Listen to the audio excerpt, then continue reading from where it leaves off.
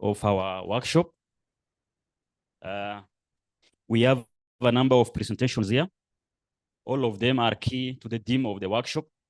So from the beginning, I want to request the presenters, let's stick to our time. Let's adhere to the time given. That will enable us to accomplish the task ahead of us for the day. I'm sure there are people who are not with us yesterday. Maybe they can do self-introduction so that we all get to know each other. Any person who was not here yesterday, please just rise up and introduce yourself. Dr. Changoni, please.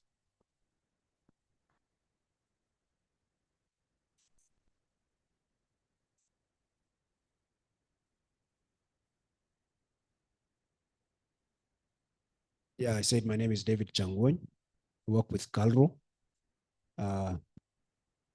And I am in livestock science. And I'm glad to be here. I wasn't able to be with you yesterday. I was engaged elsewhere, but I'm glad to be here today. I hope I'll catch up and learn and get to the stage where everybody else is. So much.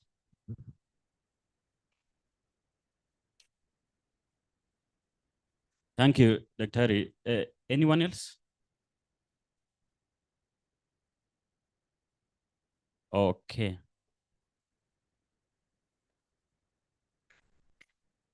Good morning, everyone. My name is Lydia Gatere. I'm a soil scientist and I work for CAGU. Thank you. Good morning. My name is Sekou Remy. I was one of the people who was online yesterday. I'm a research scientist at Google Research Africa. Thank you.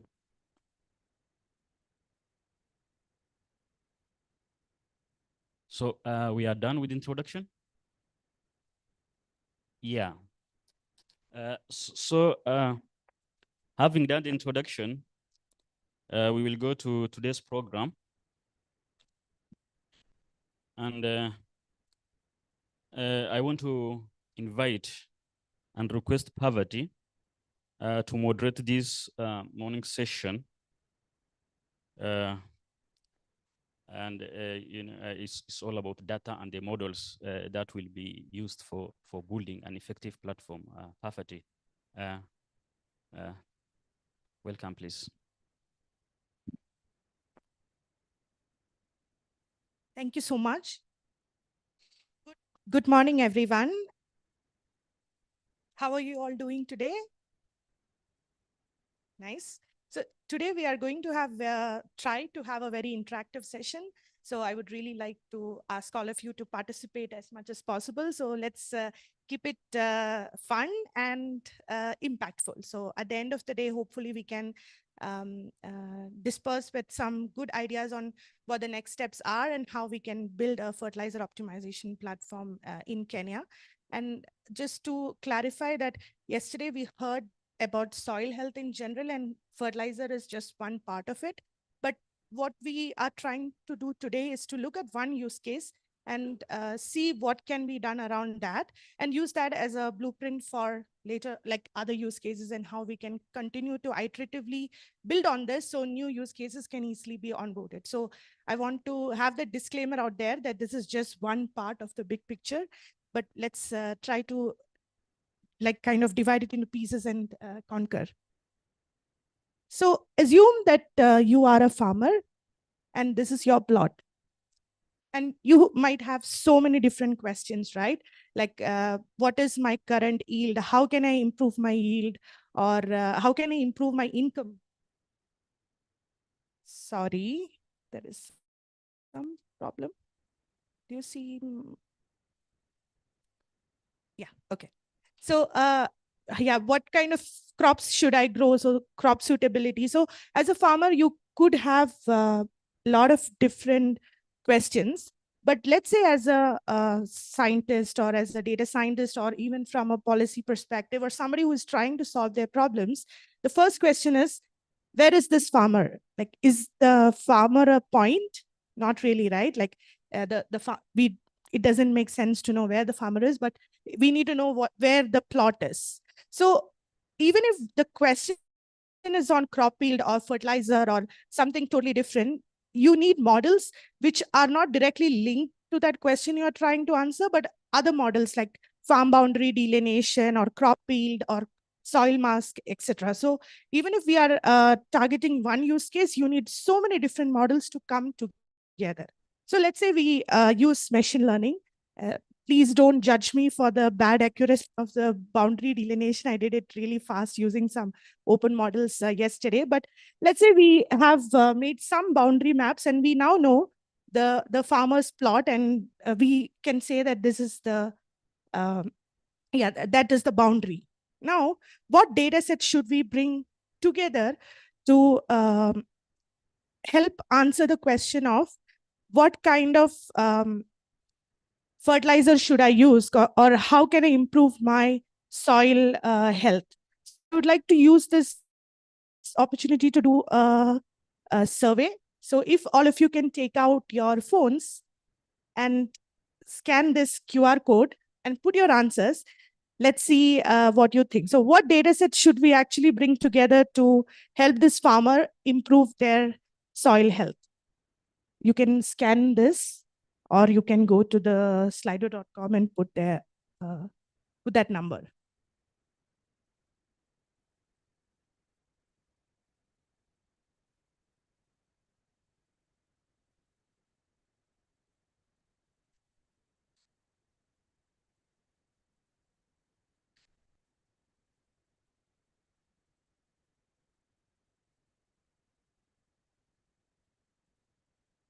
Is it working?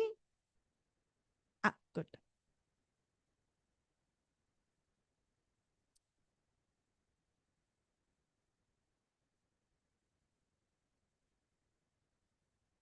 Field boundary, yes. Land size. So what we are trying to help the farmer is to improve their soil health. So what data sets do you think we have to bring together? Soil parameters, pH, crops. Again, soil parameters, yes. Yield history, management practices. Farmer GPs. Fertilizer response trial, yes. Weather, important.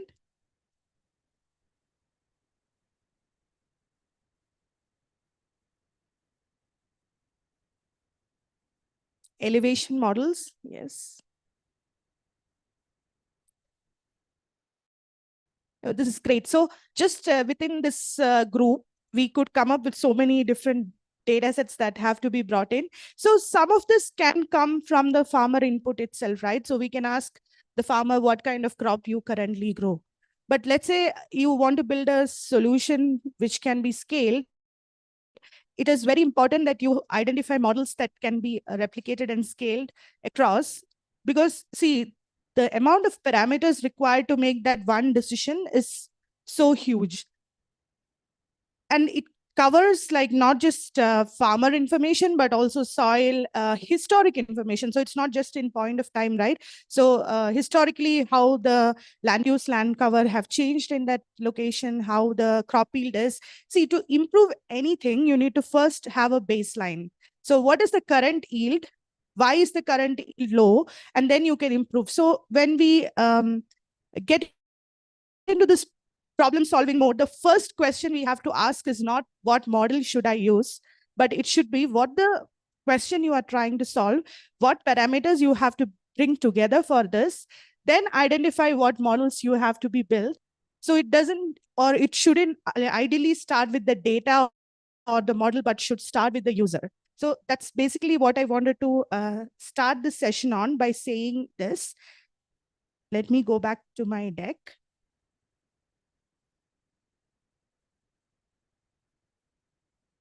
Okay, so we have brought all this data together, and we have such amazing data scientists and others who have built so many different models, and they have all been coming together. We have amazing soil maps. But does this really answer the question that the farmer have asked?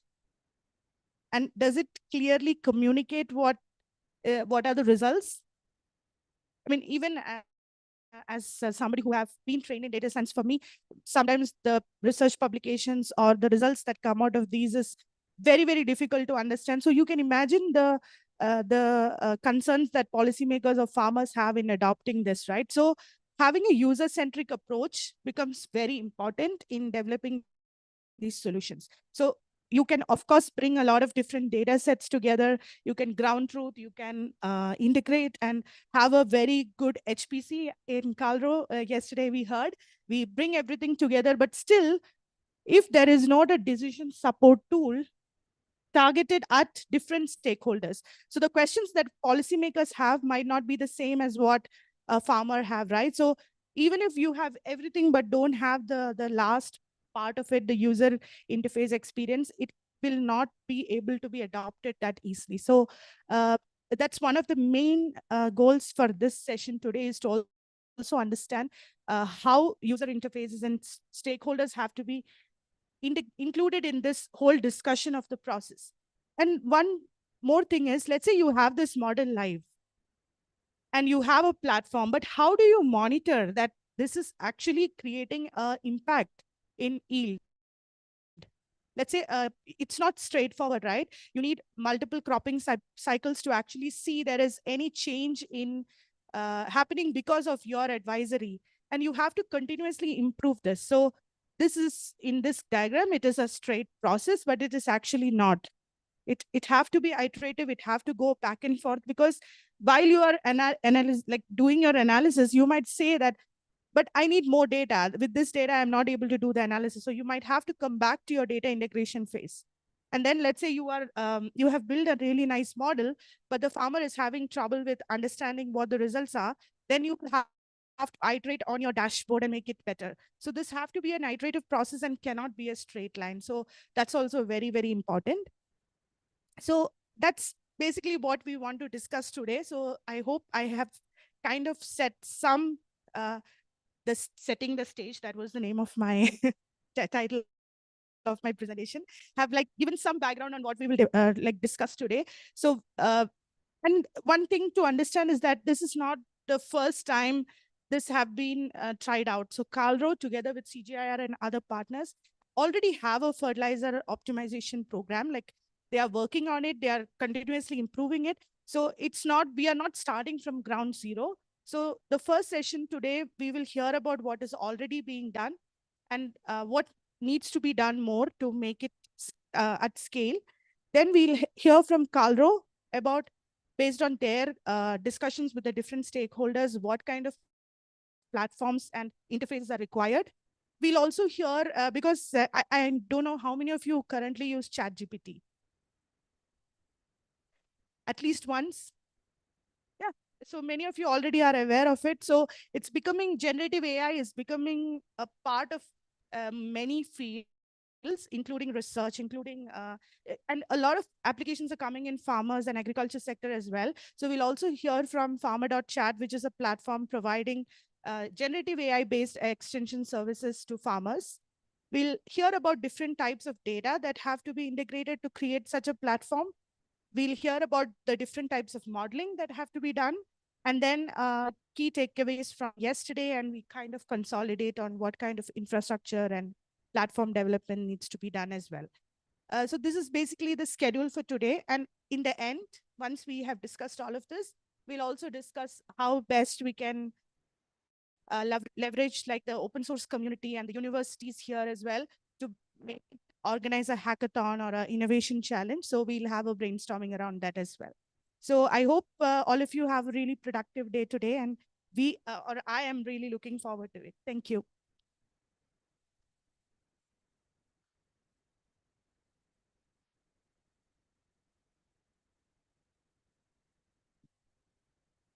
Yeah, I will now introduce the next speaker.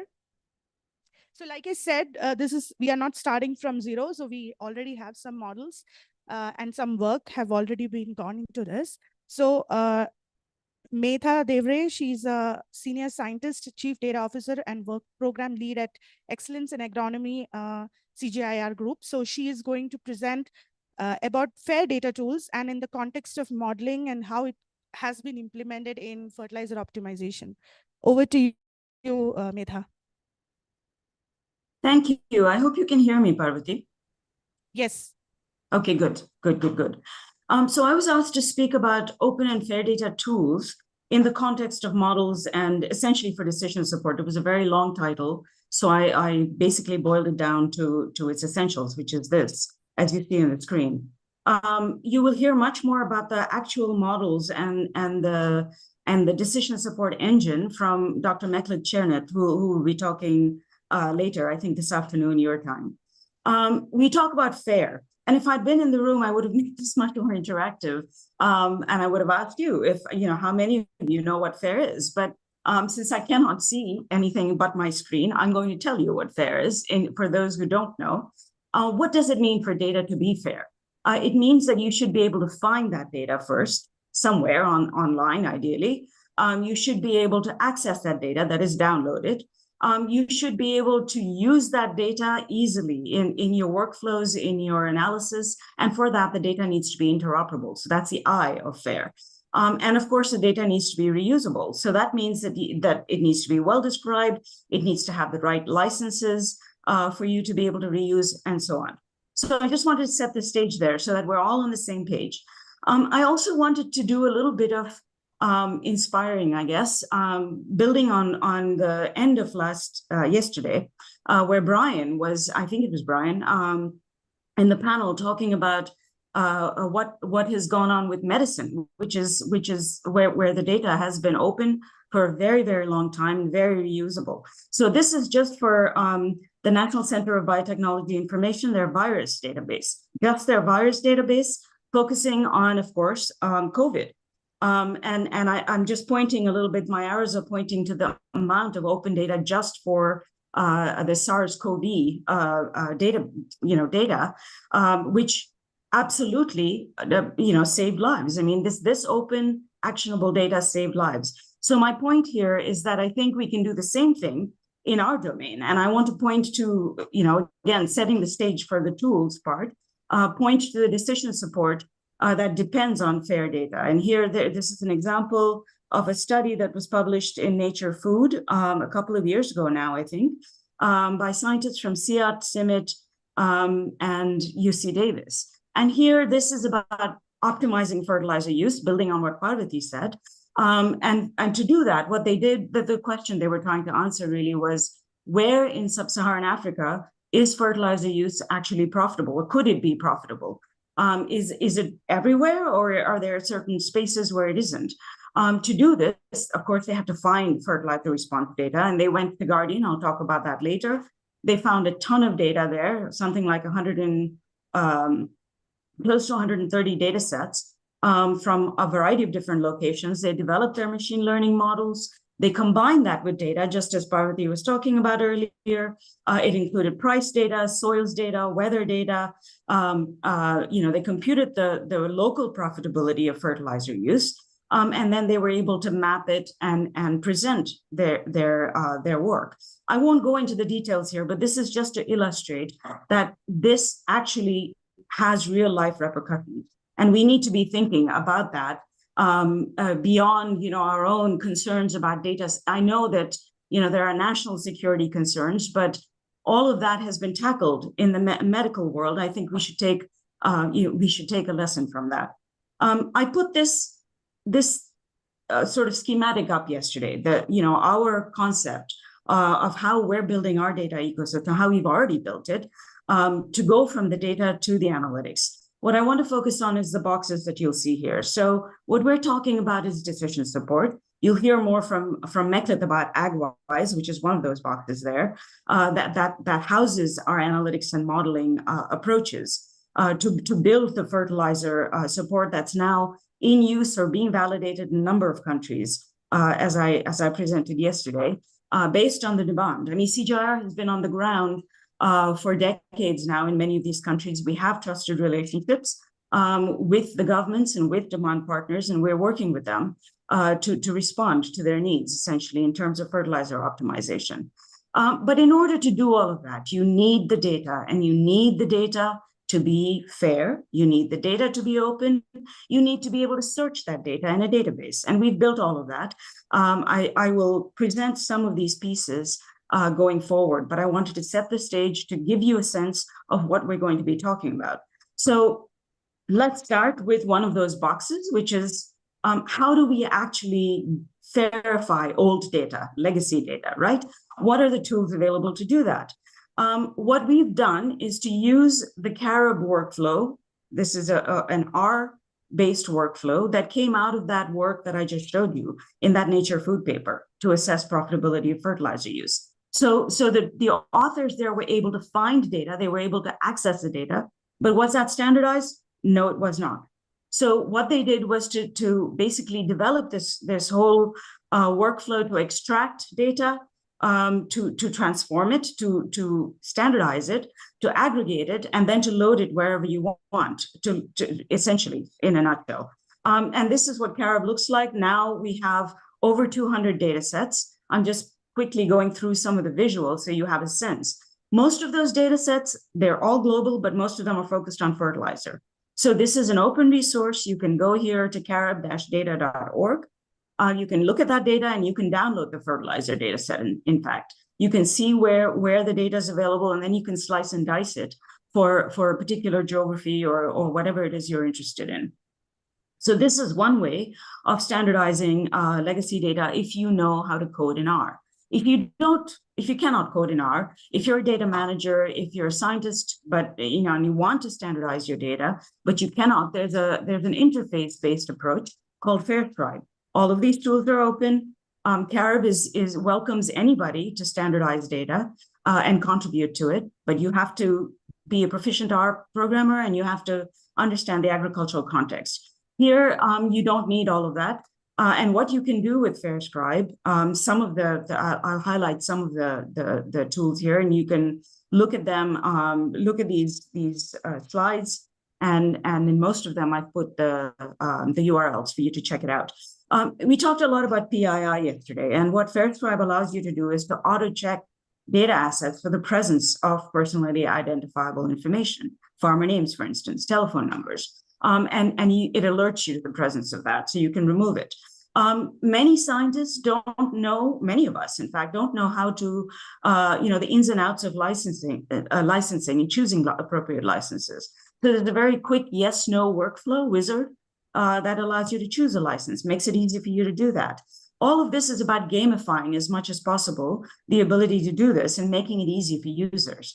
There are algorithms that extract country names and keywords for you from standards, from controlled vocabularies, and you can work collaboratively in this workflow. So you can set up a team and have your team working on this, on annotating your data and making it more fair in a collaborative way. So that was about standardizing legacy data. Just know that we have different tools to do that. You can always contact me if you're interested in knowing more. But better than doing that at the end, after the data has been collected, is to actually collect the data in a way that's born fair, or at least born fairer. So we have tools here that allow you to do that from surveys. This is called DataScribe, which allows you to collect fair data from multi-locational surveys with farmers, for instance. And some of the highlights of this, again, you can collaboratively build and share ODK. This is Open Data Kit compliant data collection forms with standard compliant variables, units, data choices. So within data cells, what the choices are, and you can share your questions and modules. And this allows you to make data collected interoperable across sites, projects, and so on. So you can reuse, just to reinforce, you can reuse standard survey forms that are created by scientists and shared on DataScribe. You don't have to start from scratch. There is some language support, not all languages, but several languages are supported. So you can type your question in English and say, okay, translate this, and it'll give you a pretty good approximation. You can link variables with standard units, for instance, which is really important in our world because we need to be able to analyze this data easily. what does it look like? So when you go to datascribe.cgir.org, there's a typo there. I see. I'll correct that. You see a dashboard that looks something like this. I'm not going to go into the nitty-gritty, but I just want to point out that here you can either upload a form that you might already have, an ODK form, for instance, so you can import that in. You can create a new form using this tool, DataScribe, and standardize your questions, the key parts of your questions. You can reuse some blocks from standard already standardized blocks or questions, and you can share your questionnaire with others. So this is really, really quite user-friendly and useful. You have a set of choice lists, so you can standardize your the data that's collected that you're asking the farmer. So you're asking the farmer, what kind of tillage are you practicing, for instance? Your choices within the cells will also be standardized, not just the data variable, because you're using a standard choice list, essentially, as I'm showing you here. You have modules or blocks of reusable standardized questions, a large number of them on planting practices, on weather, on soil properties. There's a number of different blocks that you can reuse in DataScribe. And what all this does, of course, is to ensure that you're saving time when you're building an ODK form, you're ensuring that similar and standardized data is collected across projects, and you're able to share your survey in part or in full. There's also a similar tool to collect standardized data from very controlled on-station trials, for instance, nutrient emission trials that you might be doing. This, again, does the same kind of thing as DataScribe. In terms of the bottom line through these two tools is to make data collected across sites, across individuals, across projects, comparable, interpretable, and aggregatable. Okay, that's our bottom line here in being able to collect data that's open and fair. Now, once you've actually collected that data, you want to be able to access it, right? We want the fair data, part of that fair data is being able to access open, standardized, and reusable data. I mentioned the agronomy database yesterday. So here's the URL again. I'm showing you a screenshot from it. This is what you see before you're logged in. So what you'll see on the screen is the public data that's available through this database. Not all data is public, but whatever's public will be openly available. Once you log in, if you have certain privileges, you can set up a login anyway, but once you log in, you'll see a little bit more, which means that if you have access to certain private data sets, you'll be able to see those too. But there are certain tools that under tools, you'll see when you're logged in. There's a survey data cleaner that does some cleanup and harmonization of the data that's collected. You'll see a crop model data transformer. So what the idea here is, we have the data. We want to be able to do the nifty things that Parvati was talking about in terms of machine learning. But for our decision support tools, we often use crop models. And we want to be able to transform the data. That means get the data from the form that you get it from this database and put it into the form that a model, popular models like BSAT, for instance, want to use. And so this allows you to do that more easily. What all this does is to accelerate that data to decision pipeline. We want to do this fast because people's lives are depending on it with the kinds of challenges we face. I just want to point out that you can also install the app. This is a nice functionality, but it's, maybe I shouldn't have even put it there. It's not that critical to what you're trying to do here. I mentioned that what you see is, off the bat before you log in is public standardized data. You will also see permissions-based standardized data if you have the permission to access that data. So whoever is uploading that data, the owner of that data, will decide who gets the permission to access the data, at least initially. And then that data can be moved to the public data pool once it's clean of PII and all of that. But for the point here is you can just have a permissions-based data pool. What does this allow you to do? What this allows you to do is answer questions like this. I want to find data for maize in sub-Saharan Africa, or maybe it's Kenya or Rwanda, or anywhere really, with inorganic N or urea or whatever it might be, application of at least 20 kilograms per hectare. Could be any number. But the point is that these terms that I've underlined are the terms that you would put into the search of the database. And if you're collecting data that's already fair, using DataScribe, where, you know, I said that your cells will contain the information on inorganic N, or the types of inorganic N, perhaps, in addition to the numerical values, you're searching within the data itself to be able to give you an aggregation across data sets of this that allows you to answer this kind of question. And then you can export the aggregated data in different formats. You can put that into your DSAT model for right now. We will quickly be able to set up the easy data formatting for other crop models as well. The point is that you have these pipelines increasingly set up for you to make it easy for you to do your machine learning, to do your crop modeling, and to build the decision support. I want to also point out that you can access spatial data. So we've also built a data cube. Now, here, the data that was found in the paper that I started out with was from Guardian. So I wanted to quickly show you what Guardian is. Again, there's the URL, guardian.bigdata.cgr.org. This is a data portal that looks across about 40 plus repositories. It's a federated metadata search, okay? It's not a database. You can do a search for something like bean, and then you can go to, when you go to the search page, you can see what data sets are open and what aren't. You can further refine your search in a variety of different ways, by region or by keyword. But what I want to point out is the ability to explore and download about 12 terabytes plus of spatial data. This is somewhat similar to what you heard yesterday about Yara's Hive. This is all open, and what we've enabled is a variety of different types of data. So let me just quickly run through what that looks like for you to be able to access this. Here, what I've done is gone to the country Kenya. You can pin a country or a county or a sub-county or a polygon within any country that you wish. I'm not going to show you all of those functionalities, but when you play with the tool, you'll see them. In this case, it's Baringo County I've pinned.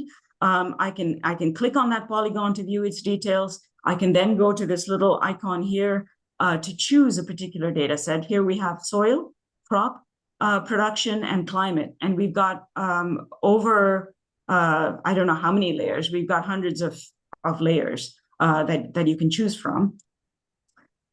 There's a control panel here that allows you to control for different map types, for different data layers, colors, etc. And what that looks like once you click on the once you click on the control panel to choose a data layer, it brings you to this screen. And you can see that we have soil data, production data, crop production data, and climate data. I can click on a filter here, as I've done, under variable, and I've chosen soil organic carbon, for instance, here. So for soil organic carbon, I get a variety of different types of data sources. I choose one of them. I can then further define the soil depth I want for that particular parameter, and so on. There's a lot I can define, and I can load my selections to the map. Once and I can also similarly choose crop production data. For instance, from 33 crops, I think, or 35 crops, I can pick across 6 or 7 different variables, including yield, including production statistics, and so on. I can load all of those selections onto a map. And once I load them onto a map, or I can also use the API to pull that data out using an API. So it's quite flexible in the way that I get the data. I can, again, visualize that data in different ways by changing my color palette from the little control box that I'm pointing here on the side, on the right side of the screen. And I can load that data that I've now chosen for a particular polygon, for Baringo County in this case, or for the globe at large. So I just wanted to give you a sense of what's possible in terms of spatial data, and that's open again. We talked a lot yesterday about data privacy, so I wanted to just quickly throw up a few possibilities here. How do you deal with personally identifiable information? there are some really good resources. If you want to anonymize the data, which I think, I can't remember her name, but somebody talked about yesterday, a young woman, you can anonymize that data. And there's an excellent resource here called Statistical Disclosure Control. I forgot to put the link. I'll put it in before the sharing the slide deck. But you can go here, and what you see is a variety of different anonymization methods that you should look at, along with R scripts to be able to anonymize that data. So it's really quite useful. But we could also change our entire paradigm. And this is what we're doing this year with the database that I just talked about. The idea here is that you keep the data where it is. You don't download the data, but you allow it to be analyzed by bringing the scripts to the data, not the data to the scripts, as is done there. And there's a very good example already in place called Open Safely, again, with the medical community lighting the way for us. They're already doing this. They've done it for the COVID data, and we can do it too. It's nothing, it's nothing miraculous about the data. So I wanted to end on this note. If you want to know more, if you're interested in any of these tools, don't hesitate to contact me, m.devare@cgr.org. Thank you very much, and I'll stop here. Thanks.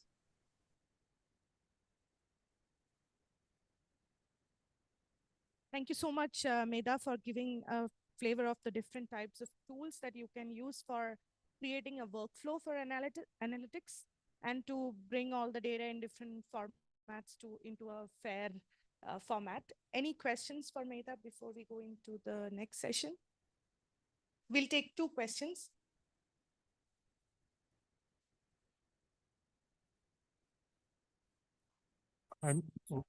Sorry. Am I green light? Okay. Hi, Medha, this is Christian. I was wondering what your efforts are in terms of sharing code as well. So there are so many different approaches towards decision support development. And I was taking part in a very interesting meeting in Ethiopia last November, I believe, where the government basically asked the various partners to share code and work towards one common platform. And I was wondering, whether the approaches that you're developing will also extend to sharing code in more real time to not duplicate things and work in a fair way on code. Absolutely, that's a great question, Christian. Thank you. And the short answer is yes. We have, for the decision support that we're setting up, we have a GitHub setup that's an accessible GitHub. The documentation is still being built to be able to fully enable, very easy use of it. Agwise itself is being built still. So there are pieces there, and it will continue to grow, but it's all public domain. In terms of Carob, the workflow, all of those scripts are open, and the community can contribute more scripts. So all of the work we're doing is open. The answer is yes. And we're doing it through GitHub. So yeah, that's the standard.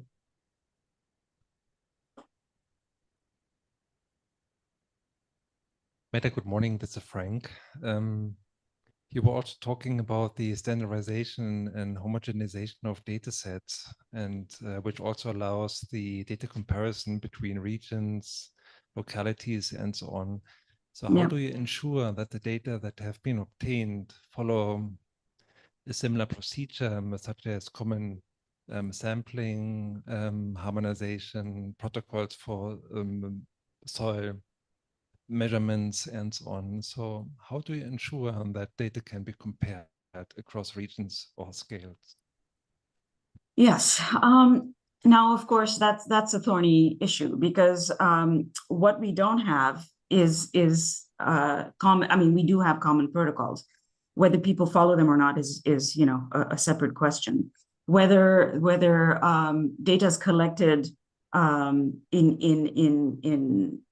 ways, even for soil, right? I mean, if you're looking at soil P, for instance, are you following? When you talk about soil P, are you talking about the same thing as I am? Is it extracted following the same protocols. We don't know that. So yes, that is a weakness. I concede that, but that's something that, I think we will only be able to surface those kinds of issues once the data is actually available and we're asking those kinds of questions as we interrogate the data. It's very, very difficult. I would say it's very dangerous to use the data without the publication that underlies it, frankly. And so with Guardian, that's what we allow to do, right? We make the data available and we link that to the publication. There are algorithms in Guardian, which is a metadata repository. It's not a database, but you can find the data there linked to the publications that reference that data. And so it allows you to dig a little bit deeper and say, wait a minute, this data was collected in this way. I'm not sure I can really use it, even if I find it. Or if I use it, maybe I have to undergo some extra transformation to account for X, Y, and Z. So I would say that we need to make the data findable. We need to make it interoperable. We need to, always upload data with the publication that we make available. And that's where we fall down. That the medical community has done really well because the funders have pushed on that very hard, beginning in sometime in, I think it was the late 1980s, in fact, early 90s. So this is something I think that's coming our way very quickly, because without that, we will not be able to push the needle on it. But thank you. That's a great question too. Thank you so much. Any other questions? We'll take one more. Hi, Meda. This is Henry from Kabi. Yeah, you mentioned about the FAIR principles, which for me, I know it's quite technical when you're introducing that to stakeholders or even people. So for me, I wanted to check how have you applied those principles, and is it something that participants or stakeholders take it? Do they really understand? Thank you. Yes, and that's thank you for that question. So it is precisely because people don't always know, they might understand kind of broadly speaking what FAIR is. Okay, data has to be findable, it needs to be accessible, it needs to be interoperable, it needs to be reusable. But what does that mean in terms of my data, right? As a scientist, how do I do this? I don't know how to do this. It's precisely for that reason that we've set up these tools, and I wanted to walk you through those tools. So it's to make it easy for people who don't know anything about FAIR and really shouldn't necessarily spend their time trying to understand how to get there. Let's make it easy for them. That was where we started. And so, recognizing that the basis of good decision support, timely decision support, is good quality data that needs to be quickly aggregatable, quickly accessible, quickly interrogated. Let's make it so by putting in people's hands these tools that allow them to either collect the data already FAIR. You don't have to think about it. Very easy to do, okay? We're not asking you to do anything that you don't already know how to do, essentially. So we're enabling you to collect the data already FAIR, or we're enabling you to make your high-value data FAIR, through these tools that I just presented. So once that deck is shared, I hope you will have a look at that. And if you have questions, you're interested in knowing more about how to use these, let me know. In most of those tools, we have good user support already, either online or documentation that you can look at as a PDF user manual or on-screen help. But we are very, very happy always to use as much time as needed to help give people an orientation. I know, for instance, that the Calro team has attended some of our workshops and has expressed some interest in many of these tools. There hasn't been much follow-up, but if there is, please don't hesitate. I'm here to help. Our team is here. We have a small team, but it's there to help. And it will really transform the state of what we're trying to do and really save livelihoods, if not lives. I feel very strongly about this. So please don't hesitate to contact me with more questions. Yes, mine will be a little bit short because I believe you answered the other question I had. How do you apply provenance on the platform that you have demonstrated when it comes to the R in FAIR, reusability? The reusability. Yes, the Yes. provenance. So all of the data, it comes with certain what do you call it?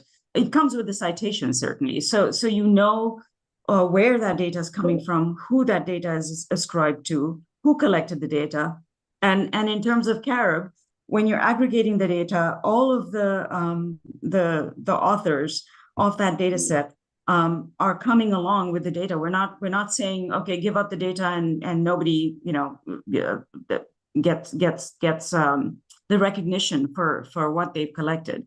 But that being said, most of us are collecting data with public money, and I think it behooves us to make that data available, and not hold on to it. Now the question is, there are studies that have been done that show that when data is reused, the author of that data, their citations go up, and that's a positive in our world anyway. But I will also say that the incentives have to change. I think somebody was referring to that yesterday in the context of data governance, but that is also a recognition. So it's a complicated answer to your question, but the short answer would be yes. The names of the authors, the provenance of that data, the link to the publication, all of that will be there.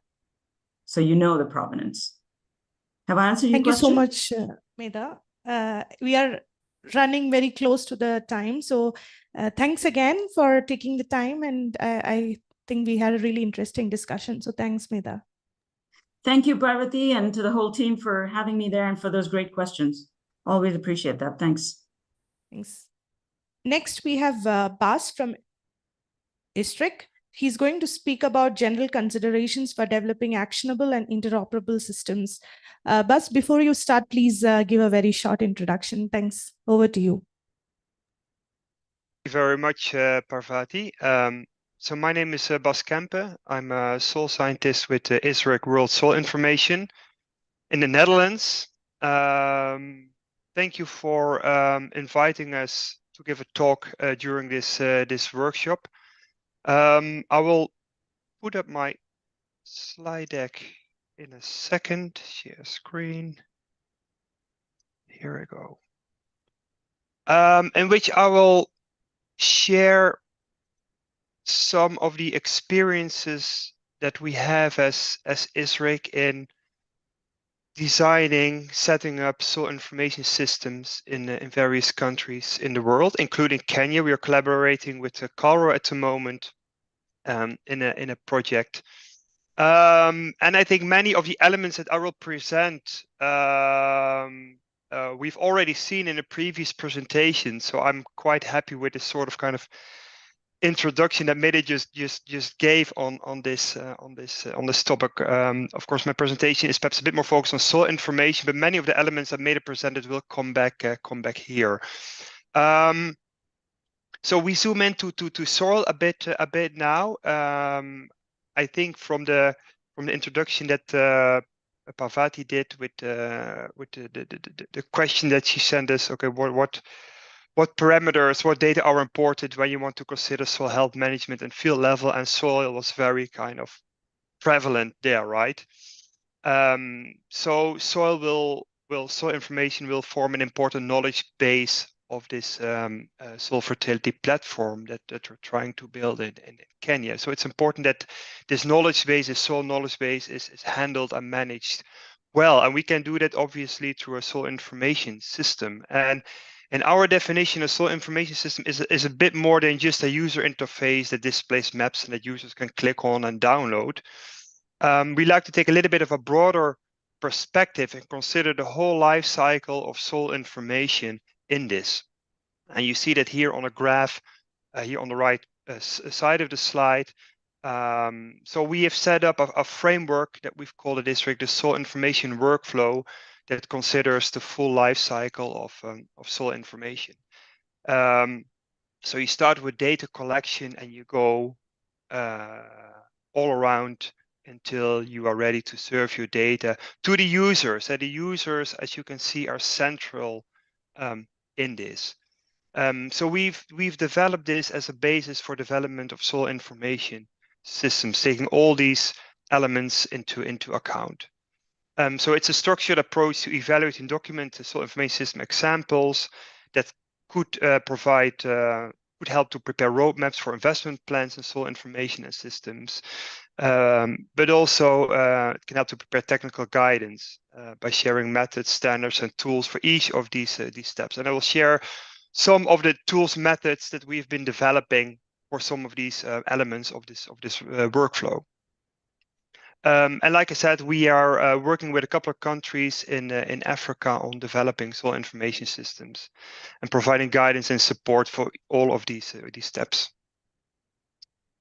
So we have set the user centrally in this graph, and we did it consciously because we're not building these soil information systems for ourselves, and we do that for users. We want to make the soil information useful, and so users should always be central. So we believe that before you even start developing maps or preparing user interfaces, thorough user assessments will be very useful. Get to know your users. What are their requirements? What are the technical levels? Some users might be more technically aware than others. How do users consume data? Is that through APIs or simple downloads, Excel sheets, simple figures? You all have to take this into account when you want to collect, process, and share soil information. And of course, you also want to adapt to in-country capacity and the enabling environment. You can set up a very sophisticated soil information system, but if the technical level of most users is not that high, which is of course no problem, that should be accounted for. Otherwise, it will never become a success in our view. So users are central, and I think also the starting point when designing a system. So I will talk you through some of these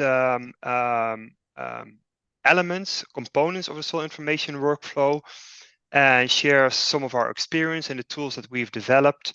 I might skip a few for the sake of time that are perhaps in the context of this workshop perhaps are a little bit less relevant. But I will start with the first one, which is data collection.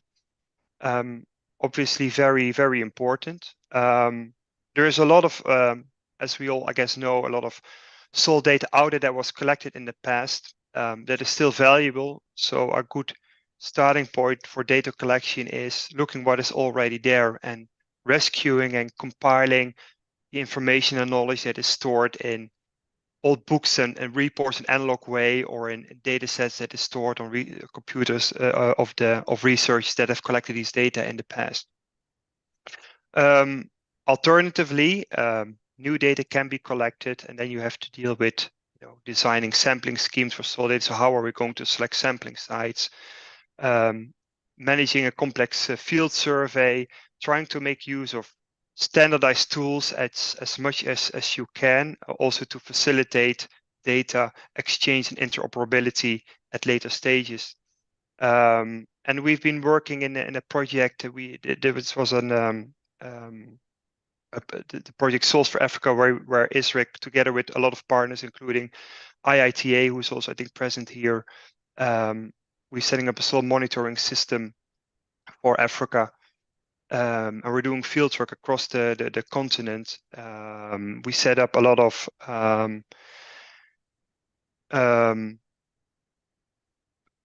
data collection protocols and procedures, and IITA developed a very nice survey data management tool for that. And I will show you an example in a minute. So rescue and compilation of legacy data, we did a lot of work on this in the past. We're currently doing that with Calro in Kenya. You see an example here of the data that we've collected, legacy data that we've collected last year in an ongoing project with Calro. But ISRIC has been working on data rescue and collection already for more than 10 years.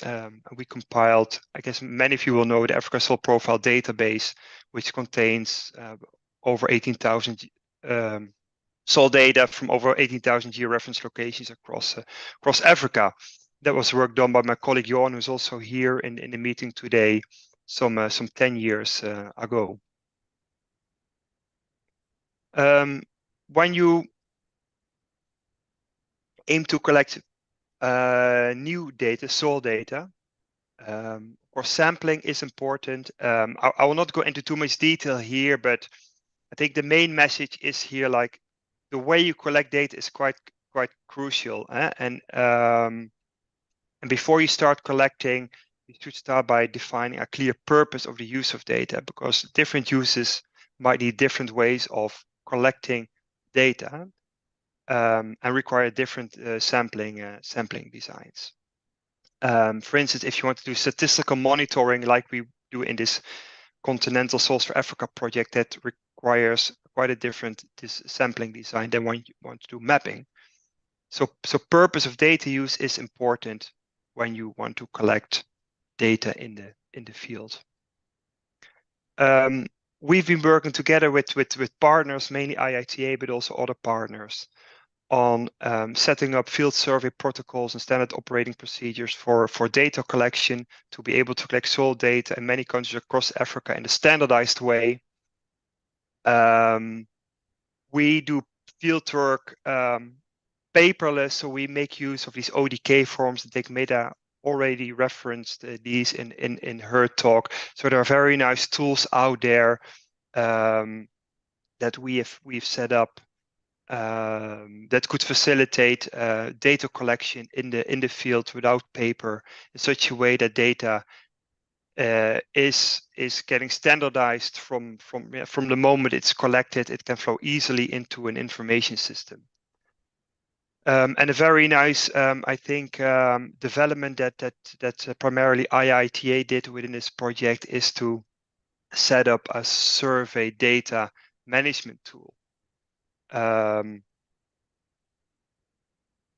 that is a very nice nice tool with which we manage the entire continental survey. It's written in Python. It's open. The code is open, and we believe that this could be perhaps not easily, but could be reused quite effectively for managing also other data collection, soil data collection campaigns. It has a lot of functionality. You can onboard surveyors, assign survey jobs to surveyors.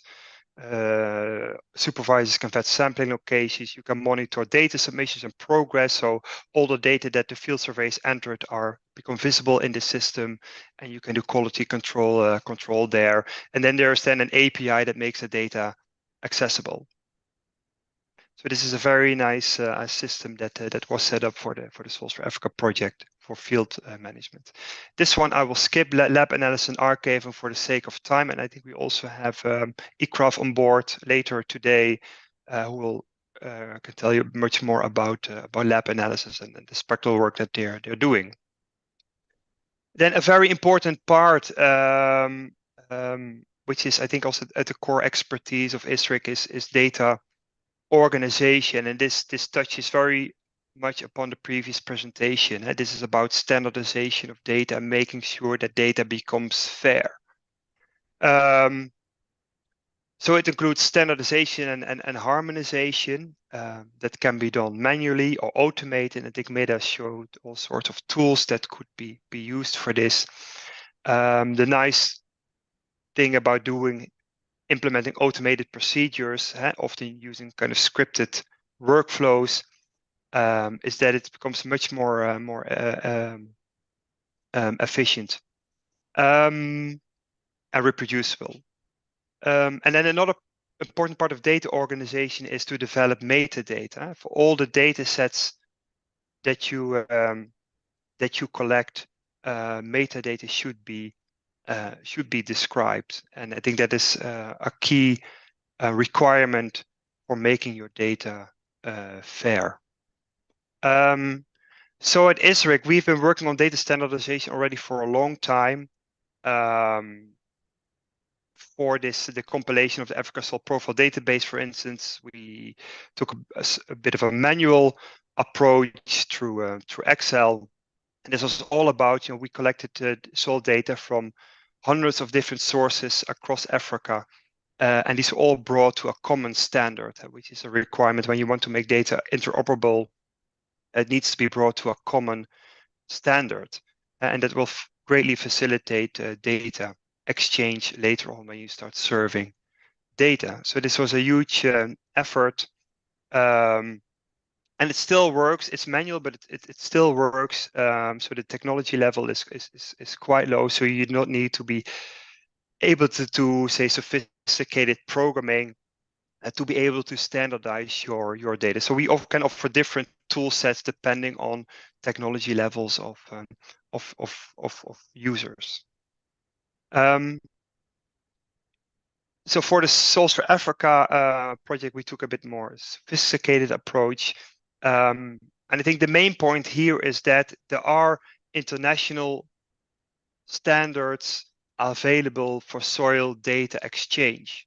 We do not need to reinvent the wheel. So what we did for Souls for Africa, we were looking at these standards for data exchange. Primarily, there's an ISO model defined for this, and based on this standard, we set up a soil data model and a soil database. And this database is available as an empty as a template that could be easily adopted by when one wants to set up a soil information system. So we provide these tools for this, the data model, the database, to facilitate database development in other projects. And when we all adhere to the same standards, that will of course greatly facilitate data exchange. So tools are out there, and we are happy to share. We've also been working on these ETL tools, and ETL is an acronym for extract, transform, and load. These are basically workflows, scripted workflows that extract data. For instance, we have an ETL that extracts data from the field system of the Souls for Africa project. It transforms it and it loads it automatically into the project database that we set up for the Souls for Africa project. And with the ETL, you can do basic quality control. It automatically standardizes your data. You can do some plausibility checks. You know, is the value pH, for instance, should be between 4 and 10. You know, so you can do this kind of quality control checks. Does the values that I enter in my database adhere to these physical ranges? That can all be automated. And for instance, the ETL workflow that we set up to harvest the field data that was collected for the Souls for Africa project and load it into the database that is run automatically every Sunday. It connects with the API of the field system. It harvests the data and puts it in the database that we can then serve through users via dashboards and other tools. And I'll come back to that. Then metadata development. Like I said, it's important. So to be able to share metadata and data in a fair way, metadata is an important element of that, or important requirement, I guess I should say. So metadata are standardized description of dataset characteristics. And we've been also working with Calro at the moment to collect data and to develop metadata descriptions for that and then serve these in a data catalog. So perhaps often is somewhat overlooked or underestimated, but a very important element of establishing a soil information system, making sure that all the data that you provide are described properly by metadata. Modeling and mapping. ISRIC has a long experience in providing soil maps, soil information. Nowadays, of course, through these digital soil mapping, these predictive mapping techniques, machine learning models that we use now to generate soil maps. We have now set up a workflow, a soil mapping workflow, a low-level soil mapping workflow, which we call the seedling, that can be used by people who would like to produce soil maps, who have soil data, but who have limited experience with for instance, coding in R, with machine learning. So we have set a workflow up for this that requires very little user intervention. So basically, you can bring your data to the code, and it will produce maps for you. And this workflow is based on the workflow that the mapping workflow that we develop for our global SolGrids product. So we kind of package it in a user-friendly format to allow users, like I said, that have perhaps limited experience with machine learning or with scripting.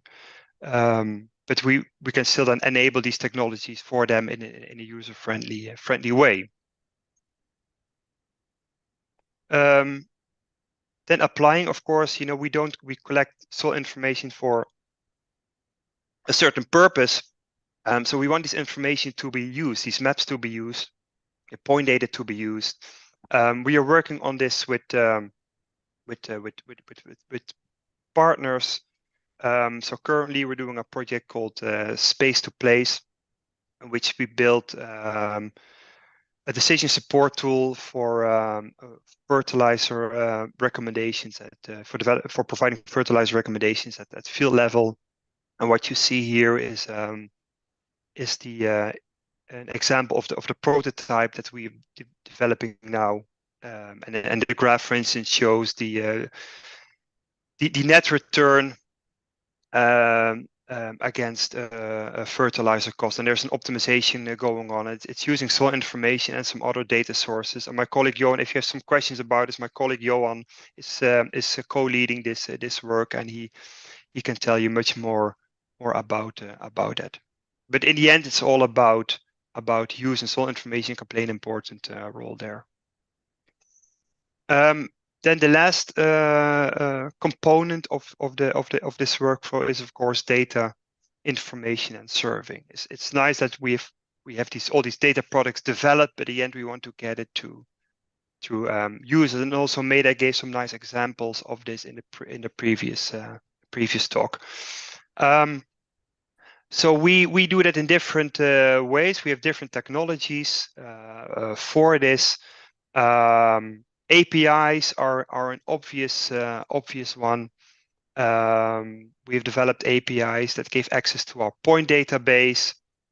There's even a masterclass available on our website that shows how you can use that to say the front end of that API to extract data from our institutional soil database, our global soil database. But we also have APIs in place to query maps, for instance, or even our soil archive.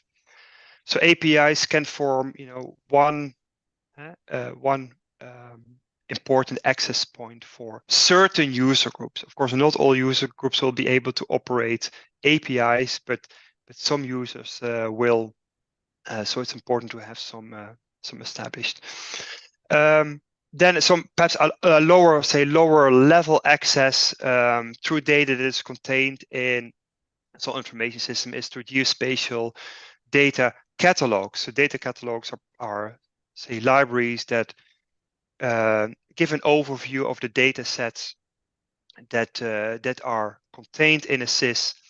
And once you click on a resource, you'll get the metadata. So this is where the metadata comes in. You get a description of the metadata and possibly links to download that. So we've been setting up these catalogs for a couple of projects, including, and we're now working on one with Calro. And these catalogs are supported by an automated metadata publication workflow. So there's a workflow running behind it. So if you update a metadata sheet, then a workflow makes sure it's automatically triggered and makes sure that the catalog is updated immediately.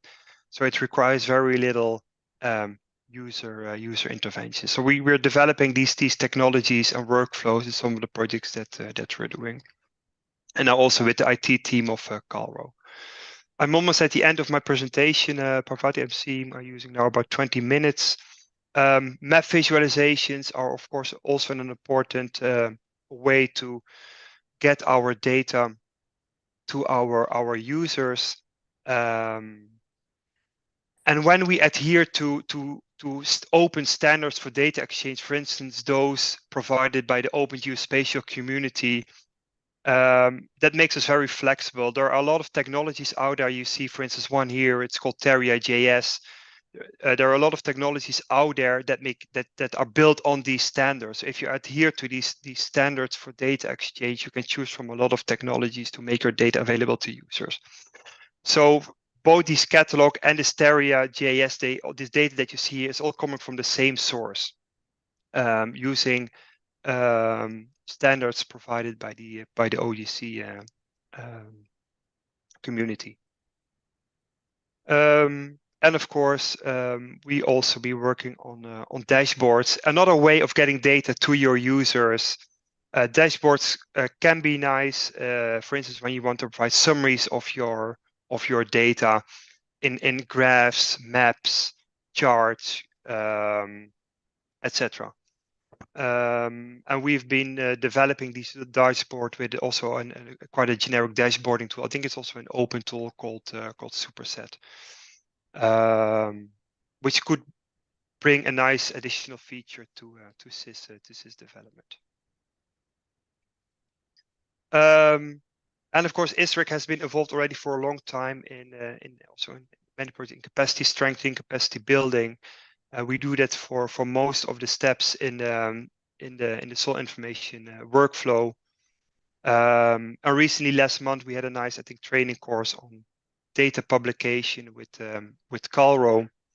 And perhaps it's also nice to mention here that we are in the process of setting up a community of practice of soil information specialists in Africa, that hopefully can support peer-to-peer learning and exchange of knowledge, ideas. I'm bringing information specialists together from across the continent in a nice community. We're setting that up currently. I think we have about 500 people now subscribed to it.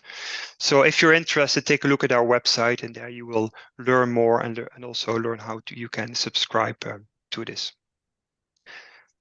So I will leave it here, Parvati. Thank you, and for your attention, and back to you. Thank you so much, Buzz. We'll take just one question for him because we are running a bit short on time. Questions? Thank you, Dr. Boss, for your good presentation. My name is Stephen Kemani from Cairo. I'm pleased that you have built a decision support tool for fertilizer recommendations. Now, can we use topsoil data only, or for this tool, do we also need the subsoil? Because most of our fertilizer recommendation data that we have is based on topsoil. Topsoil, right. Johan, my colleague Johan, who is also here. Johan, I think this question is for you as one of the developers of the decision support tool. Could you please answer? Yeah, thank you, Johan. Yeah, all right. Yeah, thank you. That's I like the question. It's the thing I have been repeating very often. Of course, soil fertility is very important. So topsoil data really provides information about the supply of nutrients to the crop. But we also, recommend to definitely also sample the subsoil, even the deep subsoil, to also know the water availability, which then drives the potential of the crop and then the crop demand for nutrients. So the demand for nutrients may be as important as the supply of nutrients. So also in this tool, indeed. Thank you. I hope that's clear. And very often that's also one of the added values of the legacy data. There is a lot of data, from legacy data that we can interpret as the deep subsoil, but we still also recommend to take at least some samples there. Thank you so much. So I think we have heard from both Medha and from Bas and Johan also, thanks for joining, more about what kind of things that you have to keep in mind and consider while setting up such kind of end-to-end information systems. And Mary-Agnes have some points for takeaway from these two sessions that she would like to share with us. So actually, it's not really point for takeaway. I think that's too much from you. I just wanted to bring in one question as an outsider discovering this amazing work and really fascinating. But my question here will be, it sounds like there's a lot of parallel work going on. I'm pretty sure it's not really that parallel. I think, there's a part where we heard was very specific on soil. CGI is larger than this with a lot more data. But how do we align the fact that there's so many institutions providing standards for metadata? How are we going to practically move forward with this in the context of the work with Carlo here? And can I just ask to make sure that all the people who talk today and the people who are doing this work with Carlo on this, and there's we think through already a work package maybe, or how we're going to move forward with this work, knowing that there's so much already going on and that we can leverage, but need to reconcile the fact that I think it feels like there's parallel work going on. Thanks, Mary Agnes. I think this is the million-dollar question, right? So let's have a discussion with all the stakeholders maybe after the workshop to see what key next steps, especially with Carlo in the lead, understanding what elements can be brought together.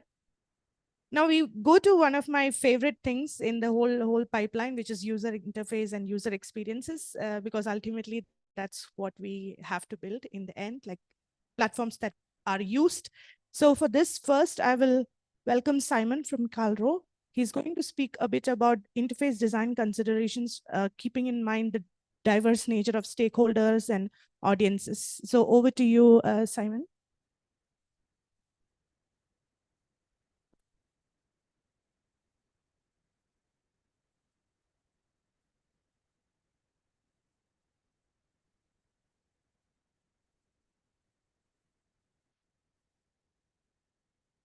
Good morning, everyone. Yes, so as you heard, my name is Simon. I work for Carlo ICT. And I would want us to briefly just go through some of the requirements and considerations for designing the user interface. Because at the moment, we're all talking about how we'll collect the data, the algorithms that we'll come up with. But one of the key areas that we need to talk about is how the system essentially might end up looking. And for that, the user interfaces is the key, because that's the first thing that everyone will see when they come into the system.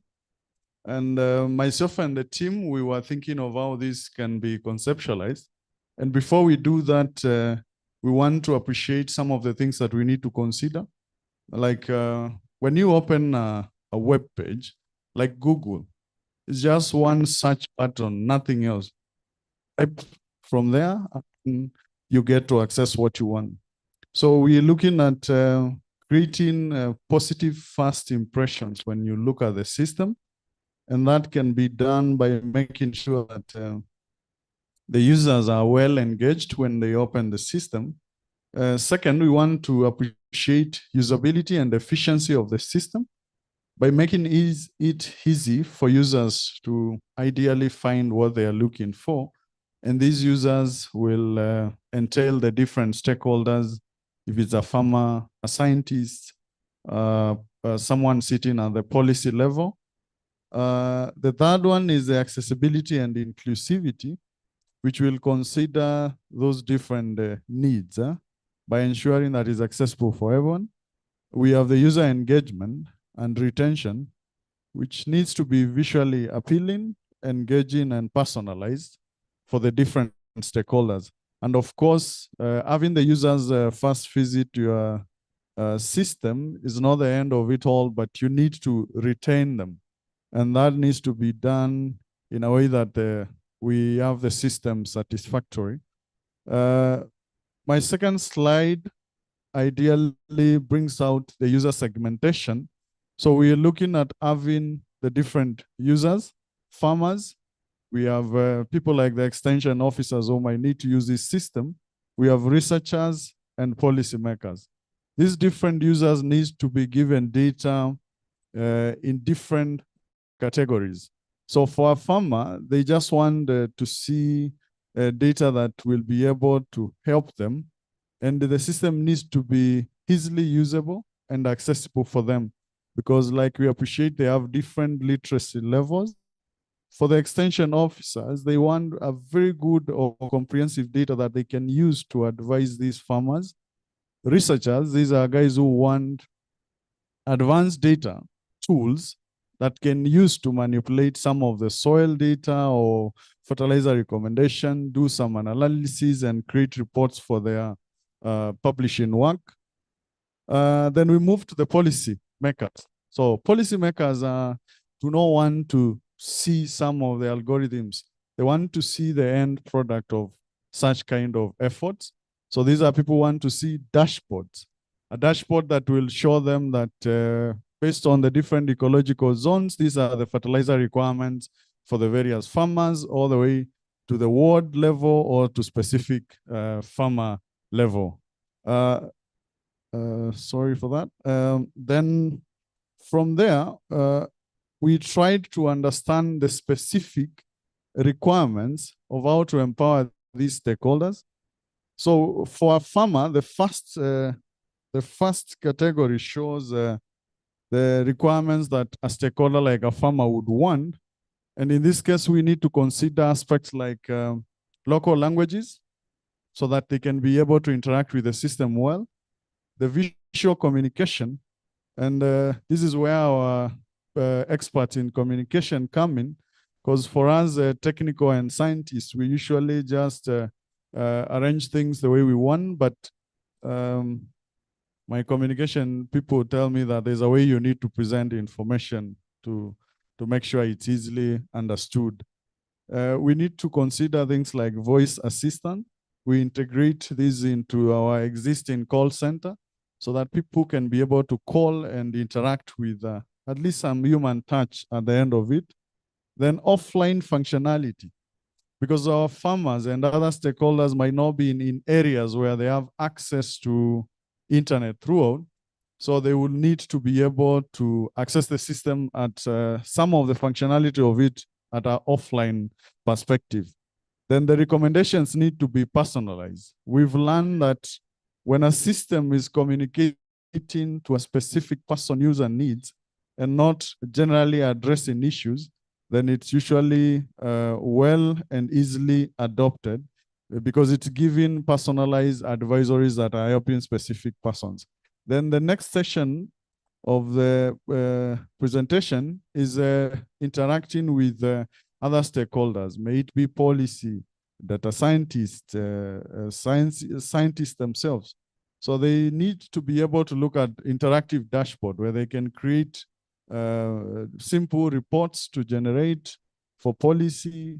We need management tools. For the case of people who want to do data sharing, we need to be able to share data, whether in APIs format or downloadable versions. And of course, aspects of real-time communication.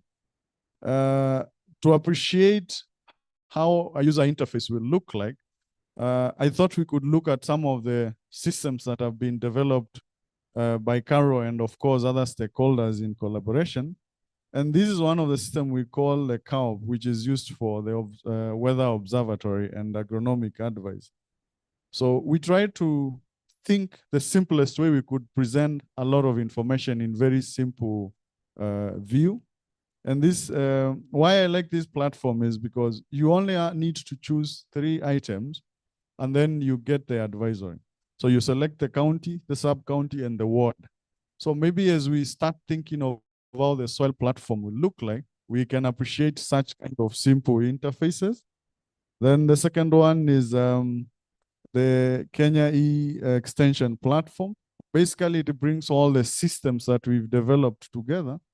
And it's also very simple. From one homepage, you can be able to interact with the agro weather, the selector, which are platforms that help you do some know which products to grow when, where, and how. So these are some of the screens. Then we thought that it was necessary to try and preempt on some of the, or how the system might end up looking like.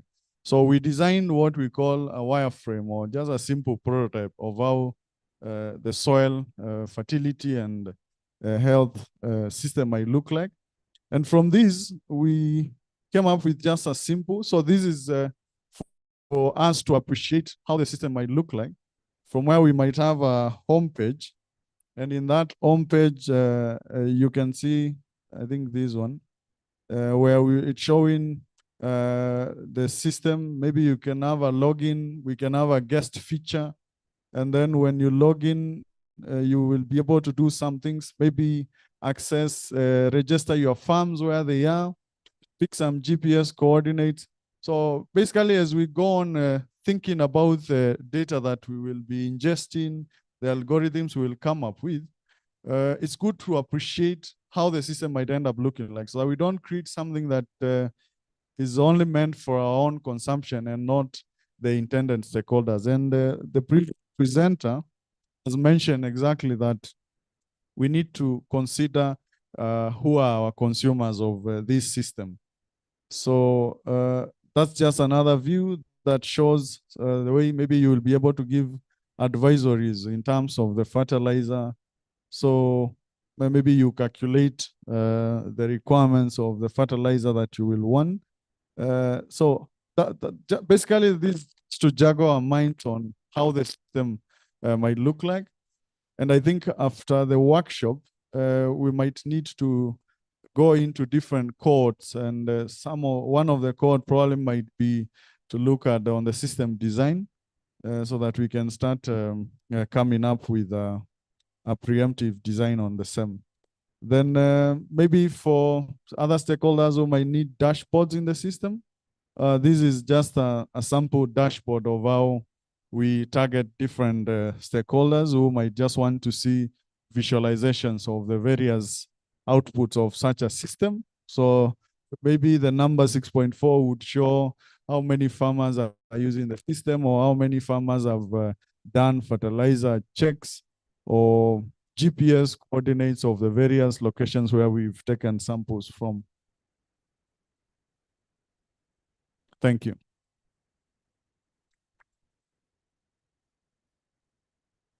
Thank you so much. We'll take one question.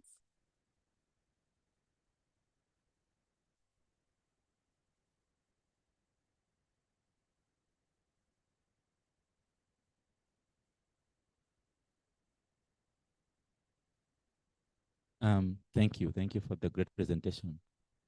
I was wondering, is that the design, like the envisaged design, or something that, is it like a final one, or do we have room to discuss on what other stakeholders might find useful? Because I think, I mean, obviously there is a lot of use cases for the dashboards, but then I was wondering if there is a need to get a platform that is we can get more flexibility in terms of not just really the farmers seeing the data that they have in the dashboard there, or even find useful, but can we generate some of the data set there via APIs and send the farmers recommendations directly via SMS, for example?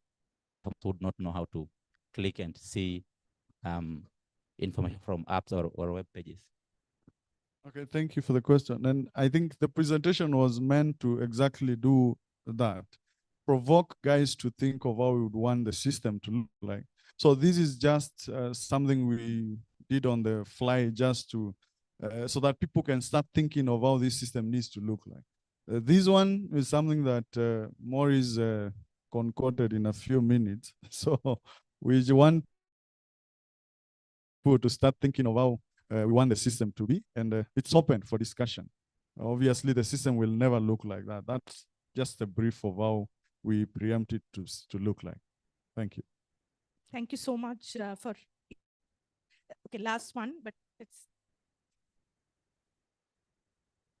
Thank you, Simon, for a good presentation.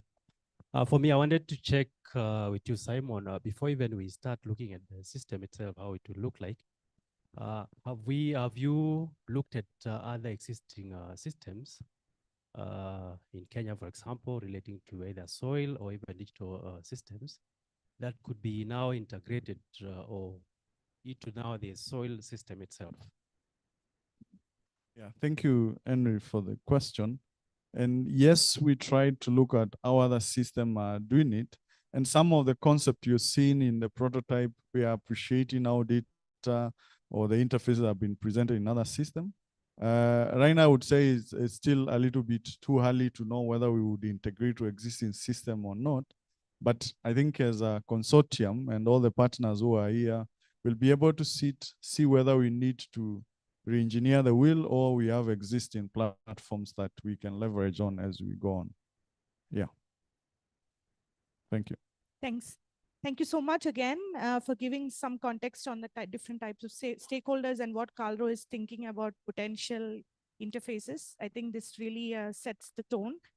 Next, we have Rikin from Digital Green, who is going to speak a bit about generative AI-based chatbots.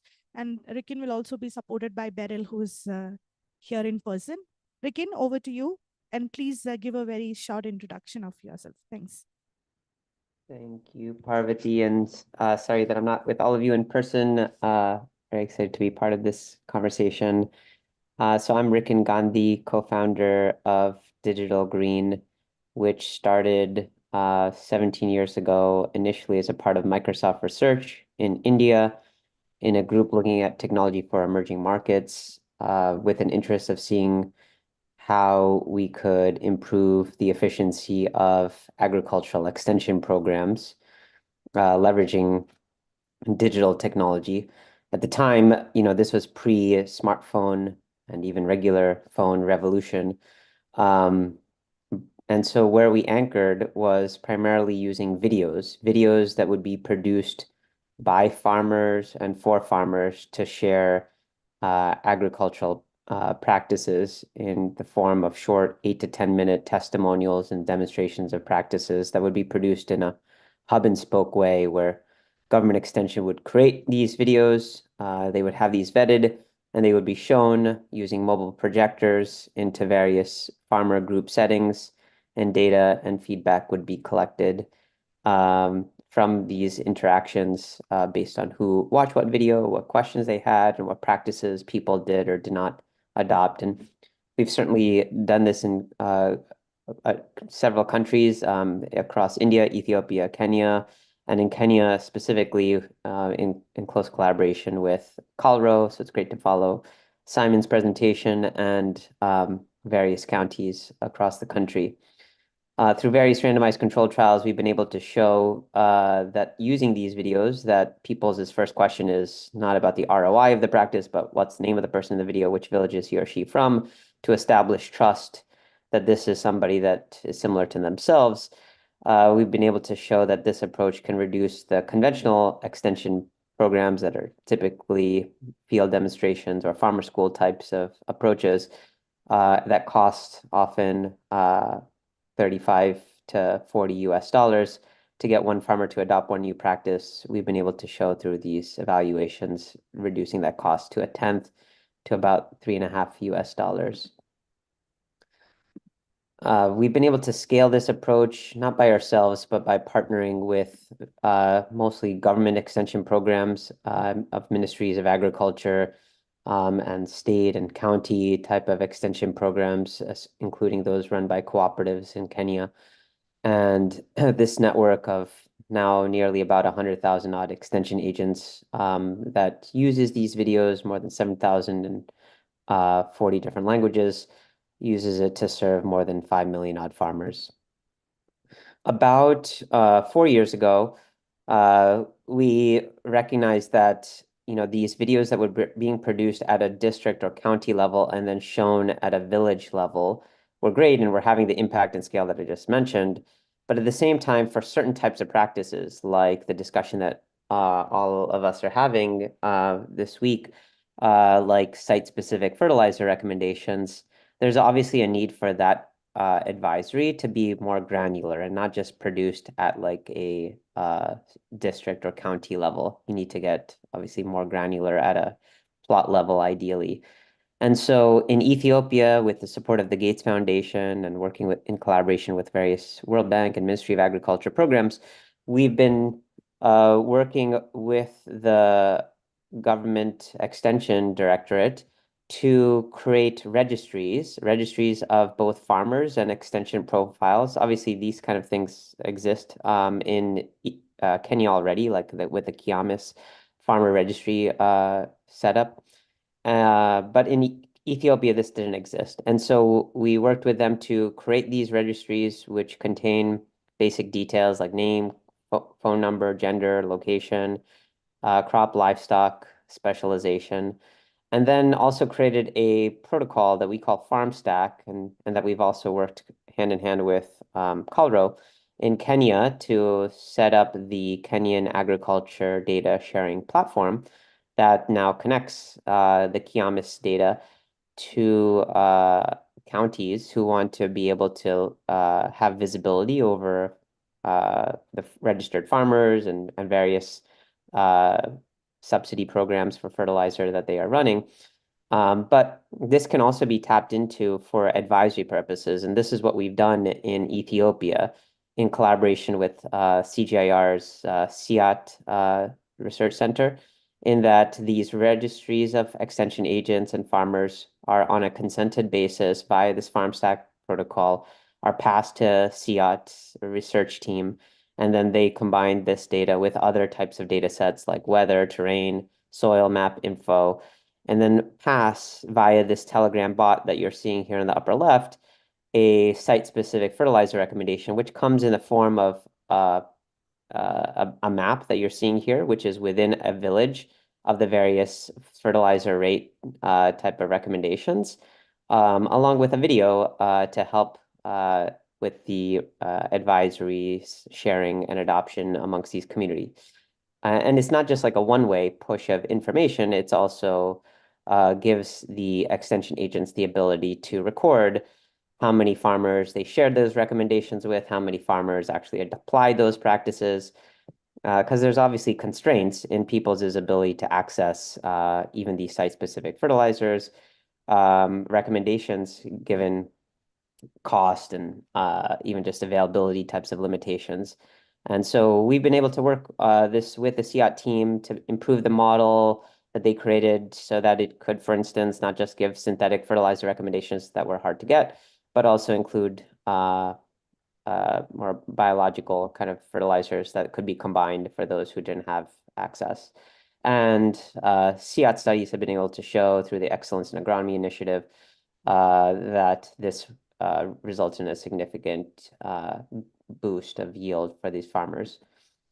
Now with the advances in generative AI that have been taking place over the last year and more, we're trying to combine these various streams of work that we and our government extension partners have been doing to make it more accessible for extension agents and perhaps even some lead farmers to be able to tap into a very simple conversational user experience and be able to ask questions in local language, voice text, and soon multimodal photo, and be able to triage the types of questions and issues that they're facing, and build this whole ecosystem of data at a grassroots level that can inform extension and also researchers and policymakers alike.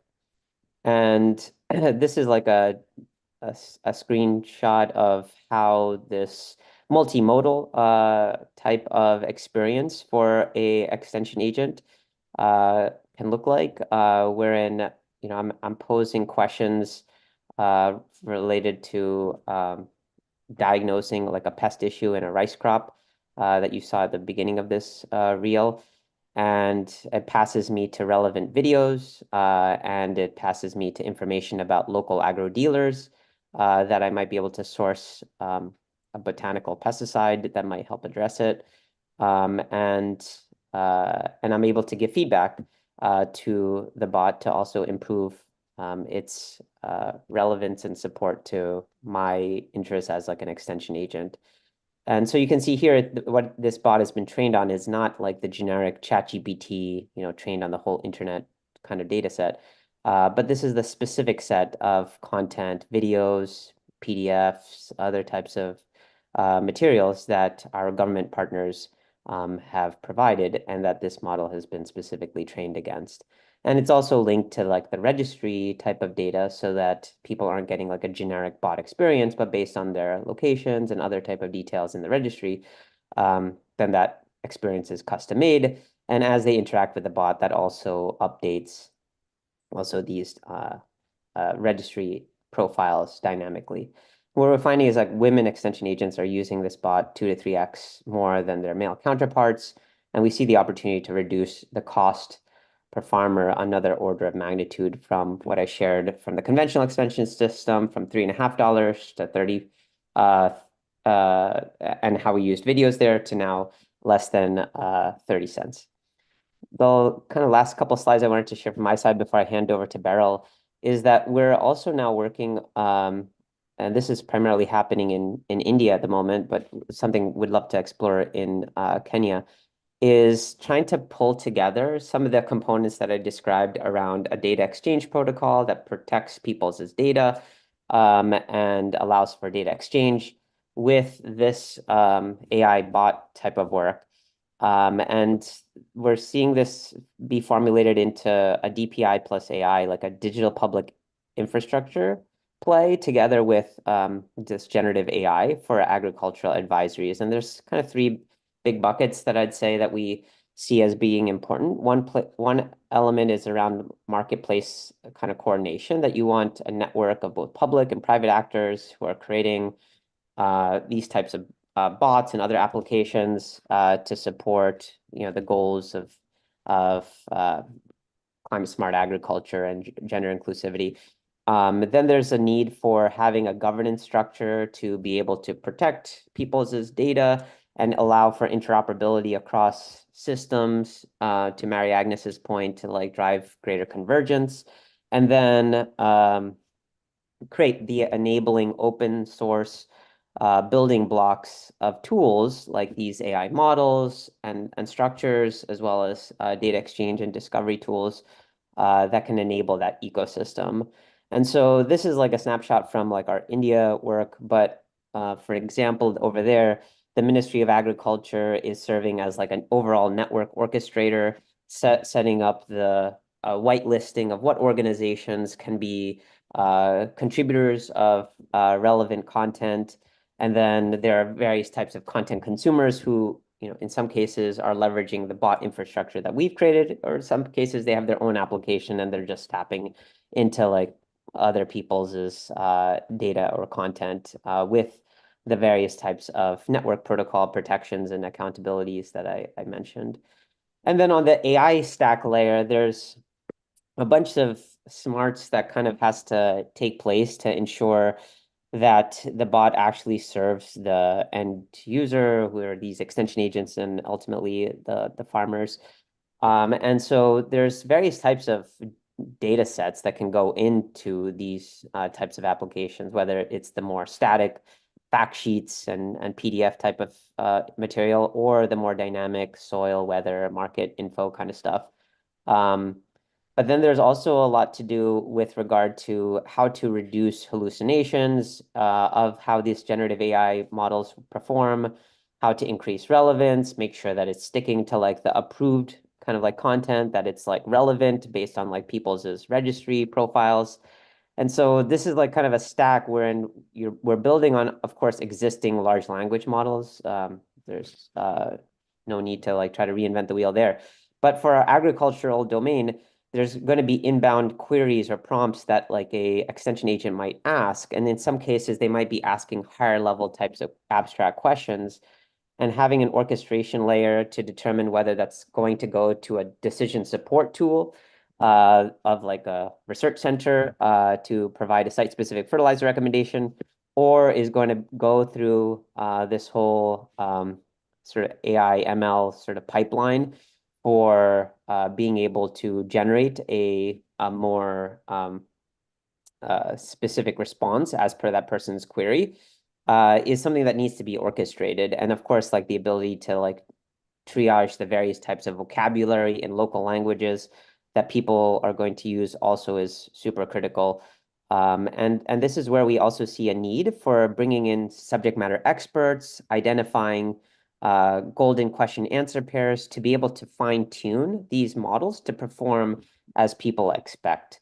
The thing I would just say is that, in these early bot deployments that we have about 3,000 odd extension agents currently using this in Kenya in various counties, which Beryl will talk more about. But in our initial deployments, these generative AI tools don't work perfectly out of the box. So as you can see, in a 45-day period, initially, like, the bot was giving a lot of sorries, I don't have the information, for about 60% of the time. But what's great is that through these dashboards, you can see this data, and also the models also learn from that kind of feedback that the end user provides.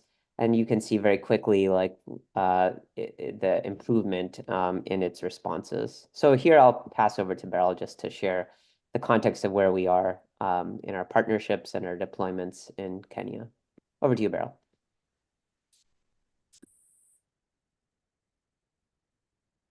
Five minutes.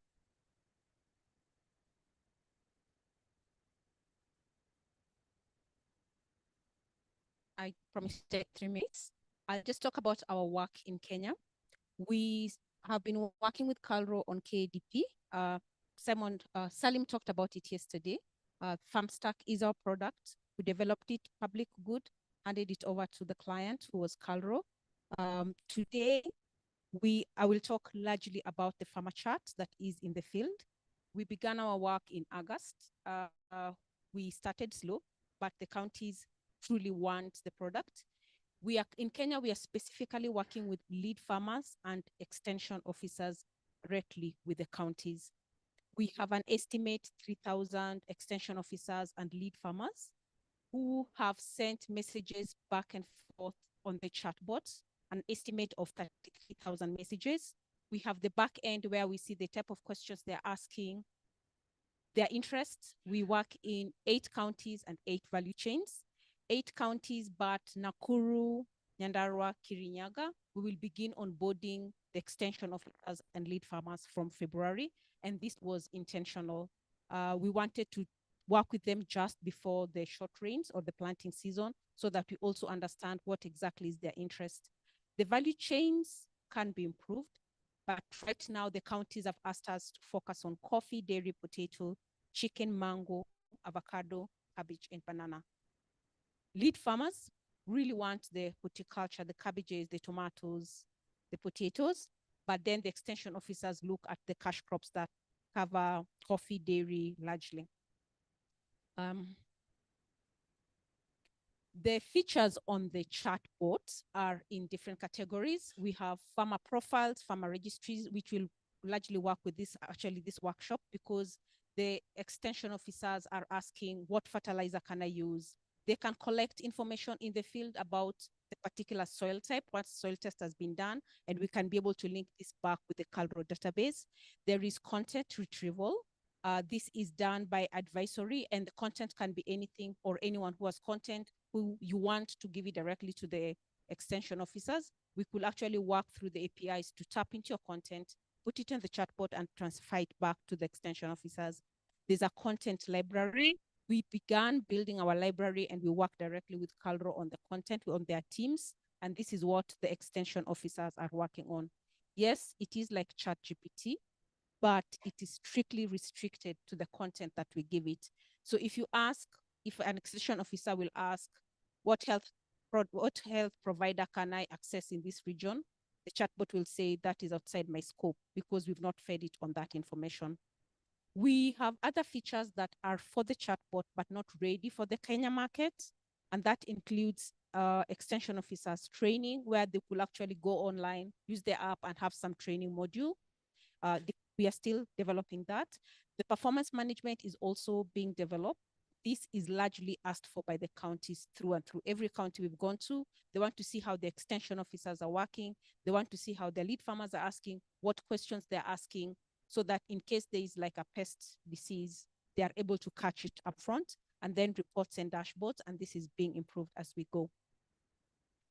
For use cases from the field, there's self-guided learning, there's one-on-one farmer support, there's group facilitation, there's direct extension officer to farmer. there are a lot of questions being asked by the extension officers. When you get to the field, we get very excited. We get lost in that moment because they say, I discovered, I had a question that I wanted to, the farmer is asking, I didn't know what this is. And then I asked the chatbot and it was able to tell me exactly what answer to give and recommendation on what next to ask the farmer. This is what you're seeing. This is probable cause. Will you try redefine your question so that you get a clearer way forward? For our partners, we are definitely looking to link up with content. Henry, I'll get you there again. We are truly looking for anyone who has content who's willing to share with us so that we give it out to the people on the field. But then you could also build your own bot and work with us around it. I'm not so sure on the screen for the chatbot. Next slide, please. Okay, got to learnings from the field. Our learnings from the field, it's fine, has been that one, the extension officers say, I'm seeing something for the first time, I'm asking the chatbot, it's giving me the right answer. The lead farmers say now they don't have to rely on the extension officers.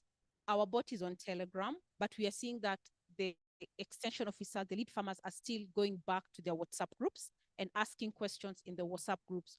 Or someone will ask the question on the WhatsApp group, they'll put it back on the chatbot, get the answer and copy it back on the WhatsApp group. So they end up looking like they're smarter until we discovered, like for Meru, we only wanted to work in one area. When we met the CCs and the governor, they said, no, this can't work. You have to scale because the other side of the county was complaining, this other side has been favored. So again, they're not necessarily getting smarter, but now they have the right answers next to them. And it is not just from the web. Our lessons has also been for Kikuyu, we tried it. We learned that dialect is slightly different. So we pulled it back. So we are largely using English and Kiswahili. You will ask your question in English, you'll get back your answer in English, both written and audio. And you find that for those who are doing trainings, they will play the audio to their farmers. For those who are maybe practicing something, they will read, pause, and then go back and read. But then they keep saying that if you're in the farm, your hands are dirty, you want. So they'd rather have, I ask the question, it can be written, and then they play back the answer, but they play back the answer in audio. The challenges remain the same. Internet is a problem in some areas. You can have Safaricom here, Airtel there, but they figured out what works when you're looking for internet. There is also a lot of questions about fertilizer, and we keep saying we can't tell you go to OCP or Yara fertilizer. You must first do your soil test. Then once you have the results, key in the results and ask which fertilizer should I buy, which is something that we encourage. And then local dialect, again, working around Kikuyu, but we are also in Nandi and Wasingishu and are looking forward to scaling into additional local languages. That will be my 3 minutes. Okay. For those who have not had a chance to try the chatbot, you could scan that and let us know how it goes. It is on Telegram. Thanks, Beryl. Questions?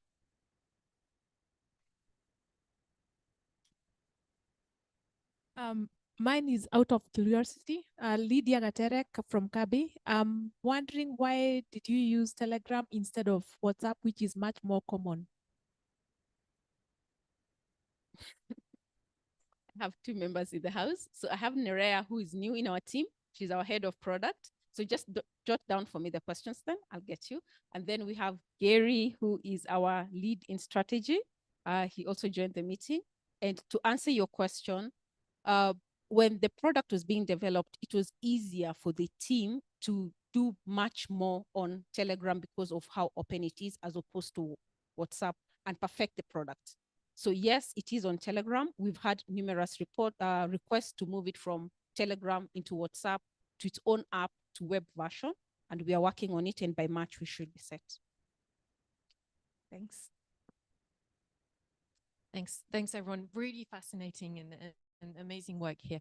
My question brings us to even more, asking more from you, which is, we've learned from the link between research, and advice, directly to farmers here, but there's an actor we've heard about just a little bit yesterday, which is the rest of the stakeholders of the value chains, you know, the distribution of fertilizers, etc. So, and thinking of, you know, what Lillian presented yesterday about how important knowledge is for these stakeholders, is there an option to think of how we can link, you know, the advice to what is available in different places in the country? I think Rikin touched upon this point with the fact that maybe sometimes these fertilizers are not, or synthetic fertilizer is not the only option.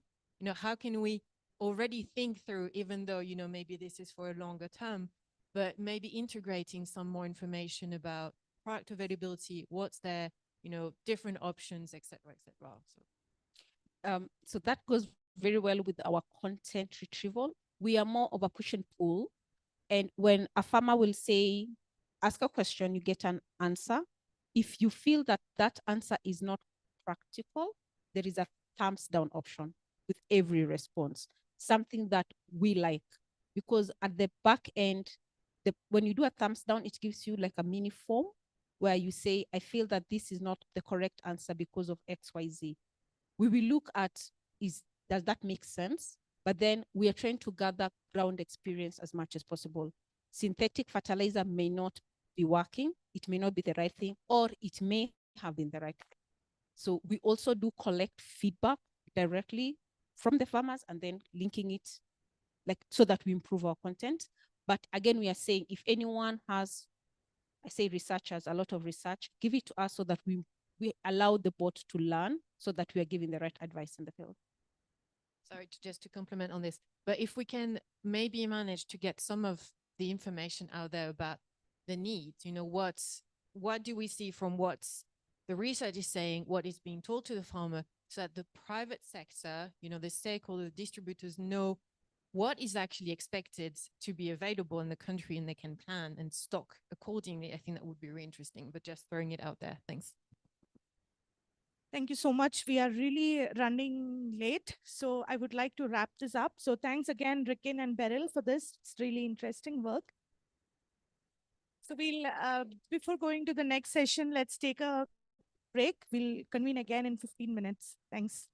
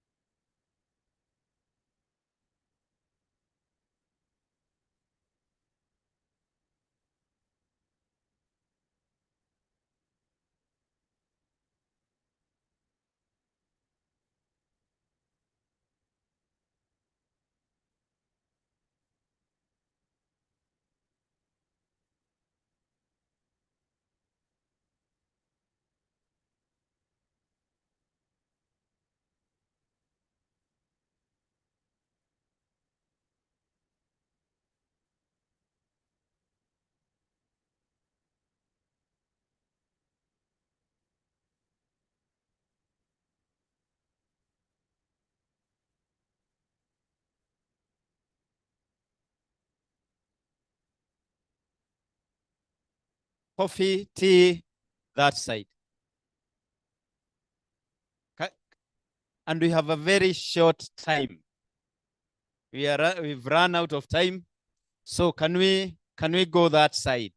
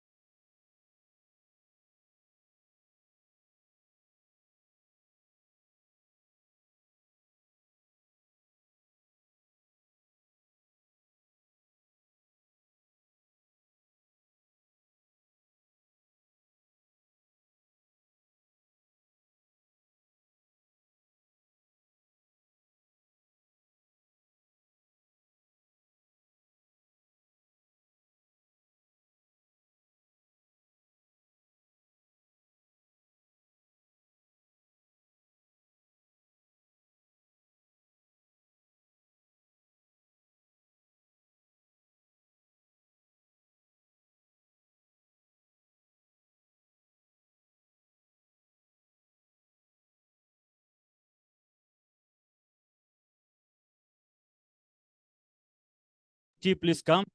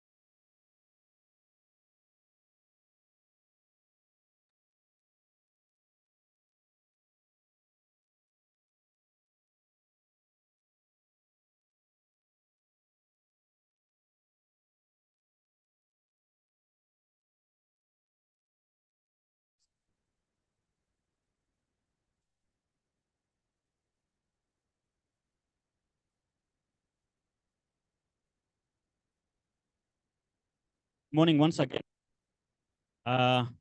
We want to start. And I just wanted to make one announcement. We do have over 50 participants joining us virtually. If they can register their name, institution, it will be key for us because we don't have time to do individual introduction like we did in the morning. So they can just, if they can hear me, just write your name and your station. Now we will have this session will be on data collection. This morning we are clearly told that the first thing to think about is to collect a data, not data, but a quality data. So the discussion will dwell on a data because a model is as good as the data that it's fed with. That's the key thing. Model is as good as the data that it is fed with. So we will have our first presenter from World Bank. It is an online presentation. The presentation title is Validating Tools for Rapid, Scalable Soil Data Collection. It will be presented by Sydney. Sydney, please. Just give us a presentation.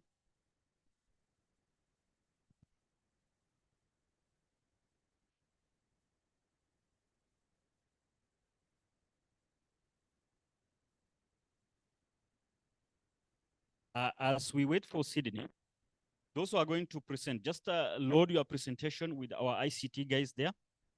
Frederick, Professor Ononga, and the presentation from ICRAF. All those presentation in this session, please just load it there. That will save us some time. Sydney, please. Yeah.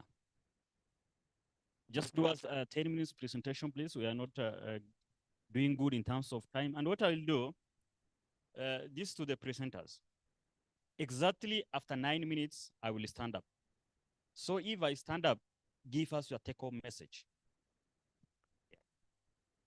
Okay, thank you so much. Sorry, I was not able to unmute, but I think that you hear me now. So I will go ahead. Time is ticking. I don't want you to stand up too soon. Yes, so my name is Sydney Gourlay. I'm with the World Bank and the Living Standards Measurement Study of the World Bank. So I'll be sharing some work that we're doing on validating tools for soil data collection.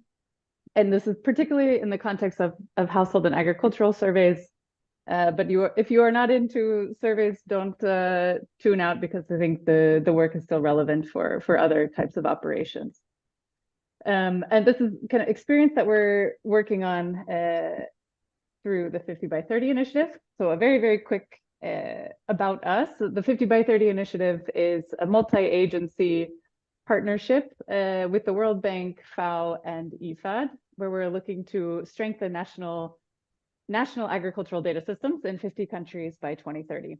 And what is unique to this and what's most relevant for this conversation is that the initiative has 3 different components, one of them being data production. So the collection of nationally representative survey data, there's a data use component, and then where I sit is in the methods and tools development. So this is kind of the R&D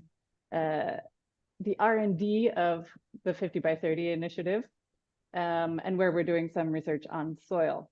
So through this component, we're really looking to find scalable solutions that are sustainably implemented in lower capacity context, taking into consideration cost effectiveness, usability, speed of results, things like this. And so we validate these through methodological pilots, and then we develop public goods in the form of guidelines often, and tools that can be utilized by survey practitioners or other data collection efforts. So when it comes to soil, sorry, my mouse isn't working very well. When it comes to soil, we all are here for the same reason. We know that data around soil can be difficult. And it's often not available at the scale or the quality needed to inform effective policy change. And this is really the case when we're talking about high quality, high resolution soil data that's paired also with data on farming practices, inputs, outputs, different outcomes. And this is where there's really a lot of value in integrating with the household survey. But household surveys at the moment, they typically, if anything, rely on subjective assessment of soil health, color, etc., or integration of survey data with geospatial products. And both of these have some limitations. So through 50 by 30, we're really trying to kind of revolutionize the way that soil data is collected in the context of household surveys. And we're doing this, we undertook some stock taking, and we're building on kind of a history of the LSMS team working with eCraft colleagues. And so now we're currently implementing a study in Uganda, which I'll share with you. And just so you're not disappointed at the end, this is ongoing, so I don't have the answers for you, but I'll share with you what we're working towards. This study is also implemented in collaboration with eCraft colleagues and other technical partners. So we're working on this in Uganda at the moment, where we are fielding a household survey operation that has a specific methodological angle. So it's designed really to allow for comparison of different methods of measuring soil health. We're also looking at climate variability and land area measurement in this particular study. So we are working in 5 districts in Uganda. And then within those, we have a total of 900 households where we're interviewing throughout the agricultural season. And then in each of the communities we're in, we're also actually fielding a community level weather sensor. We have high resolution weather data to accompany the soil data. And so we are, in an effort to identify kind of a very scalable yet accurate and cost-effective solution to measuring soil parameters, we're implementing 5 different methods. You can see them up here, and they all have some pros and cons. The first is the subjective soil assessment, which we know has many drawbacks. It has many limitations, but it's also very inexpensive. And it could help understanding farmers' perspectives around their soil could also be useful. But then we're working with ECRAF, where we're conducting, I say ECRAF experts are analyzing the soil in their lab in Nairobi. And this is what we're taking as kind of our benchmark measure. So this includes biochemistry and spectral analyses, which I think will be discussed a bit more after this. We're also implementing a test kit. So we're using the Palintest SKW 500. And so this is kind of getting a little bit, let's say, closer to the ground in the sense that the kits are utilized in regional labs. So they're not implemented in the field in our case, but they're used in regional labs. So there's a fairly quick turnaround. We're able to channel this, kind of funnel the samples to the regional lab on a continuous basis. Yeah, so it's relatively quick, but still needing this kind of centralized location. We did include a very low cost pH meter in this study, which is, let me say, optimistic, but we wanted to see if something that is this low cost, so we're talking less than $20, could be something that would be informative. Of course, the scope of data is limited. You're only getting pH and some indicator of soil moisture. But if it worked, it could be something that could really help be a very scalable solution for measuring pH. I'll tell you now, it doesn't seem to be working very well. This is not one that we're likely to recommend, but we had to try. And then lastly, we are using the AgriCares scanner, which is a portable near-infrared scanner that we're using in situ, so directly in the field. There are many benefits to this in terms of scalability. You get really rapid turnaround. And once you collect the soils, the use of the scanner itself is very, very quick, 5 minutes or less. But there are questions, outstanding questions on the kind of the accuracy of the data. So this is something that we are working on. So I showed you 5 different methods. In the study, the way that the research is designed is that we're randomly selecting 1 plot per household in the study, completely random. There's some constraints around accessibility, but these are all maize plots. So on each of these randomly selected maize plots, every one of the 5 measures is collected. So we're able to do a direct comparison across methods. And then on a third of the sample, we actually selected 2 plots, so we could look at the intraparcel heterogeneity of soil health, soil properties. And we did all of this with the great help of ECRAF,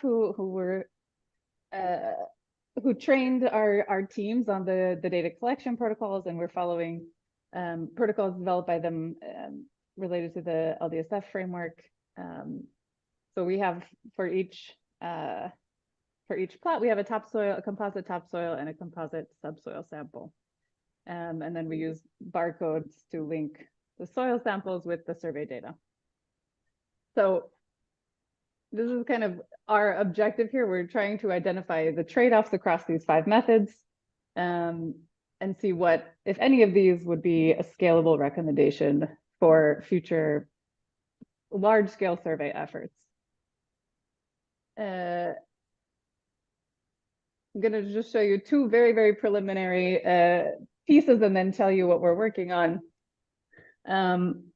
But I think one thing of importance, which is probably obvious and expected to everyone in this room, but I think it's good to visualize, is that we do see some observed variation of key soil properties within communities, right? So this really kind of points to the need for intra-community, intra-village soil sampling, trying to collect there's really a need for highly granular soil data. This is a snapshot from the AgroCares application, where you see different levels. Some communities have pretty homogeneous soil properties and some are more varied. And we also see evidence that method does matter. I have a typo there, sorry for that. But essentially, so here we're looking at the distribution of soil pH across 3 different tools, the low-cost meter, AgroCares, and the Palin test kit. And you see they're clearly very different distributions here. So the method that we're using does have implications for the results that we will get. I think all of us probably anticipate that, but this is pretty clear evidence. So what we're doing now, and what we have upcoming is comparative assessment of all of these methods, essentially vis-a-vis compared to the ECRAF based results, which are in the lab now, as well as comparison with geospatial, publicly available geospatial soil data. And then we'll look at, of course, there will be some differences in the measurements that's expected using different methods, but we'll look at kind of the relevance or the importance of these differences when looking at different agricultural relationships, as well as kind of the implied fertilizer recommendations. So does the data you get using one method point to different recommendations than you would get from using a different soil method, measurement method? And then ultimately the goal would be to use the ground-based data that we collect in Uganda to calibrate digital soil maps for the area. And this is something, again, this is kind of the pilot scale, right? We're only working in 5 districts, but the idea is to create protocols that would be applicable to a larger geographic scope. And then just going forward, so we do this study, we have these findings, then what do we do? For one, we would like to replicate the study design more or less in another context. So the replication study could be using these same 5 tools. It could be using additional or different tools. So if there are other in-field scanners, for example, that hold promise, that's something we would be keen to test. And we have not kind of committed to any one particular context. So if Kenya seems to be a good fit, if there's a need for this work, it's something we could explore. And then, as I mentioned, the ultimate output following this would be kind of guidelines for adoption and scale up. So I will leave it at that for now. I can't tell if I'm out of time, but I'll go ahead and wrap up. Thank you so much. Thank you, Sydney. So those with a question, just write it down. We will have a question and answer discussion at the end of this session. So the next presentation is from Carol on wet chemistry. Frederick, please give us that presentation.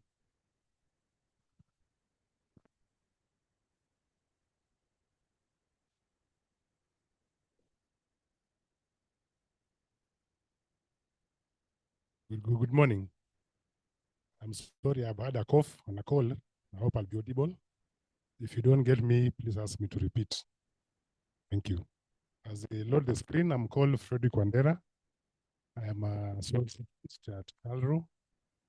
I work at the CALRO Kabete Food Crop Research Center, heading the laboratory analytical services in the soil fertility and plant nutrition research program.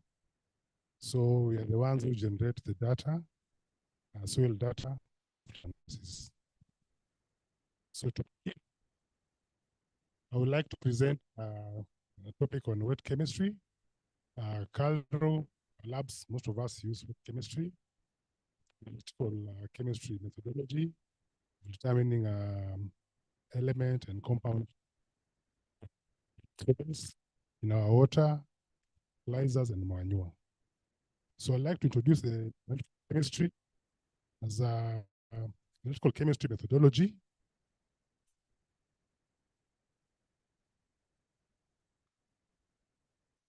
Before I go to the analytical chemistry part, I would like to start with soil sampling, how we obtain our samples, the purpose of us obtaining those samples, and how accurate and how is the quality of the samples that we get, and be and making deductions for the purpose of mapping, for purpose of increased crop production.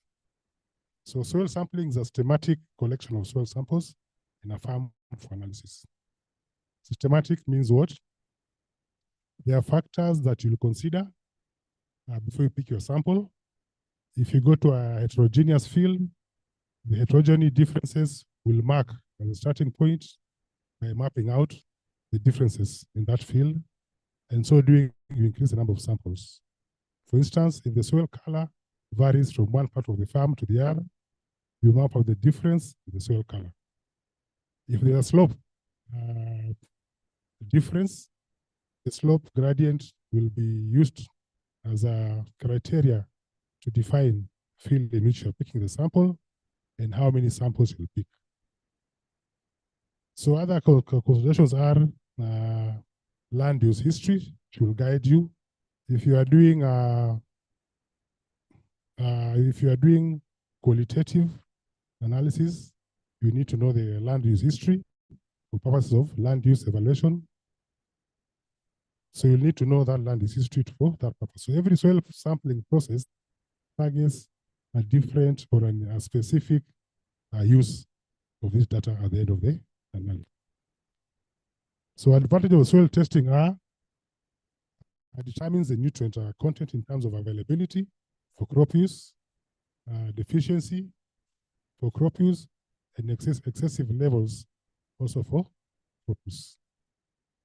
So this analysis at the end of the day should guide us on how to improve soil productivity in terms of crop production. And it varies from the individual crop to the next. It also supports in promoting environmental quality, because we know the more fertilizer we apply, the more heavy rains that we are experiencing at the moment. There's a process called eutrophication. All this material moves into the water bodies, surface water bodies, and below ground water bodies. So if we know the analyte or elemental content of a particular soil, it will guide us on how to apply the amendment. If it's fertilizer, we can do, it's called what, you do a regime where you split the applications to reduce the concentration of the analyte in the soil and eventually into the groundwater bodies. It also saves money.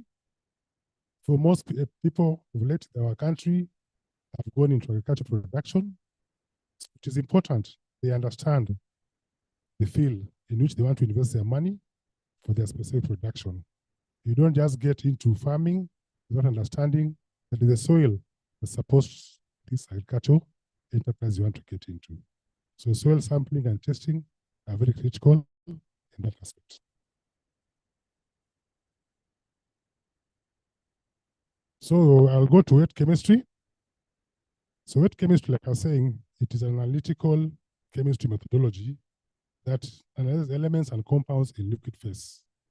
Now, for instance, our soil comes from the field in the solid phase. So this soil has to be prepared. It's called sample pre-treatment, grinding, drying, and sieving. Then before it goes to the lab. All these three processes, the sample is still in solid phase. So to transform it into liquid phase, there are procedures or methodologies that are used. Just why are you using wet chemistry? There have been quite a number of developments in analytical chemistry over the last 3 decades or 4. But however, wet chemistry still remains an integral part of this development, especially in the field of agriculture, in the field of pharmaceuticals, petrochemicals, and the environmental analysis and environmental pollution. To justify this, if you look at the investments that companies are making in manufacturing equipment for use of wet chemistry, it tells you still an integral part of analytical chemistry. To the extent companies also dealing with making lab reagents, I can mention a few, Sigma, Mark, they are still in that process of manufacturing and supplying quality lab chemicals to support wet chemistry. So it is still a very important part of analytical chemistry. The beauty of wet chemistry is that we use calibration curves. From our chemistry back in high school and college, the molar ratios guide basically the analytical, sorry, please. So it guides what? It guides wet chemistry because you work from known to unknown. Because a standard is a solution whose concentration you know. So using it to determine from a matrix of a sample that has been made by the same material and unknown is very easy. So let me just move fast. I've seen the moderator standing. So in our labs, we have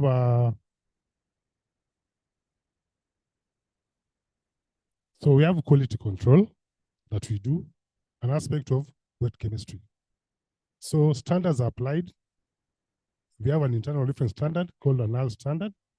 It's a certified reference material we use in our analysis to guide our work, to limit out of limit work. Secondly, CALRO participates in professional testing programs mounted by WEPAL, the Wageningen Evaluating Program for Analytical Laboratories. It's an international analytical soil exchange program domiciled in Wageningen. They send us 4 samples every quarter in 4 quarters. We analyze with a specific method that we've agreed with them. We told them this is the methodology you are using. We analyze every 3 months. We send our samples and we report back results 3 weeks after the closure of the submission to guide our quality of work. And from 2003, we've performed above 80% all the time. And this one helps us to know, to check first the quality of personnel. If they are qualified to do that work, how good are they? It also guides us to monitor our equipments to the extent we have calibration contracts every 3 months for equipments to limit out of limit work. So, secondly, you're also part of this global soil laboratory network, GLOSOLAN, just recently. Basically, we are working with them in terms of harmonizing our results to our reporting. So they train, they send samples also, we analyze and try to harmonize the different methodologies used in soil analysis. And by the way, it doesn't come free. Like for WEPAL, the Wageningen, we pay 2,250 euros every year to participate in that program.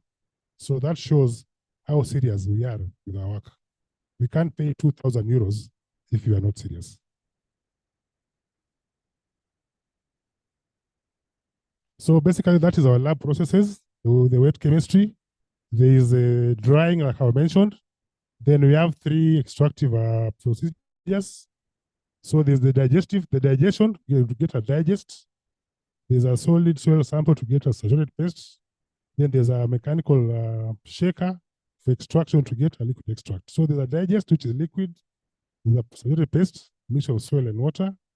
And there's a liquid extract from mechanical shaking and filtering, from which they'll go through different analytical methodologies to come out with a soil analytical data that will be used to determine a crop production industry, a crop enterprise, or will be used to do what? To do an environmental evaluation. So the first part is picking the sample preparation, then the analysis. And by good luck, CALRO, we've been equipped by the state of that equipment through support of the donors and our employer and our government. So I think we are producing quality work.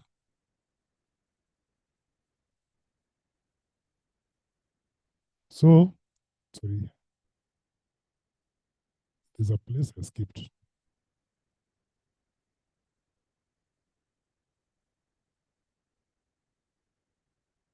Yeah, there's one point I want to stress on this wet chemistry. That wet chemistry methods are documented in the analytical Association of Official Analytical Chemists, which is a reference body for all standards bodies. For our country, that case is KEPS. So whatever we're doing is acceptable internationally through the accredited body for all analytical chemists. So that's why we still stick to using wet chemistry, though we're also ready to embrace alternative forms of analysis. Just to conclude, I've kept my data for long. So what do you use this data, soil analysis data for? We use it for classification of growth nutrients based on the critical nutrient levels in the soil. Hence, we define a nutrient as adequate, efficient, or excessive. Secondly, we try to match the crop nutrient requirements and the soil analytical data, because every crop has got its own crop nutrient requirements for a certain given amount of yield. Then we also do recommendations for agronomic fertilizer use using this data with respect to the specific crop value chain. We give advisory on farm management practices to improve land use, including ISFM, conservation agriculture. We also give advisory on management of problem soils, including saline soils, saline sodic soils, sodic soils. These management schemes or practices include leaching, use of organic manure, and gypsum. Thank you.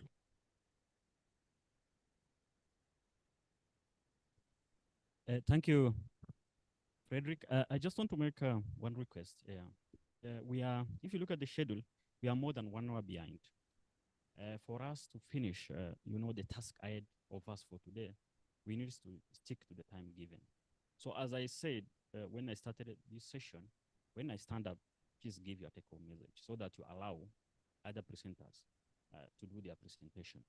Now, this session is all about data quality. The model is as good as the data is fed wet. We had a good presentation from wet chemistry. Now we are going to give a chance to ICRAF. They are going to give us a presentation on spectral libraries, spectral techniques. That's the dry chemistry.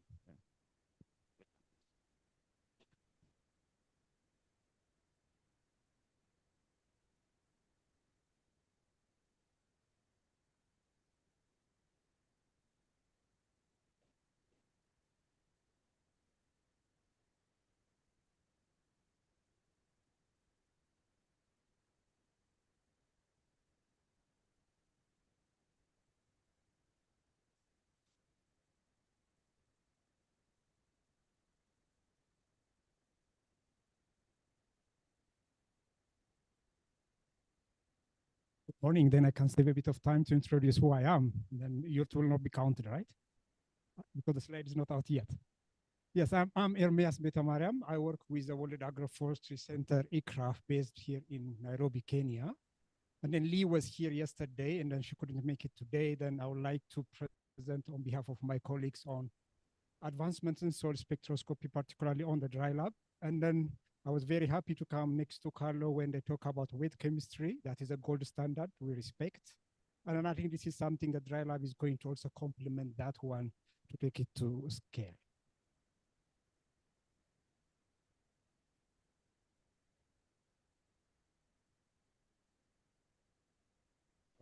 Oh, yeah.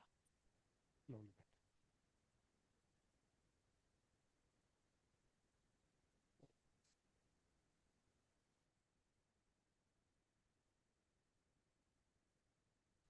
Can I use that one or not moving fast? Moving too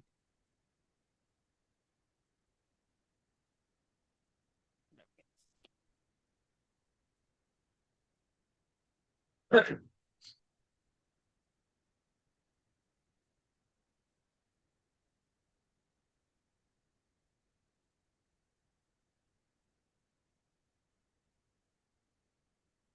Yes, I think I know in our specific unit, what we do is, I think we are a soil and land health team. And then basically what we do are, mainly four things, I would say. The first one is in terms of innovation. I think that's a critical thing. And then I'm so proud to say that soil spectroscopy, I think for decade, almost a decade plus, has been really evolved from ICRAF. And I think that's one of the public good, I would say, that we contributed to. And then we do also science because we are also research institutes. And then we also try to influence policy and practice. And then also we consider also scaling. If I tell you example, for example, in this case, to connect them. For example, I mean, soil spectroscopy helped quite a lot in monitoring soil organic carbon, which is interesting key indicator for soil health. And then if it is really measured nicely, it has also multiple benefits, for example, for climate change adaptation and mitigation. Then we also worked in Kenya asking them if agriculture, particularly soil organic carbon, soil health. Okay, thank you, no problem. So, oh, then I came back. Oh, okay. So will the presentation come or? Yeah, then I mean, let me continue. Then if it is soil organic carbon and soil health so critical in terms of climate change and mitigation, we asked people, have you included in your NDCs? Because a lot is being done, a lot of data is being collected, but it might not be really mapped into NDCs, by which it could be, a very interesting co-benefit. If the main benefit might be in terms of, agricultural production, but in the meantime, sometimes the co-benefits are also equally important. So that's what we are trying to also improve or influence policy to some extent.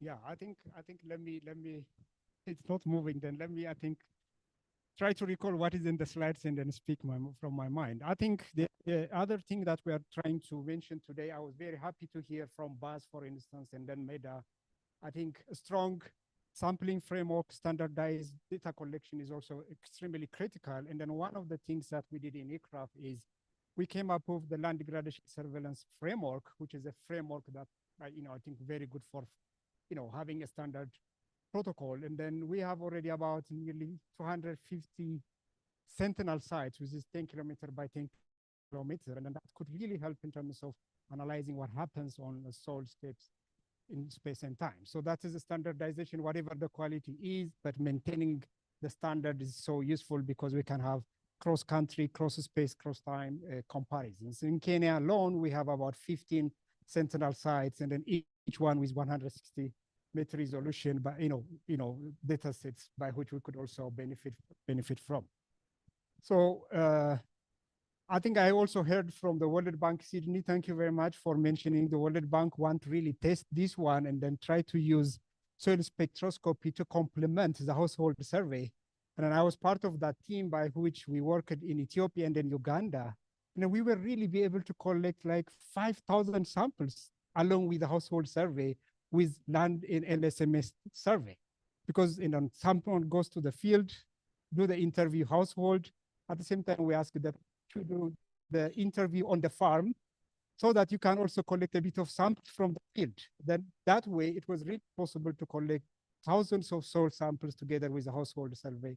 And that the data was so rich because you have the household survey and then also the soil survey data at the same time. And then that really helped to improve agricultural statistics through Uganda Bureau of Agricultural Statistics and then Central Statistics Agency of Ethiopia to some extent. And then also when we go to soil sampling, the most expensive thing is to go to the field and then go samples.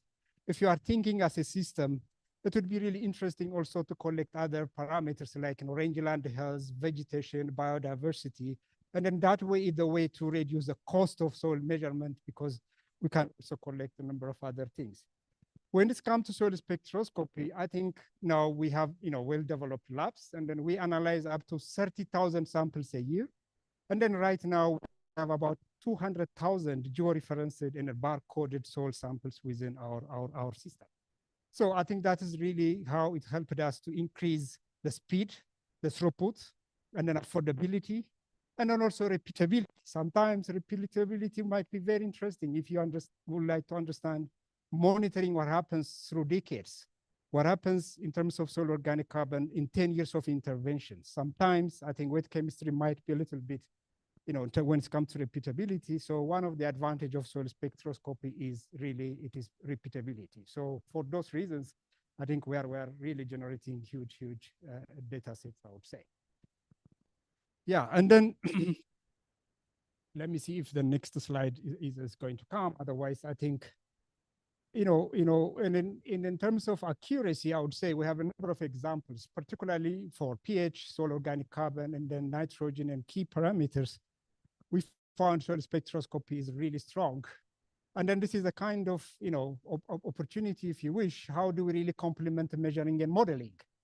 So some parameters might not be predicted very well, but we are really now with the coming of advanced like deep learning, machine learning, neural network modeling. So the modeling system is also helping improving the prediction.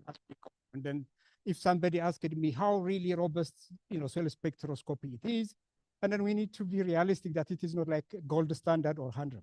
Even the gold standard has so many limitations of its own for certain parameters.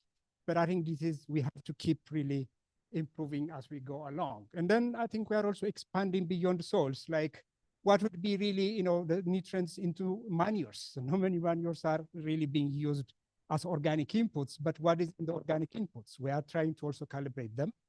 We are also using it, same thing also for plant health, and then like tissue analysis, grain quality analysis. We are not so much interested on yield alone, but we need to also understand what is the quality of grain or food that we are producing. So it has been really quite used also for this kind of product. Then I don't want to mention what it is. I think by now, most of you might know it.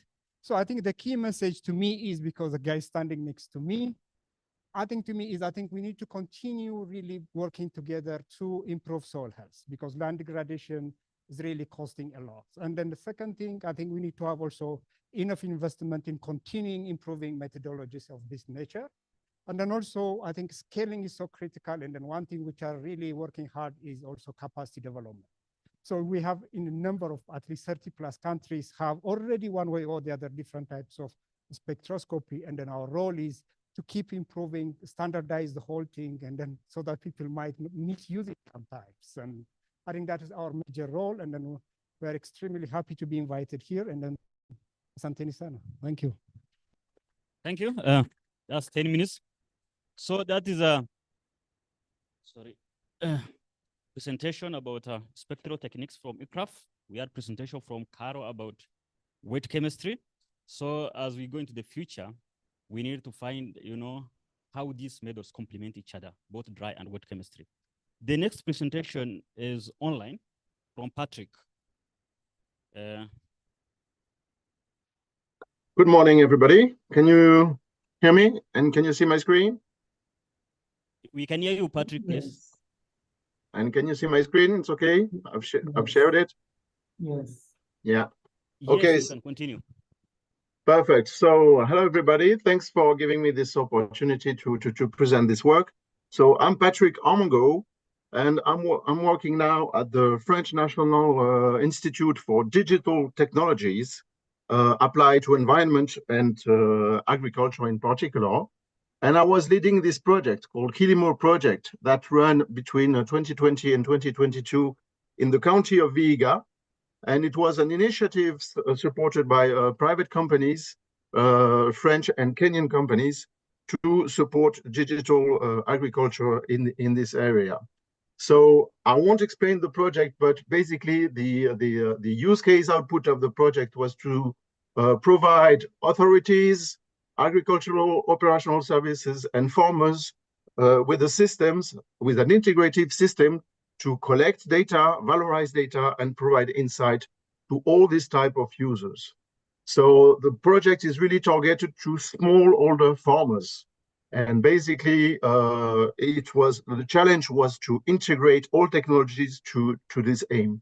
So for authorities, the need of global geostatistics was provided using land use and cultivated surfaces by crop value chain, and providing a platform that provides dynamic agricultural geostatistics.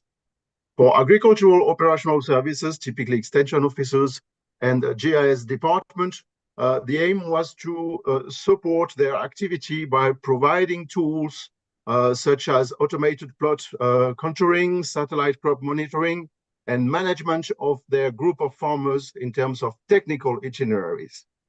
And this goes up to farmers and group of farmers that from a modeling approach will receive tailored recommendation through a push-pull SMS in their native language, of course. So in this context, we have combined three types of technology: geospatial imagery, crop modeling, and digital agriculture and capacity building. Geospatial imagery concerns crop mapping, field database, and biophysical analytics, but I won't mention that, in order to generate services such as early warning and anomaly report. Crop modeling was to really optimize practices of smallholder farmers in terms of their daily activity. And that includes, of course, a crop model and soil model, and goes up to the farmers where the model output are translated into tailored intervention in order to support sustainable and productive agriculture, knowing that intervention are really managed through a push-pull SMS system, so that when we do the focus on input data collection, there are, at the end of the day, 3 levels. The first level is on geospatial imagery. It's everything that is underlined in the slide in terms of crop mapping and field database, and I will illustrate that in a second. Crop modeling with automated weather and soil input, and I will explain where does this come from. And the third level comes from the farmer themselves, because we won't recommend a fertilization if a fertilization has already been done in this particular plot. So I will illustrate the data collection part of all this of these 3 components. The first one is crop mapping. So crop mapping indicates where different types of crop can be recognized by remote sensing using spot 1.5 resolution. And it's required, of course, a ground calibration, and that allows, therefore, to run an automatic artificial intelligence crop type identification to allow, for example, at the scale of a county, this is the Viga County, to identify areas where different type of crops are present.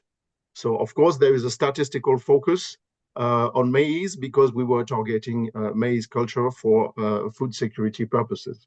So the crop mapping was engaged through remote sensing. This led to territorial crop acreage, because all this project is really targeted to pragmatic and operational actions. So basically, when you look at this data, we observe strong differences between short rain and long rain season. For example, in the Viga, there is a 30% increase in maize planted areas, and this numbers was the first of its type to be demonstrated here. And even within the Viga County, which is one of the smallest county in Kenya, there is still a strong ward level difference, as you can see, ward where maize area are unchanged. So this really allows a policymaker to monitor and lively define policies in terms of fertilizer and food security indicators.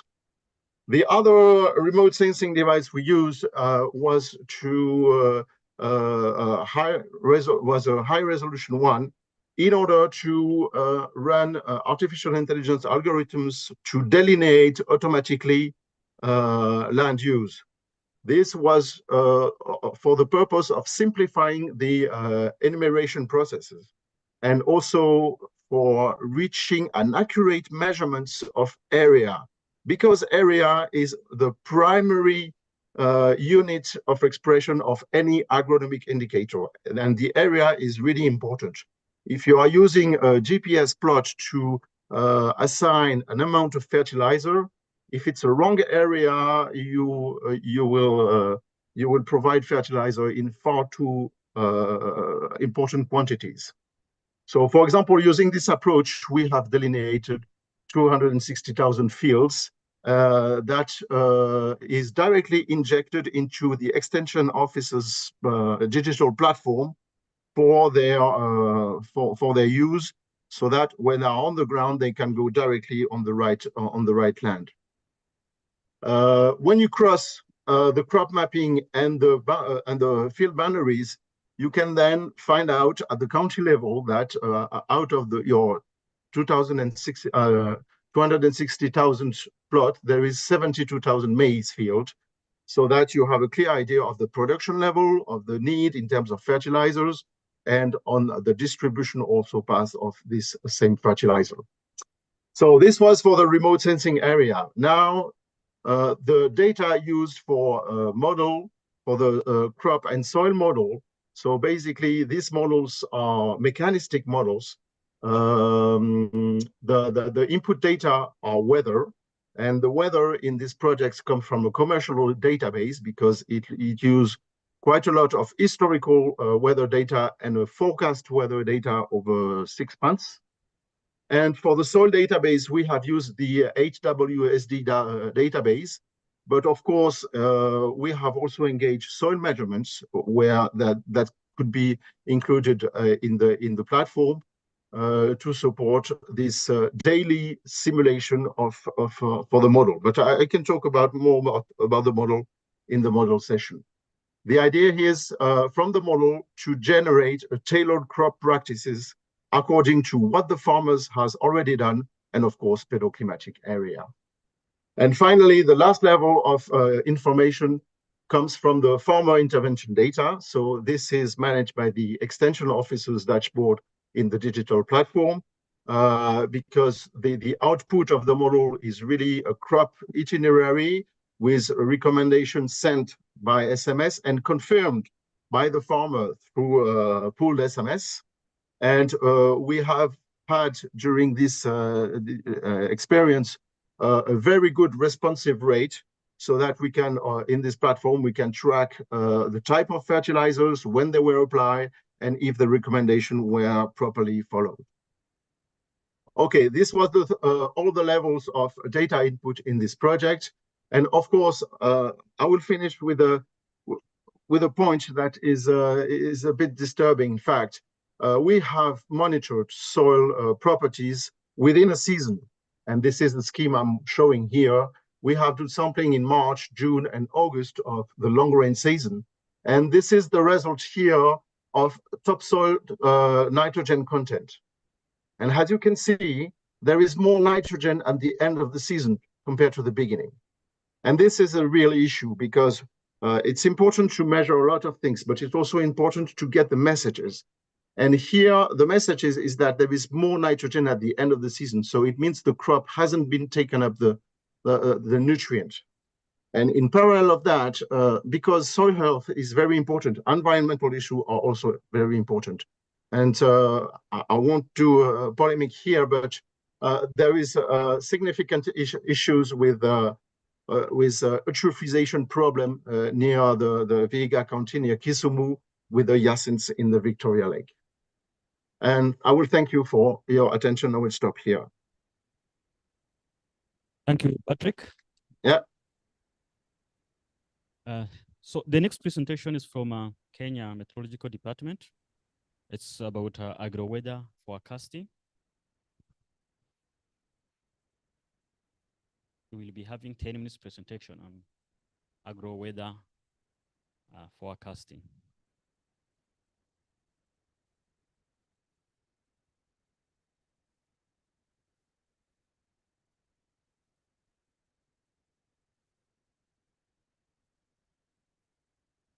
So good afternoon, everyone. My name is Onesmus Roidi, and I work in the Climate Data Services. That is where we have historical data. I'll take you through KMD, the value chain of meteorological services. Then we shall look at web portal that we have our data, many historical data to deduce various parameters that we measure. So it's not rolling. I see it. So generally, the Met service, our mandate is provision of meteorological service, which is timely weather and climate information. And in doing so, we serve almost all the sectors, including the agricultural sector, which has brought us into this meeting. We also do a lot more on, yes, we also do a lot more on transport, mainly aviation for civil and civilian. So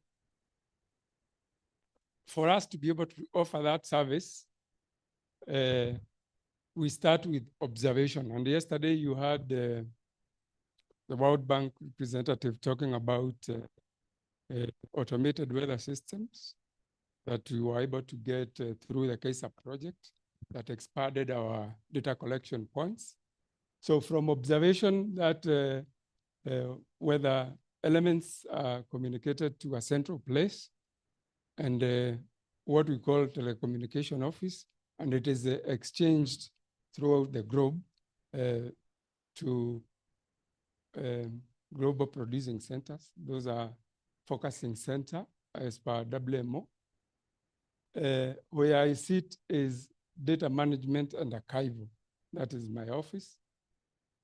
Once the data comes from the field, it goes to telecommunication, it goes to the forecasting office, the central National Meteorological Center. You can see it there at the center. And then after the focus is made, we serve all those users.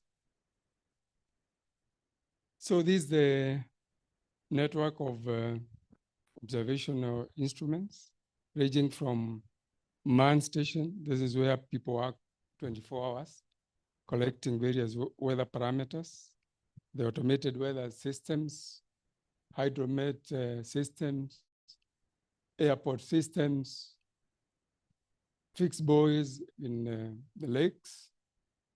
We have volunteer station, rainfall station, including the summer house in Karo stations, tidal gauges in the Indian Ocean to monitor tsunami. We also do earth due to our network of communication. We use meteorological satellite information. We also do ozone profiles. We do global atmospheric watch. This is where we monitor pollution, what we call environmental pollution. We also have upper air observation, where we send a balloon with equipment to scan through the profile of the atmosphere. We also do ground air pollution through mobile van, and we have fixed stations for monitoring pollution. So once that data is collected, it comes to the forecasting office, and we analyze that data to issue a forecast. And the tools for issuing a forecast, once that data is analyzed, we use those models, global models, regional models, and local models. In the short term, which is a data forecast, 7 days, 14 days, we use all those models. Cosmo, European Center for Medium Wave Forecasting, WAF, NOAA, which is mainly GFS, Apelgi, that is a French model, Met Office in UK, South Africa, and Korean models. For seasonal forecasting, which is a 3 months forecast, again, these are the models we use to generate the forecast. So once we share that data globally to the focusing center, what I'm calling global producing centers. Once they run their model, that becomes our boundary codation or initial data that we feed in our model. And you can see once we get the boundary codations or our initial status, we are able to input more data. We ingest more data through assimilation, and we end up with a weather forecast at the end of the model run. So this is a product from one of the models, and it is showing us a forecast for, I think this was yesterday, daily forecast for yesterday, and 7 days forecast, showing you the amount of rainfall we expect in various places in the country on a daily basis, on a weekly basis. So we produce all these type of forecasts to serve all these partners and sectors. So at the end of the production, we are able to disseminate that information through all these channels, press releases, media, both digital and traditional, through government ministries, display boards. We have counties, offices in the counties. They are also able to share this data. And we have our website for that. So the one I wanted to talk about briefly is the MapRoom portal. This portal, for the interest of this work, it has all these products in terms of maps or graphs. And these are the products. This is publicly available. You can be able to pull out such products, either in map form, spatial, or graphs.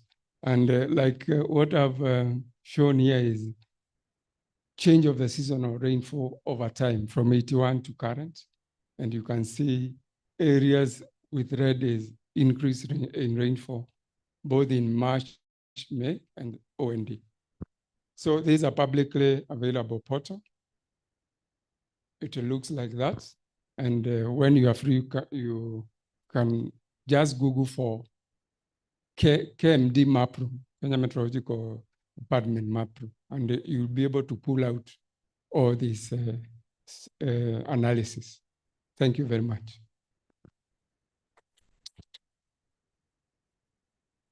Thank you, Onesimus.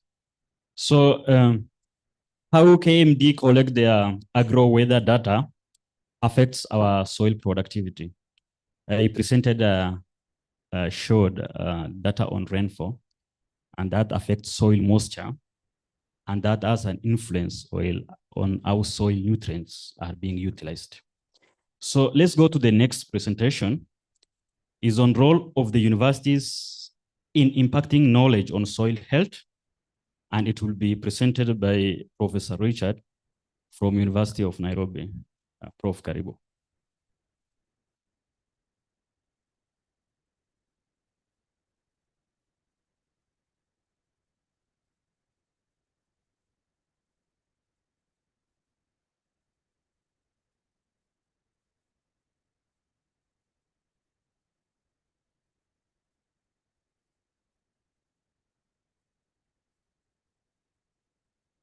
I think it's a pleasure for me to make this presentation in this workshop.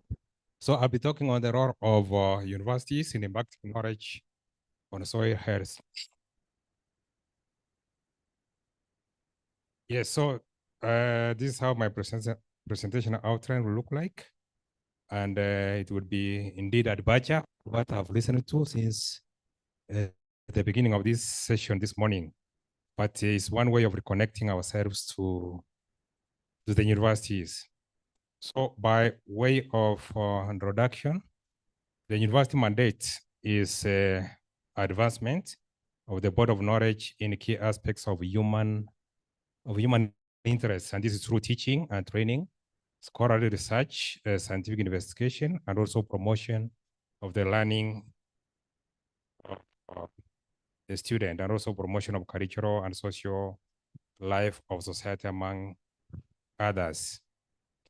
In respect to the topic of study, universities play a significant role in impacting knowledge on soil health through research, education, outreach programs. Universities also provide platform for soil scientists to conduct research on soil health and also be able to share their findings with the public. Now, since I'm talking about soil health, it's important to know what it is, and that is the definition we have. That is the capacity of the soil to function as a vital living system within an ecosystem and land use boundaries. And basically, to sustain plant and animal productivity, maintain or enhance water and air quality, and also promote plant and animal health. It also connects agricultural and soil science to policy, stakeholder needs, and sustainable supply chain management. So sometimes soil health is used interchangeably with the term soil quality, but they mean different things. By this context, we can combine them and summarize the definition of soil health to mean the continued capacity of soil to function as a vital living ecosystem that sustains plants and animals. Then I have a diagram there, I think just moved so fast, to show some parallels between soil and human health. There are a lot of parallels because if you don't treat your soil well, then you expect problems later on when you consume the products that are coming out of the soil. Soil health, we are in the era of climate change, and the diagram can summarize and say that the way we manage our soils, in fact, the other definition of soil health is the condition of the soil as a result of this management. So the way we manage our soils will definitely lead to how the climate will be able to impact on that particular soil within that particular region. And to be able to know the status or the condition of your soil, we do make use of what is referred to as soil health indicators. They can be biological, physical, and chemical. And then how do you tell that your soil is health? This is through the soil having sufficient, but not the excess supply of nutrients. They must have a good structure, must have sufficient depth. We are working between 0 to 20 for most agricultural crops, but it can go anywhere to even 1 meter deep. Then we have good internal drainage, low population of plant disease and parasitic organisms, high population of organisms, low weed pressure, no chemicals. The soil should be able to resist being degraded and also should be resilient in case of perturbations or disturbances. I'm not sure if we are moving at the same pace, the controller. So what are some of the programs that have a component of soil health in the universities? We are on the next slide, please. Yeah, there are quite a number, and I've listed them there, but the most important thing for us to note is that most agricultural and environmental science programs have a component or an element of soil health, and therefore the students who come out of these programs at least are able to make a difference when it comes to managing our agricultural soils. And what are the career paths of students trained through these programs? They can work with farmers, mainly to improve soil health. They can work with researchers and industry, and also other organizations. Now we talk of agropreneurs, and this is the students who are going to play a very key role as far as this project is concerned. Then this is what I'm supposed to talk about, how universities impact health knowledge or soil health knowledge to students and other stakeholders. So this is through theoretical knowledge being impacted to students and also through practice studies, practicals. We also do this through fieldwork, laboratory experiments, and hands-on projects. So this gives the students practical experience in soil sampling, analysis, and management techniques. We do also conduct educational programs and workshops, and also short courses targeting various stakeholders, farmers, we can have policy makers, even agro dealers, whoever who could be having an impact on an interest or a stake in soil health. We are able to train them, and I've given an example. Several universities do actually do this. I've given an example, University of Nairobi and Eldoret. It doesn't mean that others do not engage in this kind of activity. Universities also do run demonstration farms. They carry out field trials to be able to demonstrate the impact of different techniques on soil management and in particular soil health. Then we also do extension. This is arising from the research we do. So we go out there and try to disseminate the findings that are arising from research on soil health. Then we have outreach programs, which are mentioned, and the universities that conduct these have also been mentioned. Then we do carry out, these have mentioned also, workshops and trainings. And we have two examples here, which are actually conducted at the University of Nairobi.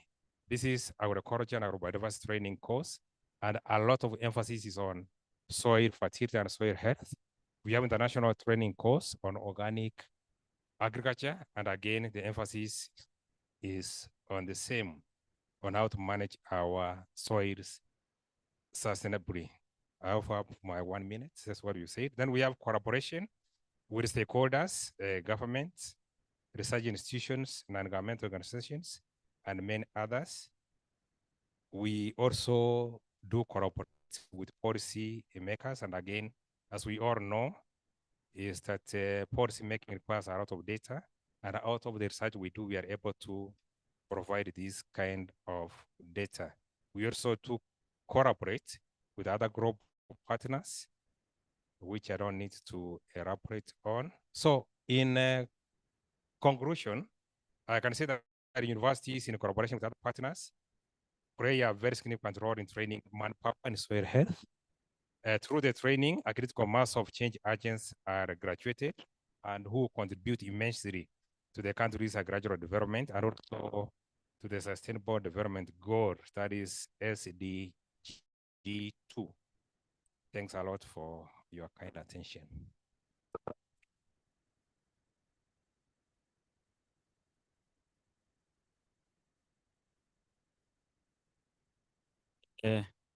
So we are ending this session on data collection. And the following session will be on model deployment. Before lunch, we are remaining with another session on model deployment. We have a number of presentations in that session. It will be an Q&A time, but before that, I want to invite Parvati to give some wrap up. I will open for question and answer. Yeah, I'll not take that much time, but just to highlight what we heard in this session. So this is a really multidisciplinary field, right? So it's not just about data scientists. We heard a lot of chemistry. We had also some physics there. So it really requires multidisciplinary approach, and the role of universities and the innovation ecosystem becomes key, because if you look at the team that is required to solve such a problem, it have to come from IT, from data science, from physics and agriculture. So you have to bring all of these people together to develop solutions, rather than just bringing data scientists on board or just working in your silos. So I think that becomes very important. And we also saw that data, where does all this data come from to do the modeling, is not very clear for many of us. So this, I hope that this session have given you a flavor of where all these different data sets come from and can come from, including satellite imagery, soil test, etc. So I think for me, it was a very inspiring session. And now I'll give you back the mic for Q&A. Thanks. Thank you, Parvati. So I said you must have been writing down the question you have. Now, there's a paper going around. If you are the presenter and someone asks you a question, you write down that question. And then when you give the answer, you write down the answer and give to our rapporteur, who is Dr. Stephen Kimani. That will help us to come up with a robust report at the end of this workshop. Now, we will have about 3 questions before we go to the session on model development. Any question from this side? Question from this side, please. Okay. Any question from here?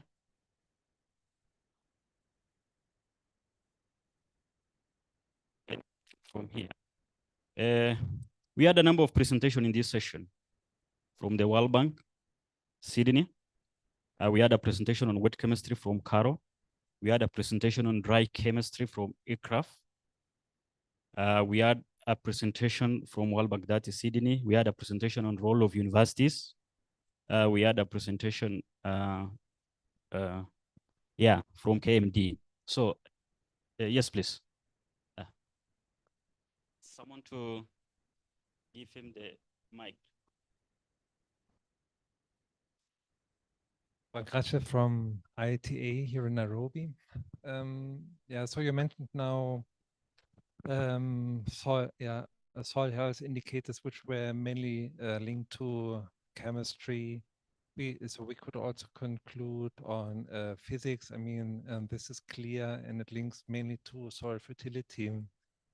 Whenever it comes to soil health, one should also consider the soil molecular ecology and biodiversity. And this has been mentioned just by 2 talks yesterday by a GIZ and just now by the university representative. Well, I would wonder to what extent soil biodiversity is considered in these soil health inventories. Dr. Kamau, you have a question.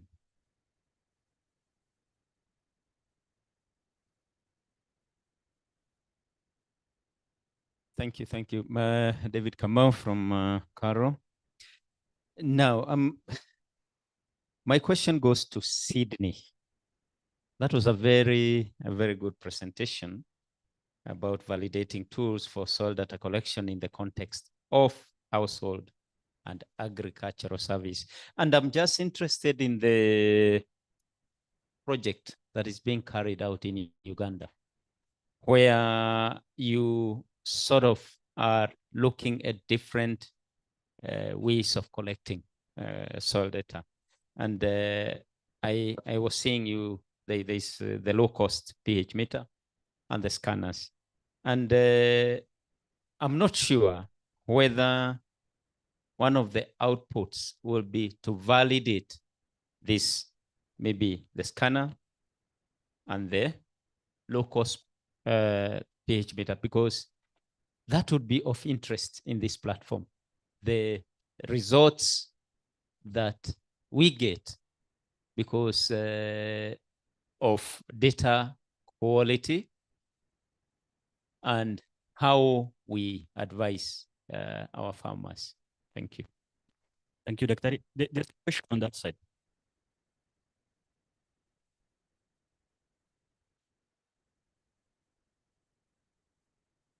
Thank you for the great presentations. My name is Bernard. I work with GIZ. My question goes to Frederick. I think he had a very interesting presentation on the soil testing and the various methods that are used, the various methodologies that are used as part of that process. So 2 questions. One, how do you determine the specific areas of gathering the samples, or is it a need-be basis, or is it very randomized?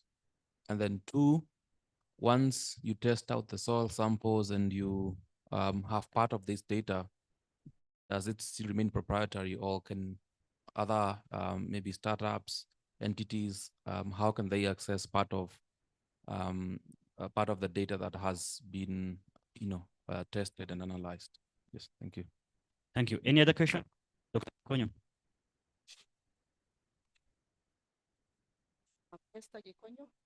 Esther Gikonyo, formerly from Caro. My question is to the ECLAF presenter on dry chemistry or the spectral technology of analysis. My question is, when you talk of spectral, you probably are combining equipments that are NIL based and MIL. So my question is, for these spectral techniques, when you use the NIL technology, do we have any, is this what is used in the soil scanners, or do we have scanners that are MIL based? And in this case, I mean the mobile equipment that can be taken to the farm. So which soil fertility attributes can be determined using the NIL technology? And then which attributes can be well determined using the MIL technology? Thank you. Thank you, Daktari. Now let's answer the first question. The first question is to University of Nairobi, Prof.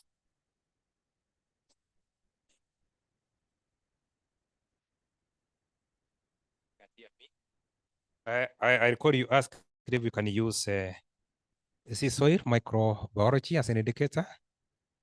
Yeah, so it can, because mainly when we talk of the biological indicators, soil microorganisms are also used as a basis or as indicators for the soil health.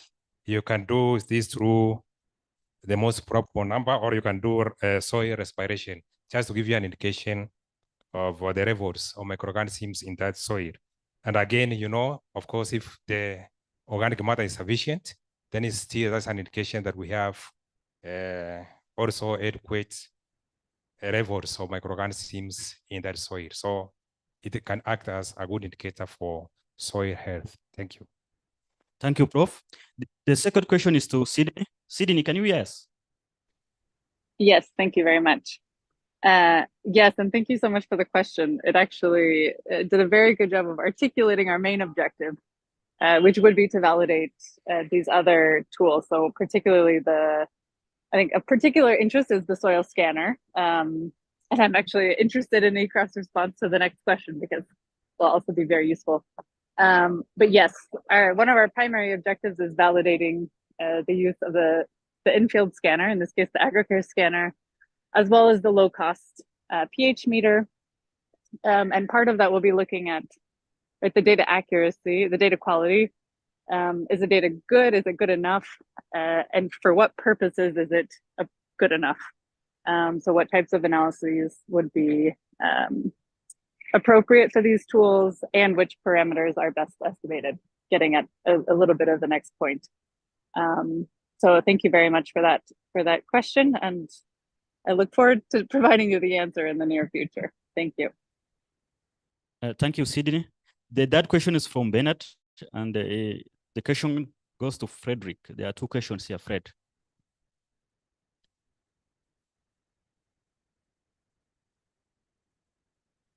Thank you for the questions. So the first one, sampling, if it's for individual farmer, small scale farmer, will be based on the field variability. Thereafter, I will determine whether they do a random sampling or a systematic sampling.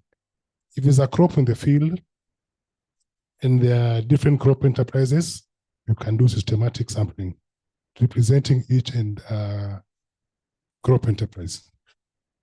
Then for the data, if you have samples from the farmers or researchers or NGOs, we send back soil test report data to their client.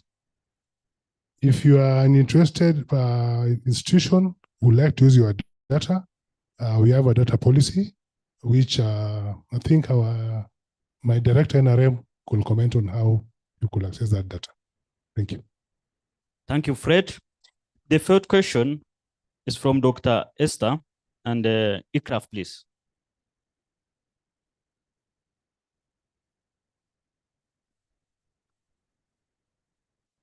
Yes, I thank you for the questions. Maybe also for Frank, I think I fully agree that soil health is about chemistry, physics, and biology, and then we completely consider biology also we started late.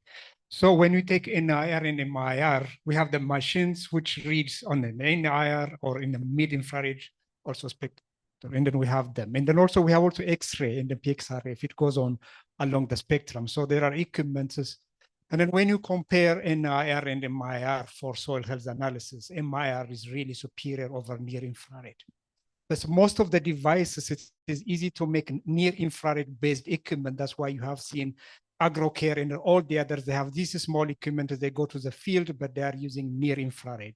And we are trying to work with equipment manufacturers, how to really make MIR also field level kind of gadget like NIR. So that's really what I would like to answer. And then if needed, I think we can also discuss on the side, and then I can give more information on that. Thank you. Thank you for the response. Now, in the interest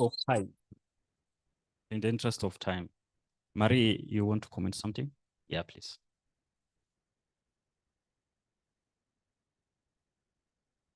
Thank you very much. I'm sorry to take a bit more time. I would just like to put things in perspective a little bit here in the context of the workshop and today and what we're trying to accomplish. Because there's the short-term, medium run, and long-term perspective, right? So just thinking about the next sessions too. There's the data we already have, and we've seen that there's a lot. There's the data is currently collected with new methodologies, and then the data that we want to collect with, these new methodologies and maybe more. Thinking about the modeling session coming after, and maybe the data hackathon discussion later, could we have all the people in the room, the people who presented, already thinking, what is the data that I have that is ready to use and that can be used in the context of thinking through this fertilizer optimization in the short run, producing within the next 6 months something with what we have. Medium run, how we harmonize or maybe work around all these methodologies that are being developed and tested, and think through a process, a protocol, maybe some working groups of how we can make decisions for Cairo, for Kenya. What is it that we're going to include in this platform that's being created, or where we want to go with this? And longer term really perspective, new text that we can use, how we can really embed this, with a future idea, and maybe bringing it to policy, how we can move, from policy fertilizer optimization to maybe some payment for environmental services, new types of policy designs and new types of services that we can provide to farmers. We have some startups in the room which are providing these kind of new services. So just putting things in perspective of where we want to go and different kind of, milestones that we can think through with the use of this data. So sorry, I just wanted to, bring it back to the storyline. Thanks. Those are important remarks. Now, those who still have some question, there are opportunities. We can still interact on the sidelines during our break time. The other option, there is a paper you can write your question on, and it can be answered by the presenter. I want us to go to the session on model development. We just finished a session on data collection. Now we'll go to a session on model development. And the first presentation will be from Cairo. Dr. Were will give us a presentation on GIS. Karibu, Doc.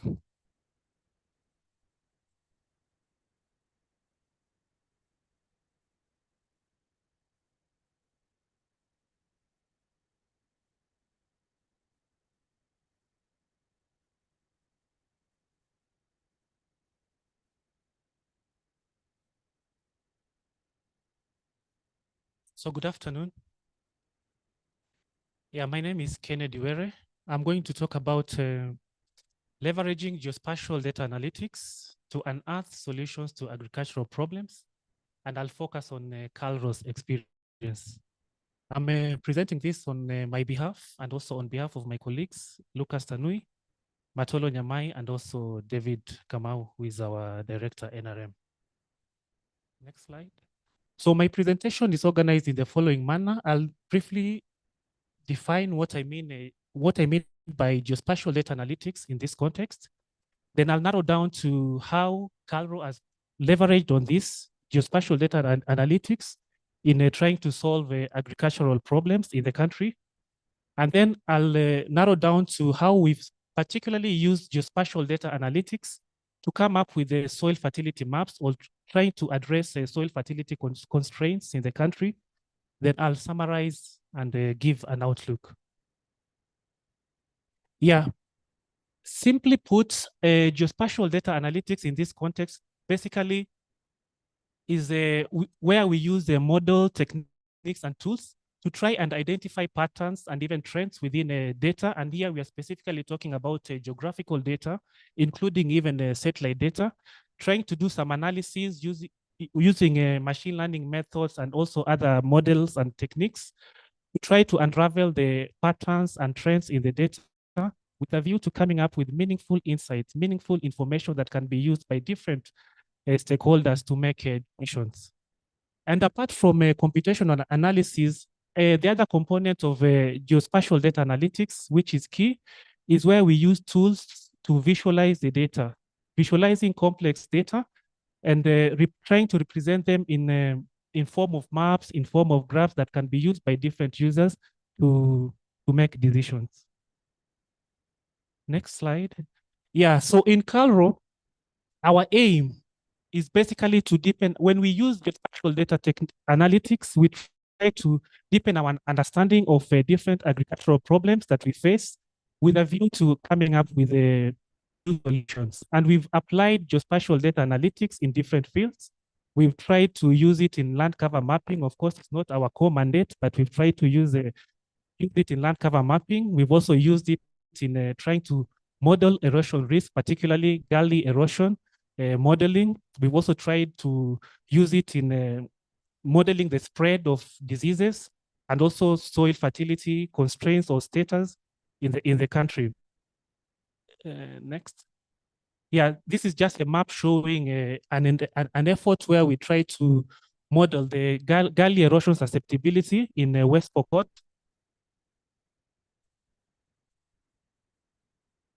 Yeah, and we've also used that geospatial data analytics to come up with a different map showing the spatial distribution of different soil fertility parameters and also land suitability analysis. So now I'll focus on how we've used the geospatial data analytics specifically to come up with models that help us to develop soil fertility maps. Yeah, so we have digital soil modeling and a mapping workflow that we use. So once we have the soil data in a point form, we try to polish it up first and then combine it with the environmental data, which cover different soil forming factors. Here we are talking about climate, we are talking about terrain, we are talking about land use and other factors which affect the distribution of soil properties. So once we do that, we combine the two, the soil data points with the environmental covariates which are graded spatial data. Then we come up with a matrix showing the target attribute value, the target soil fertility attribute that we want to model with a set of covariates. And then once we have that, of course, the covariates can be many. So we also have to select the ones which are significant in that modeling endeavor. So once we have, we've matched the soil data with the covariates, we partition the data into two, the training data set and also the testing data set. The training data set we used to develop models here where we have the model calibration part. So the training data set is used to develop models. These models could be the machine learning models using, for example, a random forest, artificial neural network, support vector regression, and even simple models like regression kriging. So once we've established a good model for spatial distribution, of course, once we've developed the model, we test it. We come up with a good model. We test it using the training data set, and then we apply it to the set of to the stack of environmental covariates to come up with the digital soil fertility maps showing the spatial distribution of different soil fertility attributes. You could be interested in modeling maybe soil pH, soil organic carbon, soil nitrogen, and all that. So that is the workflow that we use to develop soil models and also the soil fertility maps in our lab. So once we do that, we come up with the outputs, which are the digital soil fertility maps. And how do these digital soil fertility maps look like? Next slide. So we have outputs showing different soil fertility maps, county level. This is Kakamega County. You can see the spatial distribution of soil phosphorus. And the other part, you can see the spatial distribution of soil pH. And then still on Kakamega County, we have a map showing the spatial distribution of potassium, the spatial distribution of soil organic carbon. Of course, these are the outputs of the different models that we developed using the workflow that I just showed. Next slide. Yeah, so once you have maps or prediction surfaces showing the different soil fertility attributes that you are interested in modeling, you can again combine them in a GIS setup, use the clustering algorithms to help you find areas which are similar, which have similar combinations of different soil fertility parameters that you've been modeling. In this case, we were modeling soil organic carbon, pH, potassium, and phosphorus in Kakamega. So once we overlay them and do the clustering, you can come up with, we came up with the different classes, which are, here I'm calling them recommendation domains. And remember, these are classes which have similar combinations of these 4 parameters that we had modeled. And this is just a summary table giving the descriptive statistics of each and every cluster. And these are the clusters that you can actually use to target site-specific fertilizer recommendations because they are similar in terms of those 4 parameters that we had modeled. And apart from the county maps, we can also come up with the soil maps showing the spatial distribution of different soil fertility parameters, again, covering the whole country. These maps were showed yesterday, but I'm just showing them again for those who are not here. So we have a potassium content covering the whole country, soil organic carbon content covering the whole country, the spatial distribution of soil fertility parameter or soil organic carbon covering the whole country. Next. Yeah, soil pH, soil phosphorus. And just to mention that this, we use in developing these maps, we use the legacy soil data with the workflow that I just showed. Next. So apart from just showing the static maps, I say that one component, key component of geospatial data analytics is using tools that can help us to visualize this data. So this is just a simple case where we've used the Google Earth Engine app to try to visualize actually the soil fertility maps that I've just showed you. So this one is more interactive. You can actually interact with the map, see how the different parameters vary. You can overlay them with satellite images, with terrain datasets and all that. And also it's good for sharing this work with the others. Next. Yeah, and before I conclude, I also just want to mention that we are doing this not just to keep the maps, but also to share them in a similar platform, the platform that we are talking about here. But we've also started working with other partners. Like, for example, we are doing a project with ISRIC. It's entitled the Land, Soil and Crops Information Hub, where we are trying to consolidate all this information on land, information on soils, information on climate, and also information on crops, bringing them together so that we can be able to share this data, to make them findable, to make them accessible, to make them interoperable, and also to make them reusable. So there are also similar initiatives which are ongoing, and I think also this forum can borrow from. So in summary, I just wanted to highlight the efforts that Caro is undertaking to use geospatial data analytics to try to solve agricultural issues in the country, and I've just zeroed down to soil fertility mapping. And I've also, of course, this demonstrates the capacity that is there in Calro it is there, but of course, we still need to to enhance it.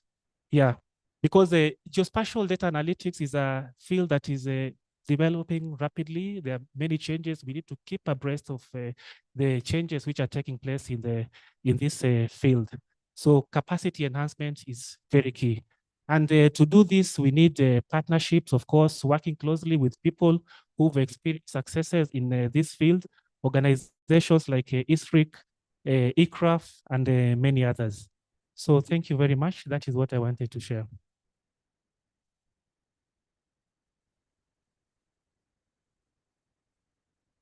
Thank you, Dr. Were. Now, we want to make a decision here. For this session on model development, we are still remaining with two presentations. The first presentation is from Chanet, from working for International Institute of Tropical Agriculture. And the second presentation is from Patrick, who also had another presentation this morning. They will be doing online presentation, but these presentations will start exactly at 2 p.m. So we go for lunch now and be in the room seated by 2 p.m. Is that okay? Yes. So I want to suggest a volunteer to pray for us for lunch as we break for our lunch. Any volunteer, lead us in prayer. A volunteer, please.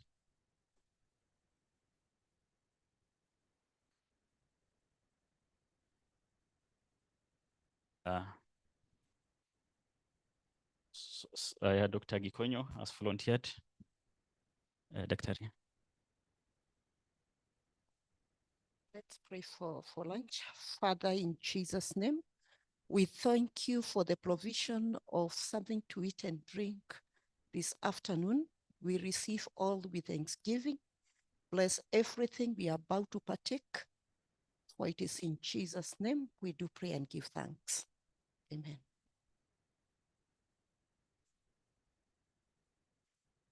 Thank you. So, karibuni lunch. The lunch will be in first floor.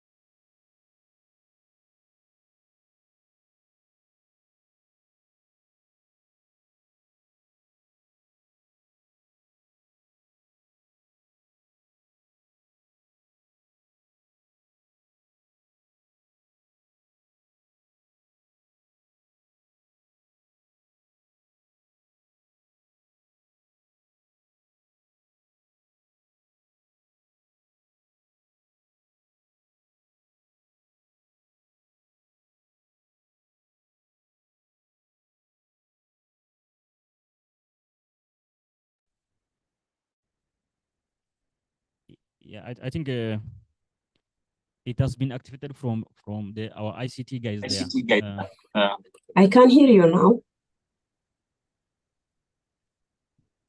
Can you hear me? Yeah, they are working on it.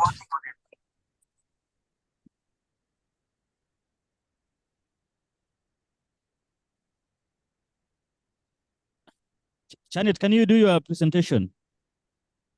Yes, of course. Please go on. Okay. Hopefully you can see my screen.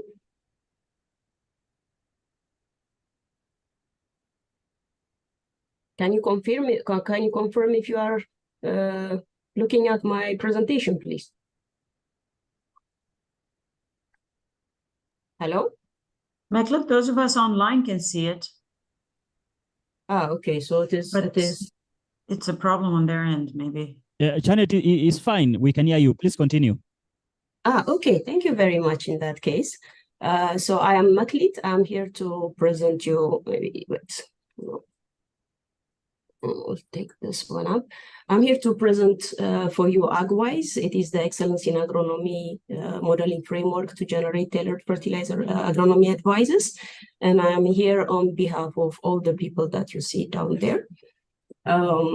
So AgWise, to say a bit about it, it is a joint effort. As you see, these many people are coming from different city centers. We are not all sitting in one organization working for one project, but we have our own assignments in our institution, but we contribute on our diverse expertise and experiences. And it is a standing based on the continual learning. You know, we took the learnings from Akilimo, from Gaia on acid soils, from ADACAP on weather forecast and the like. Our functions are standing in a different modules. So we do have a modular design, which helps us, for instance, to plug out a specific module and advance and maintain it independent without disturbing the whole workflow. And it just adds flexibility for us to scale it, to make use of it in a different combination. And the other aspect of AgWise is it can consume both legacy and current data. Currently, already, we are working, sourcing data from open sources on field data, from CAROP, from Guardian, and satellite-based data, digital soil maps, and all that. We are also working with partners, IFDC, One Acre Fund, Kilimo, Calro, to mention few. So we are sharing data with them and analytics together. We are delivering advisory based on that. Currently, we do have a modeling framework for maize, rice, potato, wheat, soybean, and cassava. It doesn't mean we are limited to these crops, but at this point, we are working on these crops. And if there is one thing that I really want to share with all of you, and I even don't mind concluding my presentation with that, the co-development issue is the central part of what we do in AgWise. As you already see it, we are coming from different organizations, different projects serving excellence in agronomy, but we also coming from different things. That already gives you the idea of that co-development is already implemented in it. So our core principle is we have to center around what the partners need, right? And we have to kind of guarantee a maximum knowledge transfer. Because what we are doing is we are going to work in a certain project. We are formulating a project, right? And that project time will come where that project is no more. And in that post-project era, Calro at least should be able to maintain all the functionalities, all the solutions we are going to develop in this project. In a better situation, they should be able to update it with new data arriving into their system. But the best scenario will be they will be able to scale it and just develop it, expand on that one. And for AgWise, for instance, what we are doing in Ethiopia, the Ethiopia government demanding different institutions coming to them with different solutions, and the government demanded, go back and harmonize your work. And there, the AgWise complete framework is made available to them. These different institutes are motivated by the decision of the government to fully open their data and their analytics, and we are working on that. That can be one example. The other example is the work we do in Rwanda, involves actually in Ethiopia, the whole work will be at the end of the day deployed in the system governed by the National Research Center. In Rwanda, the same. The whole work that we are doing is made available for RAP, which is the National Research Center in Rwanda, and we are in the process of figuring out how to involve their data sciences to be trained. So this is the core, and we want to do it with CalRO, not taking their data into analytics. We want to actually reverse it and bring the Agwise modeling framework, the whole analytics, into the CalRO system. Let's deploy it there. Let us improve what we have together with them, and that will be a safety net for sustainability. If I go further, how can I avoid this thing? This thing is bothering me here. Can I not just make it disappear? Yeah, anyway, okay. Let me go further. These are like the key components of Agwise that we have. We always start from understanding the demand, the partner network. Partners in this case are not the last beneficiaries, the smallholder farmers or the scaling partners. Partners are somebody who is doing something between where the question is raised until we achieve behavioral change with farmers to use the solution sustainably. Everybody who's doing something here is a partner, and understanding the partner will help us to understand the existing knowledge, data, what is needed, what is the capability available, what functionality will serve that need based. If we have this information, we move into developing tailored fertilizer advice. In this conference, a lot of emphasis is given for soil for good reason, but fertilizer advice or agronomy advice goes beyond the soil. So in advice, weather, crop requirements, market, socioeconomics, all this data we source from what is available currently. But there is definitely a need to deal to work in the data sourcing and management aspect of this one. In addition, the fertilizer advice in Agwise could be tailored for different optimizations. For instance, the need could be for an organization to maximize profit. For the other, it could be filling the field gap or even evaluating different fertilizer formulations. All that we can do. And to increase the benefit from tailored fertilizer advice, we invest on optimal planting days, and cultivar advice are together given with the fertilizer advice. In addition to that, the soil health aspect, currently we are developing components for soil acid management, taking the Gaia learnings there, the soil health, the SFM applications there, and the good agronomic practices. And we are making our advisories climate smart, which means the within season advisory and the variance, the uncertainty that we see in the weather forecast, those things are being incorporated in the advisory that we have.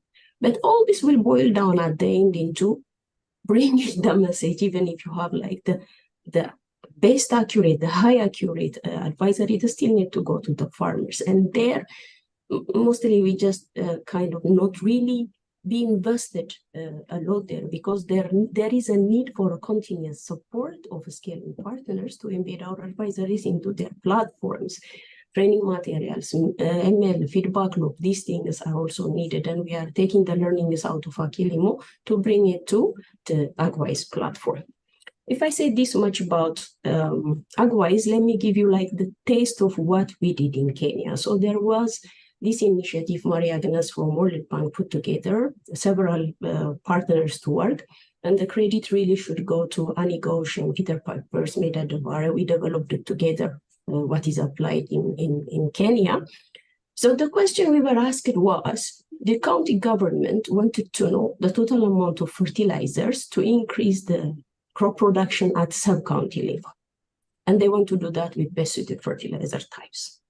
The e-voucher fertilizer subsidy program want to know the maximum amount of fertilizer that they can subsidize given the profile they have from the farmer registry. And they want to do that with reduced investment risk. For the extension service, one, it was getting the advice itself, and two, inform the subsequent processes of profitability on fertilizer use and so on. Well, we took this challenge and we went into sourcing your data. In sourcing your data, we use CAROP. Here already you have this open data sharing and managing standardization, showing you value for money. So we could manage to get just about 4,000 observations, field observations, but there was no, really hear me well, there was no sufficient amount of data for Kenya. So we have to expand our search in East Africa, similar agroecologies with Kenya. Hopefully this gap will be filled in the next phase with Calvo and all other partners here. We used that data. The digital soil information was sourced from open source down soil grids, and there was a survey data on yield under smallholder management practices from 1 acre fund and Calvo 1 acre fund made available for us more than 16,000 smallholder farm survey data. And the current production level was sourced from Kilimo on a county level between 2012 and 2018. We used this data and we applied a workflow. So in otherwise, when we say a workflow, there is no really a generalized workflow because the modules could be put together in a different way. But this is what we did specifically for Kenya. We start from the ground truth, the field data, and assess the capacity of the soil to supply nutrient for maize. And that we scale it into the whole target area by using AI-assisted machine learning models and sourcing open source data on soil, weather, and topography, and the like. Now we know the soil supply, the soil nutrient supply, we move and look that into the survey data, which helps us to understand how is the yield limitation under smallholder farmers management, which means quantifying the yield gap. That now we know the soil, now we know the yield gap, and Calvo providing us their optimization criteria, fertilizer types and prices that they have, we could compute tailored fertilizer advice. So the next step will be then validating, and when we are satisfied, scaling it. So applying this workflow, you already saw this result shared by Meda. What it is showing you is if we take the current production, the average sub-county level maize production from 2012 to 2018 as a baseline, and if we want to increase yield by 30%, what will be the need for NPK 17 and CAN at sub-county level? That is what we see. I would also like to give you a taste of a flavor of what we did in Rwanda very, very shortly. So in Rwanda, the question was, for potato, currently the government has a blanket recommendation of 300 kilograms per hectare. And what they want to know is, if we want to maintain our yield, the current yield that we are getting from the blanket recommendation, but reduce the fertilizer cost, what would that look like? That was one question. And the other one was, if we want to increase production by 10 or 20%, what would the fertilizer recommendation look like? And this should be developed within the requirement of it should be compatible with their current delivery system for immediate action. And the other one is they requested for advisory at agroecology level using for the fertilizers that they have, the fertilizer types that they have. So I will not go through what data we sourced, what we did, what kind of workflow we did, but this was the result we get. If they want to keep their current blanket recommendation, currently they are applying 6 bags of fertilizer, a 50 kilogram a bag, but they can do that with 4 bags, which means they can reduce, keeping the blanket, the yield they get from the blanket recommendation, they can reduce their fertilizer cost by 30%. If they choose to increase the yield by 20%, on top of the 6 bags, they need to just add 1 extra bag, which means a 16% increase in fertilizer cost, leading to a 20% yield increase, which turns out to be profitable. And the validation data are coming in. They look like good. We will have a complete result soon. So beyond this, currently, what is AGWISE doing? And in Ethiopia, as I said, we are working on 5 crops. The first 3 are going very well, but the 2 will be added soon. In Rwanda, we are working on these other 5 crops. In Nigeria, maize and rice is standing. In Zambezi region, Ghana, soybean and maize is the ask. We have a cassava. So in some places, it is supporting what Akilimo did, and some others it is scaling up. In Cambodia, rice and many requests are coming. So this will be like my last slide, and I want to focus on this one. What will be the next steps in terms of new or improved functionality? What is it that we want to do? First of all, we want to incorporate the soil health component that we are developing. We already have data, the discussions are going, the modeling is proceeding. If anyone willing to collaborate on that one, we will be happy. We want to make our advisory climate smart. There is already a work going, looking into for the whole maize growing region, Kenya, using the last 40 years weather data, we are simulating yield. I think it is almost finalized, to be finalized this week, if I'm not wrong. But that is looking backward, and looking forward, we needed to have a better quality forecasted data to be able to adjust for that. And the other one is we can help. I heard a clear question yesterday by a gentleman from Cairo again, or someone else as well, that they want to identify what is best suited fertilizer because they want to account crop-specific requirements, its impact on environment, in cost reduction. We can do that. We can help you with this comfortably. In maximizing profit, the algorithm currently working on coarser resolution could be made to work, taking into account user profile and risk attitude of even individual farmers. That could be skills. And we want to be part of work being done around artificial intelligence for agronomy. We already have our own ideas we are playing around with, but we will be very much willing to work with you. In order to do that, what data we will need? First of all, the curated on-farm survey data from Cairo need to be able to be continuously updated and continuously being used in the data. And for that, I'm not asking for Cairo to grind the data and make it available for analytics, but the analytics will come to them and they can also do that. I cannot stress enough about having quality yield response data, because even if we have the luxury and the resources to hire the top data scientists and engineers from OpenAI, if our data is, poor, the result is always poor. And we need to have a support from Cairo who put together their senior field agronomy expertise with real experience. Therefore, they can evaluate our output. Because you know how modeling is. If I take the initial of your name with your height, I might be able to find the trend, So we need to have a very critical eyes with experience to challenge us. The soil maps, what we are using is what is available now, but it seems like there is a lot of promise to improve that. That will be most welcome. A better weather forecast data, a better satellite-based data. There are many partners here who has expertise on that one. And last but not least, the commodity prices. With the volatile market, it will be good if our platform can, in real-time sense, adjust for the prices. So this is what we need, and this is what we would like to work together. That's it. Thank you. Your feedback and questions. Thank you, Janet. Just be available online in case there will be some clarification from the floor. So Patrick. Yeah. So we expect some 10-minute presentation from Patrick. Patrick, please give us your second presentation for the day. Okay, I'm sharing my screen straight away. Here, can you see it? Is it okay? Yeah, it's okay. Go on, please.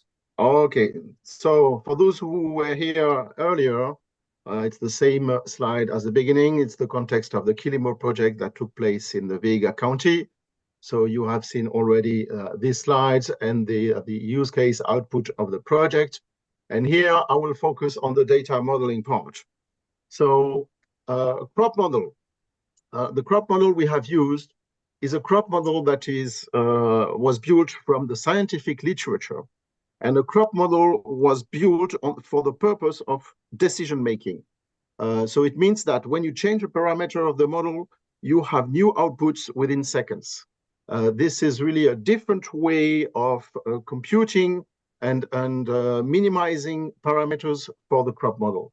So the crop model is here to integrate multiple effects and predict complex system behavior with the aim to generate tailored crop practices according to all the events of a specific plot. So earlier we have seen input data such as weather, such as soil database, and farmer and extension officers input. And I will go a little bit more into detail into the crop model. So this crop model was really built again with this aim of generating a tailored crop itinerary. So the inputs are summarized here. You have crop information, of course, with variety, planting date and planting depth, farming practices, very important, soil characteristics from relevant databases, and weather. The crop model itself consists of two models. In fact, there is a soil model where there is the carbon, the nitrogen, and the water cycle that is completely mechanistically modeled, with each link having a scientific reference behind it. It's based on the STIX model for the plant models here. And it's connected to the plant model that runs on a daily basis that simulates biomass production and, of course, morphogenesis, organogenesis, and phenology. It can have an expert outcome, an outview to visualize growth stage, daily biomass, vegetative biomass, and reproductive biomass in terms of yield. But to have such output, you already need some agronomic skills. Next to this model, we have implemented during the course of the project two new indicators. The first indicator is for sustainability and the other one for carbon storage. I will come to that in a minute. So the idea, using the output of this model in terms of growth and key stage schedule, impact-driven fertilizer management, and yield and carbon balance provision, it's really to generate, together with the extension officers, of a crop itinerary that will be applied to a group of farmers behind the extension officers' authorities. So now we have set up this model in the Vega County for during the 2 seasons. And we have calibrated the model. And on this slide, I will show you 2 types of practices to avoid, and which are practices that we have seen on the ground, and good practices that have been optimized by the model. And you can see there is seven parameters that are slightly different, all at the same level of mineral fertilization, with difference in tillage, with difference in burying residue and organic fertilization. And here, with the same level of fertilization, the impact on simulated yield is huge. We have a 57% increase in yield between these 2 conditions, with on the same place, with the same weather, with the same soil. So the message here is that it's really important to provide fertilizer, okay, but it's even more important to provide how to use this fertilizer in good time and in the good place. So as I said earlier, we have implemented the model with 2 other indicators. The first one is a mean for extension officers to evaluate how sustainable are the practices of the farmer. So for this, we have built a carbon scoring approach based on practices that favor carbon sequestration. And basically, it results in an indicator that varies between 0 and 1. It's and that we call a sustainability indicator. And on the other hand, it's a more mechanistic approach of soil organic carbon level at the season scale that is based on STIX models. It's STIX modeling. STIX model. It's from the scientific literature, in order to estimate the amount of carbon that will be stored during a season for a specific plot. So this is, of course, to anticipate the value of potential carbon market because African smallholder agriculture is really promising in terms of carbon storage, simply because there is already 2 seasons a year. So what have we done with these indicators? So this is the kind of output we have provided authorities with. On the top line, you can see yield, and on the bottom line, carbon flow. And here in front of you, you have 5 fertilization scenarios. No fertilization on the left, organic fertilization here on the second, and then 3 levels of mineral fertilization. And of course, the information is geographically organized within the Vega County. And as you can see, okay, the more you fertilize, the more you increase yield. But the the poorer you are making your soils, in fact. So by this kind of output, we aim to promote sustainable practice more than productivity practices. But on this last slide, the good news is that when we compare predicted yield and sustainability score, and this is shown on this graph, there is not a lot of data yet, but this is what it shows. We can clearly see that there is no direct relationship between sustainability and productivity. And this is a great news because it means that both are compatible. So it is possible to adopt sustainable practices without compromising a system's productivity. And carbon storage strategy need to be thought through and supported over several crop years. And finally, because we have found, as I said earlier, that there is more nitrogen at the end of the season, there are simple levers, such as the restitution of straws or the introduction of CPAN, which are scavengers of nitrogen, that should be encouraged in crop rotation. So yes, all these are integrated into the system in an integrative farming management platform that shows simple output in terms of yield gap, and sustainable indicators. And all that is translated into SMS messages that are driven and managed also at the extension officers level, where farmers can confirm their intervention. And I will stop here. And if there are any questions, I will be happy to answer. Thanks for your attention. Thank you, Patrick. Thank you, Patrick. So this is the last presentation for this session, the session on model development. We had 3 presentations in this session on model development. I want to open it for discussion. We will have few questions and reactions. If you remember, the first presentation under this session was by Carol on GIS. That was followed by presentation from Dr. Meklit. She presented on Agwise model. And then Patrick presented to us crop model input data. If there's any reaction, any question from the floor on these 3 presentations, please welcome and ask your question. So can you have another mic, please?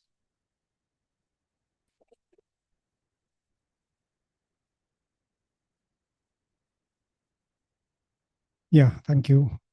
You know, my question is for the last 2 presentations. I think it is a very interesting product, you know, which helps, you know, implementing actually practices. I was really wondering because, you know, on your modeling, have you ever tried to simulate or predict future impacts of what we are doing today in terms of particularly chemicals, you know, chemical inputs? And then how does really the whole, you know, the economic benefit, environmental benefit would look like in 20, 30 years? And have you ever thought any kind of stochastic impact evaluation or something in the future? I'm saying that because most people say that we use chemical fertilizers if you are targeting yield, fine. But what would be its impact on soil biology in 10 years? We don't know. So have you made any efforts to also understand what the future outcome, positive or negative, might be of the question we give today? Thanks.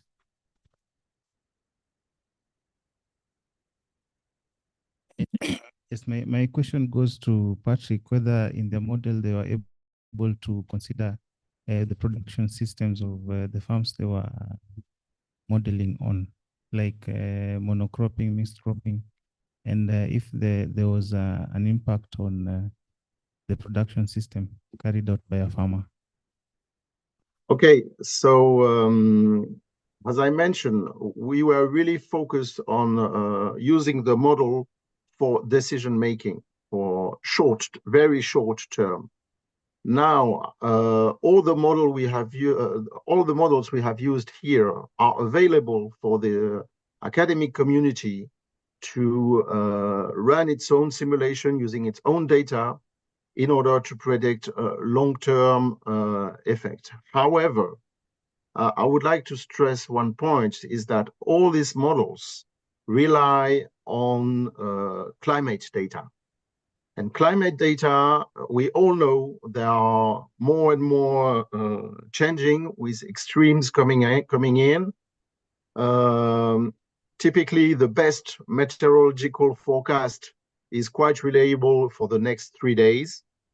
Having long-term perspective it's important, but it implies a lot of work, a lot of scenario that can be related to the climate analysis.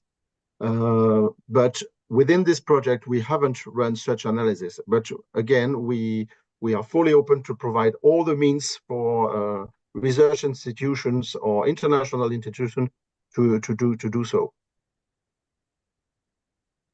Thank you, Patrick. There's this first question on future impact evaluation using this model. Either Patrick or Dr. Meklit, can you please respond on this?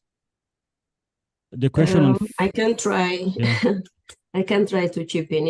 I relate to that question because I saw it when the Ethiopians present their result. I saw it yesterday when Kalu shows the effectiveness of the chemical fertilizer we are adding. The general trend is yield is going down. That is because probably we are affecting, we're just disturbing the soil balance. We are affecting the environment, right?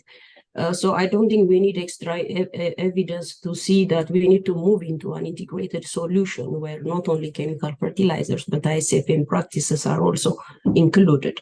And for that purpose, when we say ISFM, we don't advise the target at this point is looking into use of organic matter to replenish the soil, address like intercropping and crop rotation kind of practices. Those are part of this. So my answer will be, although we didn't do the simulation to predict what will be the yield in 2030, there are climate forecast data for after 30 years and after 50 years. We can easily run the simulation and see, but I don't think we need to be convinced yet. We are convinced that there is an issue, and we need to solve it by restoring the soil. That will be my answer. Thank you. There's one question from the floor, please.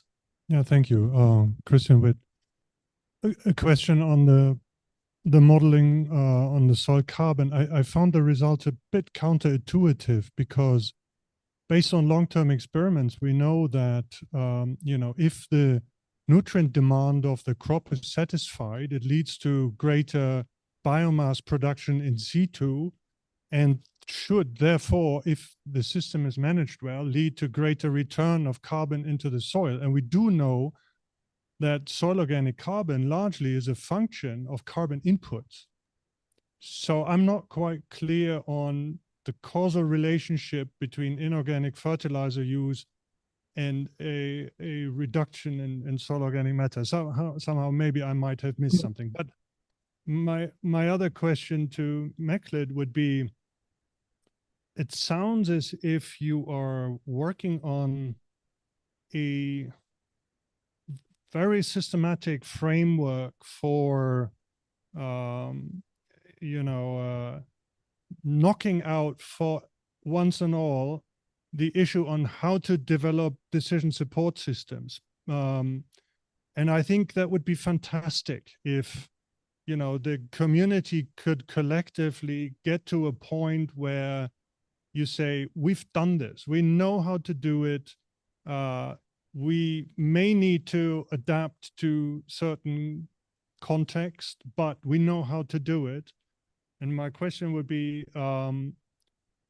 is it possible to assess, existing, let's say, decision support tools in a systematic way such that one could have a verification in a very rapid fashion on whether, your diagnostic tool, your decision support tools would create, noise or outliers or irresponsible recommendations? Is there a way to compare apples and oranges in a way so that one could say, yeah, this performs well, there's no need to replace it with something else, or are there gaps that need to be developed or sorted? So anyway, I find it very encouraging to see that it's quite likely that maybe once and for all we can say we've done that. We don't need to do this the next 30 years, but we have a solution and can move on with the next wave of innovation that we need, some of the things around AI and further calibration and so on. Yeah. So thank you. Thank you. Dr. Meklit, please respond to those. Okay, thank you, Christian. It really, I mean, I agree fully, more than 100% if there was something like that.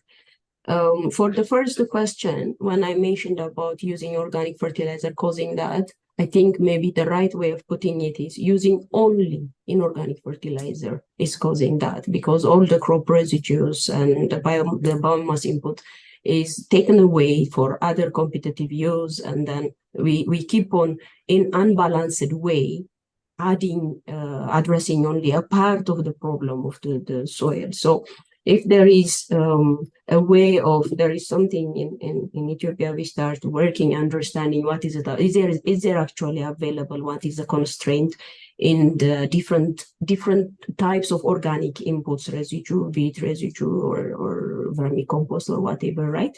So indeed, using inorganic fertilizer is not causing this problem. The problem is the lacking part. That is what at least I would understand. That's how I understand. For your second question, definitely, I think this collaboration, there is a lot of, sometimes the collaboration is a troubled water because there is this, the elephant in the room, the competition under the tables, and that is inhibiting us to go forward, but repeating the same thing in different ways.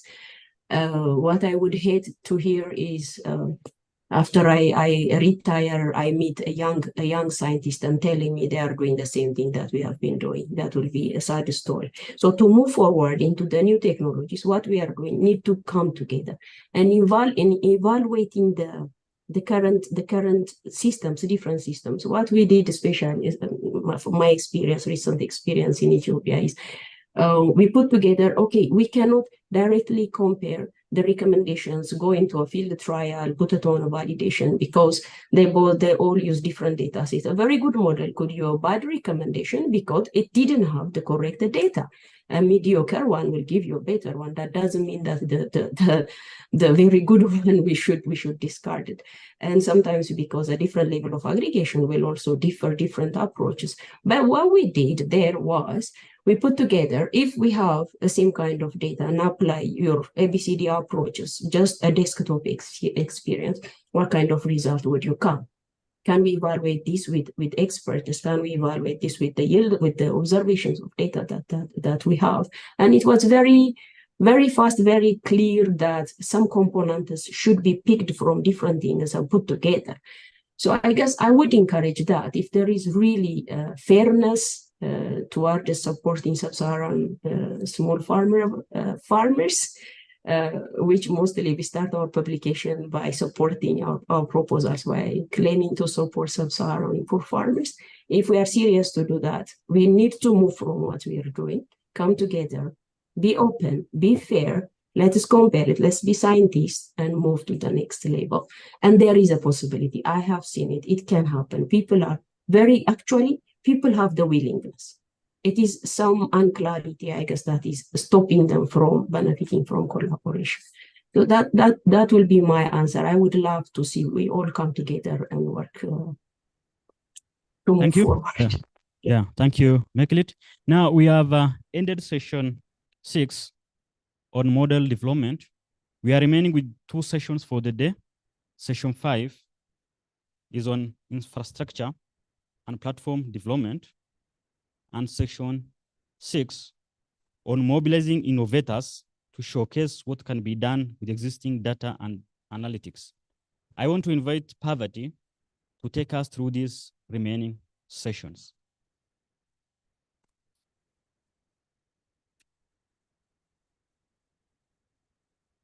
Thank you so much.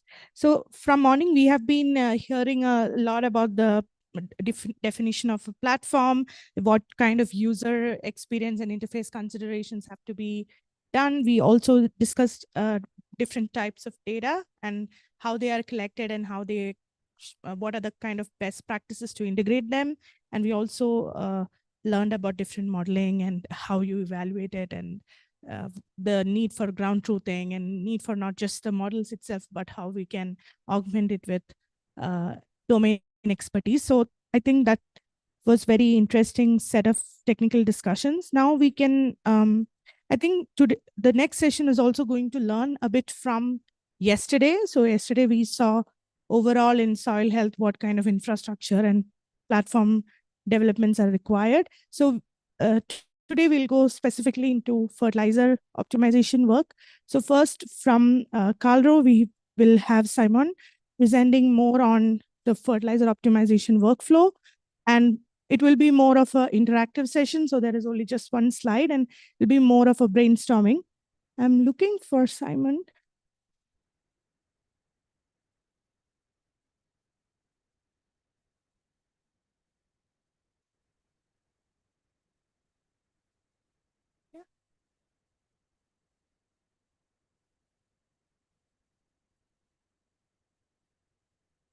Okay, while we wait for Simon, maybe I'll hand over to Marie-Agnes to quickly summarize like the few takeaways from yesterday. Okay, so I'm taking over from Parvati actually. Sorry, I'm actually going to improvise here because I was not supposed to speak, but so takeaway from yesterday. Maybe going back to the storyline of why we've organized the workshop in that way yesterday, and maybe why so much focus on some elements which can very much look to a lot of you as IT. The story behind, and I think also going back to a conversation I had during the cocktail, which I think is important to emphasize. We all know that there's a lot of data. It's been there for a long time, even though the tech is allowing us to have more data. There's more models. But we know that now, with all the processing power and more data, we can do more with these models. And you've seen, you know, with the different examples of models we've had today, we can do so much more than before. That means we can do better at providing advice to farmers. That means we can do better at different types of policies. Because what's the story of why ultimately most governments around the world have for many, many years used blanket subsidies on fertilizers? The real story is that there was no other way to do things. We didn't know about data on the environment. We couldn't monitor the impact on the environment. We couldn't do any of this. Now, this is the great power of data and digital now. And this is why, we kind of integrate digital and data infrastructure as the enabler of all this new great work that we can leverage, even better leverage in the data that existed, new types of data, new types of models, etc. So this is why you have this approach of this creation of the platform and really integrating the soil data people, the soil researchers with the IT team to try to see how we use these elements of infrastructure as an enabler, and not only to address the soil health, but also later on maybe for other use cases. Because some data we didn't talk about this morning, which was also essential, is the farmer registry, for example. So we can use it now for reaching out to farmers, for providing them new advice, but there will be other use for these farmer registries. But we also need to be able to access them. So we need to connect the soil research, the modeling with the farmer registries to provide them with advice. So this is why we've organized the sessions like that. We organize them as there's the soil science, but there's also the IT element that we need to leverage. And we have our colleagues, and GIZ is really strong in supporting this with providing technical assistance. Others here have been providing this. So I see Parvati is back. So I've said a few words. So maybe Parvati, you can come back and take the floor. Thanks. Thanks for saving the day, Marie-Agnes. Now over to you, Simon. Thanks.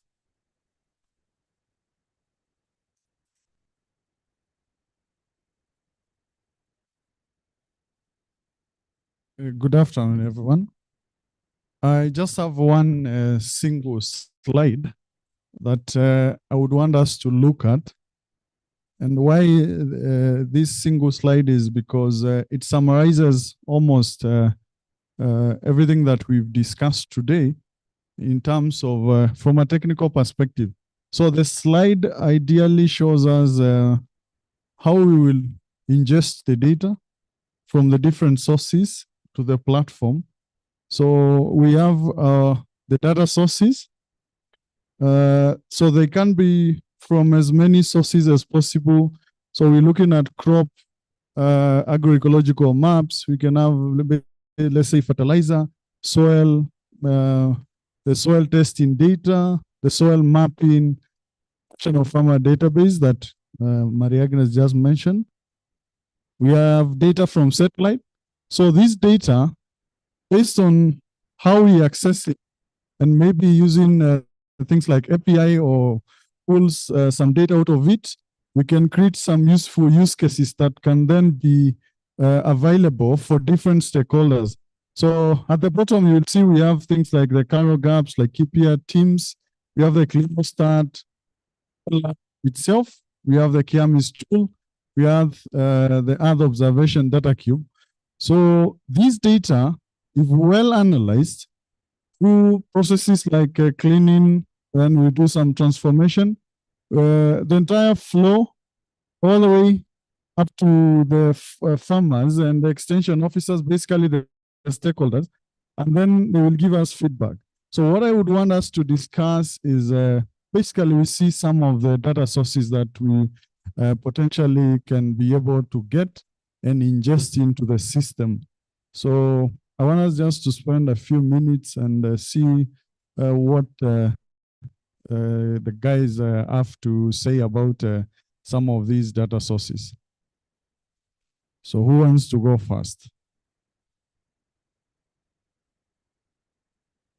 Yes. Do you have an? Okay, you can use mine. Thank you. This is Mark from Kenya Space Agency. Of course, you can already guess. I'd like to plug in. Of course, we'll talk about the satellite data. And what I'd like to say is that a lot of these substrates, like all these applications, have a geospatial layer that is maybe not mapped here, but that should exist. And I'm very happy about this platform because it gives the potential special practitioners in the room.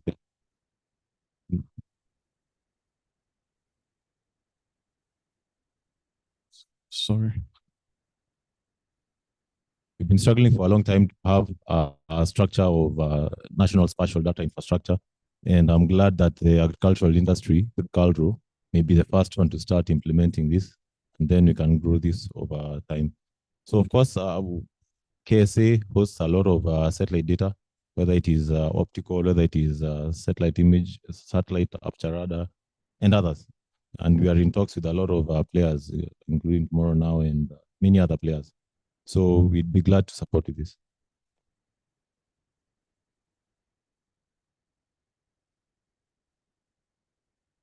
Yes. I know Henry has data, so even if he doesn't want to talk, he will still have to talk. So Henry.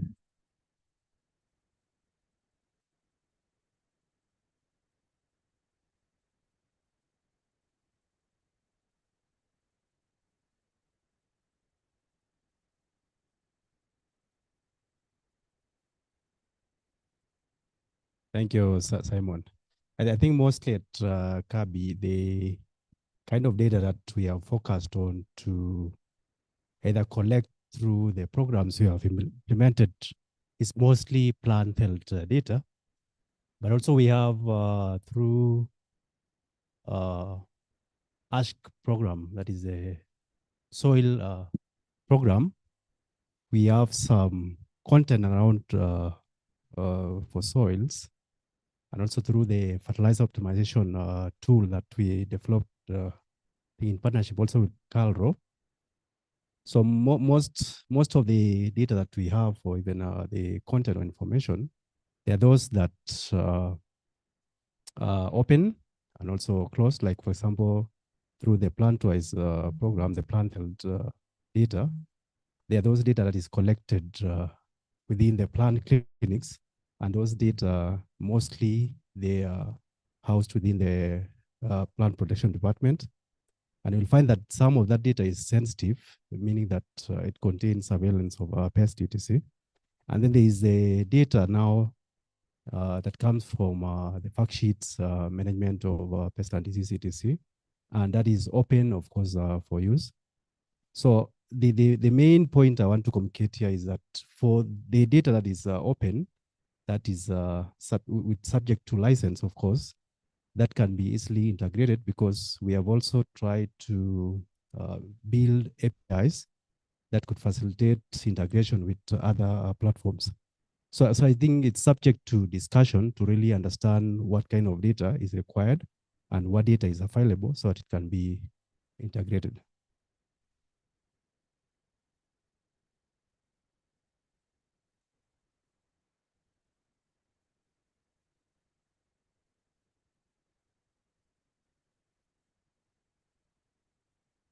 I think, Simon, we might change from Caro Soil Lab to Soil Maps, because Soil Labs is limiting to what's coming from the lab. Yes, yes. So should read Soil Maps. Thank you. Yes. And then also I think we need a layer between the data lakes and this other, but we could discuss that later, but just change that to Soil Maps. All right. Thank you, Doc, for that. So basically, this is just a prototype for what we think we can have. So we are open to suggestions and improvements on the flow, and of course, how the system will look like. Yes, Parvati.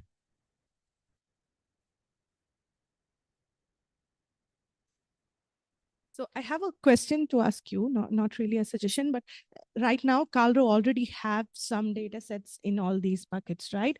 Where do you see the biggest gap? Like if, let's say you have to kind of, you see some gaps and where you would like to invest further in identifying more quality data sets. So where do you see the biggest gaps? I think for us, we have the biggest gap when it comes to the soil data, because even if that data is there, it's not yet geotagged. And you know, the aspect of geotagging it is very key for us. So if we could find a way to improve the quality of that data by geotagging it, then of course it will be easier for us when we want to do geo-based advisories or interventions. Yeah. Anyone else wants to comment? Yes.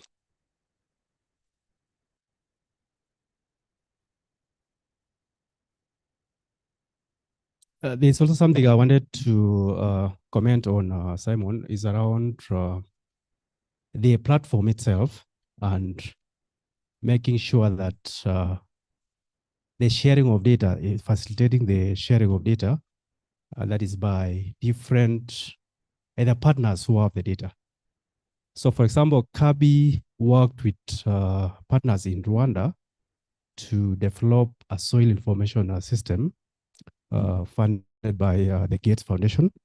And what happened is that Kabi facilitated or helped the government, that is the Ministry of Agriculture in Rwanda and the research institution within Rwanda to develop data sharing guidelines or policy that would now facilitate the sharing of data. So I think that's something that could also, Kabi could come in to provide advice on how to develop data sharing guidelines based on the FAIR principles. Thank you, Henry. I think we'll be learning a lot from the already done interventions on this. Yes, one more question at the back.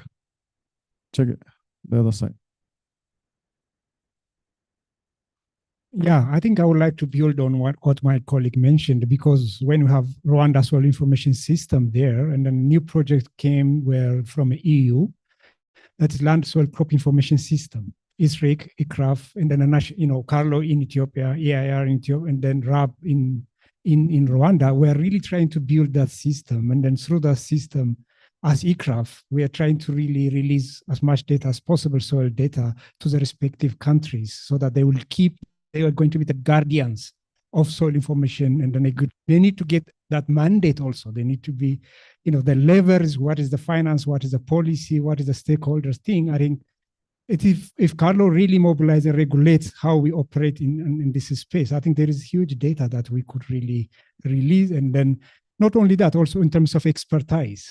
It could be intangible, but there's also a lot of experts within the systems by which, we can also spare our time to work with Carlo, even, if it is not really accounted in monetary terms, but we would like to also contribute in kind. Thank you very much. And I think, Salim, you have your first partner who is willing to collaborate with you. Yes, I think we can take one more question. You can see the chair looking at me.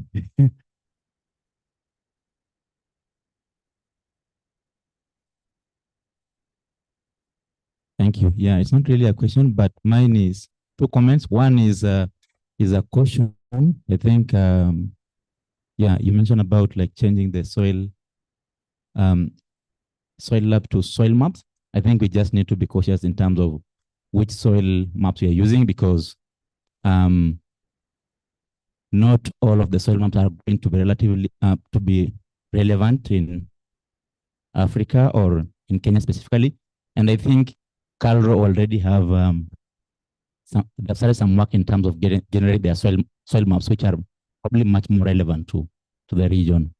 Like in Wanakafan, we found sometimes some soil maps that are produced, when you try and check the nutrient deficiency or sufficiency, it doesn't necessarily mean that adding that nutrient is going to have a yield response, especially those in the US Corn Belt, think. So yeah, just that one question. Another one is, I think I've seen a lot of discussion, mainly talking about soil health but for fertilizer recommendations only. I think it can be more than fertilizer. Like we could talk about lime response, for example, erosion risk, think soil biology, and then the physical health. Like really not just think soil health is huge. We're really just concentrating on fertilizer fertilizer needs. I think we need to be more broader than that. Okay, thank you for the comment. And I think for the soil health, I think that's general, and we'll be able probably to break it down into different subsets that address specific aspects when it comes to soil. So thank you. I think Chair and the moderator, back to you. Thank you.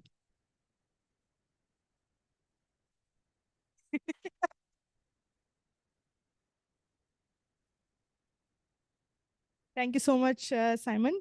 Next, we will see a few of the open source platforms out there that can be used for end-to-end from data processing until like building a full-fledged platform. So first, we have from Microsoft an open source platform called farmvibes.ai.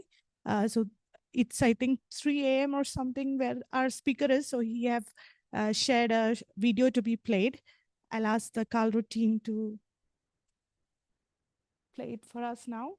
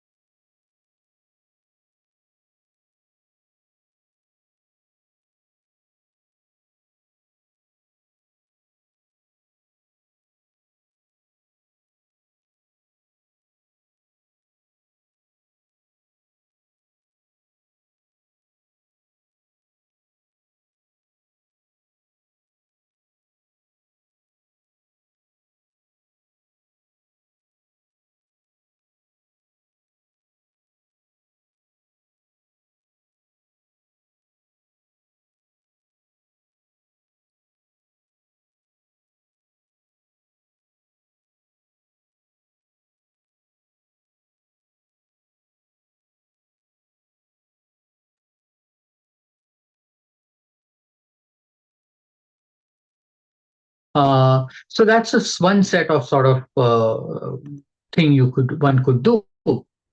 Here is another example of what we did. So for this particular farm, we took, bunch of different samples. I believe 100 different samples from different locations of the farm. Taking and did soil testing on those samples that was taken, and the nutrient information was collected back. Then we took that information and took satellite imagery and created a model to sort of give you where the heat map of how the nitrogen looks like at the farm.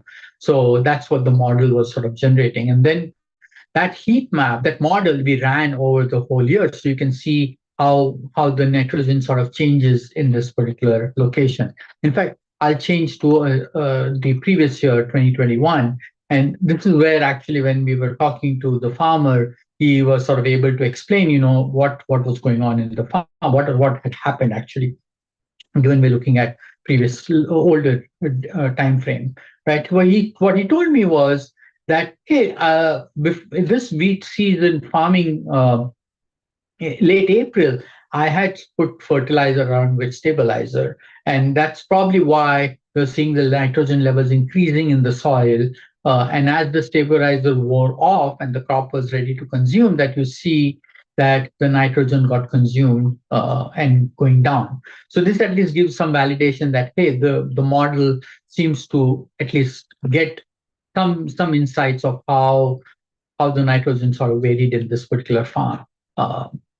Another example of showing, this is a Power BI dashboard of pulling different data sources together. There's historical information in this dashboard. There is some real-time information and some predictive information, right? So you can sort of see that there is some sensor information, sort of looking at historical sensors of how the data was at that location, and looking at some real-time information from the farm. The indices I sort of briefly talked about on the previous page. Another thing you could do is you can look at vegetation index and then use that as a way to sort of figure out when the potential germination period was or when the harvest period was, like you can see in this particular graph, as the vegetation index increases or drops, to use that as a way to sort of marker to figure out when these operations happened. You could see here as an example of the weather forecast, local weather forecast for that next day, right? And this is sort of useful because the farmer wants to know, hey, whether I should spray my herbicide in the morning or afternoon. That depends on the temperature and wind speed, so he can make a more educated decision about what he wants to do. This is another dashboard that we created. So here what we did is we ran that process model I talked earlier, the COMET process model. And what it requires like 10 years of historical information. Again, this is a US-based process model, so it works more for the local US locations. So we took 10 years of historical farm operations and farm data, and then we created like 2 years of future simulation practices that the farmer could potentially do. So we created a bunch of different simulations, different types of crop, different tillage, different planting dates and fertilizers and cover crop, and sort of generated this data set. So now you can sort of use that to do a what if analysis by saying, hey, what if I plant winter wheat next year? What if I did ridge tilling? How does that impact the amount of carbon being sequestered in my farm? Or like combining and saying this is the fertilizer I'm going to. So it gives you a way to sort of figure out what will probably be best suited for the location. Again, we believe the farmer knows more about their farm and the things, but many times they have to do guesswork based on their understanding. But if that guesswork can be removed by seeing some real data, then that helps in making the farmer making better decisions. Here is another example. So this is an example of a pineapple farm in Indonesia, right? So what we did is I found this farm and I sort of got some satellite imagery for that year, right? And as you can see, for that year, for the whole year, we got no images, few cloud, in fact, a lot more cloudy. In fact, if you see there were only 73 images in that whole year that we got. And there were only 9 images that had less than 10% cloudy pixel. So basically, there were a lot more clouds in this particular area in this year. So then we took one of these clear images and ran another model that was a segmentation NE model to figure out, the farm boundary. So we did the farm boundary. Now we took this farm boundary and ran the project space side, the daily cloud tree image that I sort of referred the Microsoft Research workflow, and we generated some of the indices on that satellite imagery. So what you're seeing here is that daily cloud tree image for that location that we generated. You see the the NDV, the vegetation index, the NDVI index, and the land surface index, and so that's basically what you're seeing here. And then looking at the plotting that for the whole year, now you can sort of see how the variation of land surface index, right? And this is probably one way to sort of look at maybe making some decisions for understand. Again, I'm not an agriculture expert, but I was told that for pineapple, you want to look at when the soil is driest and use that as a way to sort of when you should plant your pineapple heads. So this sort of could be potential way of looking at the trend and saying, hey, maybe we are getting to where it is dry soil and we should plant at this point. Here is another example. Again, the same farm. Getting the farm boundary and then running a optimal sensor placement or even soil sample collection. So the idea is looking at that farm and saying, hey, how do I look? What are the areas that look very similar? And so if I took samples or put sensors there, then that can give me a reasonably good view of what's happening at my total farm. So this is sort of another example of how you can sort of get some insights by using some of these techniques and geospatial data sets. I know I briefly mentioned earlier that there are like lots of different workflows. If you can see, there are like 65 or 60 plus workflows that are there for folks to sort of use. And again, for researchers and data scientists, there are a lot of Jupyter notebooks that they can use to get started to sort of showing how some of these things can be done. That I showed even in the demo, and there are a lot more examples in these notebooks. So hopefully this sort of helps you in sort of seeing how you can leverage some of this open source GitHub work that we have published from Microsoft Research. Another challenge in this space is, there is barrier to technology, right? We have a lot of different users. We have farmers who are making decisions and want to know things at the farm, agronomists, policymakers, bankers, and so on and so forth. They all have different needs, and some of them may want to do. And one of the, I guess, recent breakthroughs about using Gen AI is, the Q&A type of interfaces. This is where we believe it can make it easier for someone to ask a question and get an answer. I sort of joke about it now that, previously we used to talk about information at your fingertip, and now in fact it is answers at your fingertip. So what if you had built a co-pilot for a farmer who can sort of ask questions and get answers to his question?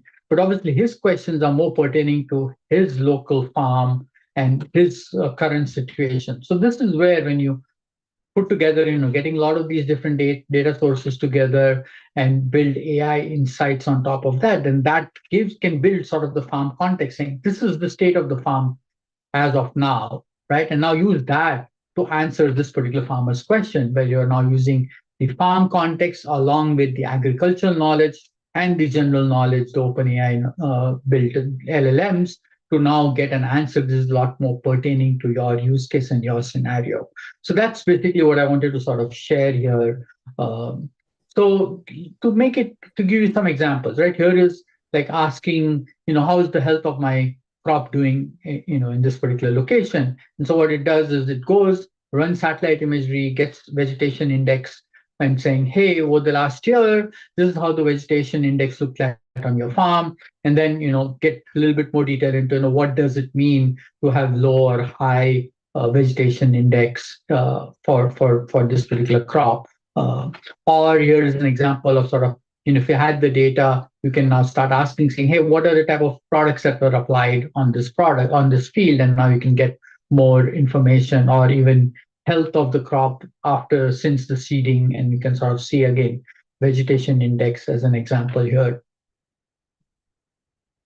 Or you want to ask, saying, hey, what's the best type of crop that I should plant? And given that it knows that this is sort of specific to particular location, in this example, we were sort of asking in context of Washington State, and it came up with answers which sort of said, hey, this is what you should use, and given the type of conditions and temperatures that are there in this region, this is what you should expect, and things like that.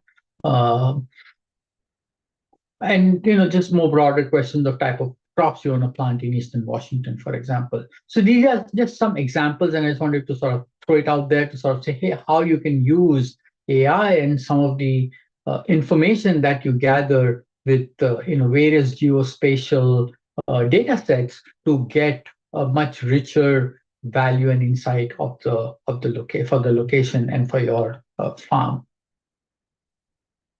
So our intention is to enable, these tools are there for folks who have agriculture expertise, and agronomists and data science can work together and build their own solutions on top of leveraging some tools like what we have put in open source. Thank you.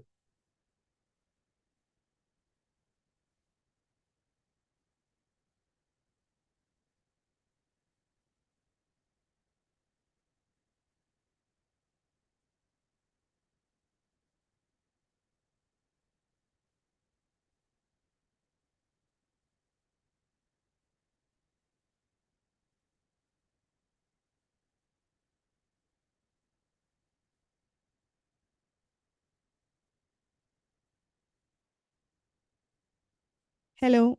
Yeah. So next we have Carl from FAO, who is going to speak a bit about the hand-in-hand geospatial platform, CEPAL, and other infrastructure and platform integrations that they have, and some of the lessons learned from their previous works around this. Carl, over to you. It would be great if you can give a quick introduction before starting the session. Thanks.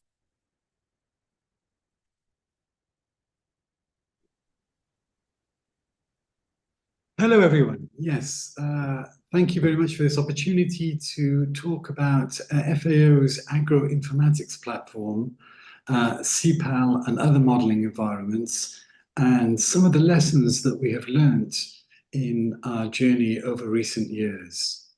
So let me jump straight in with the presentation, and hopefully there will be time for some questions at the end. So let me just present that.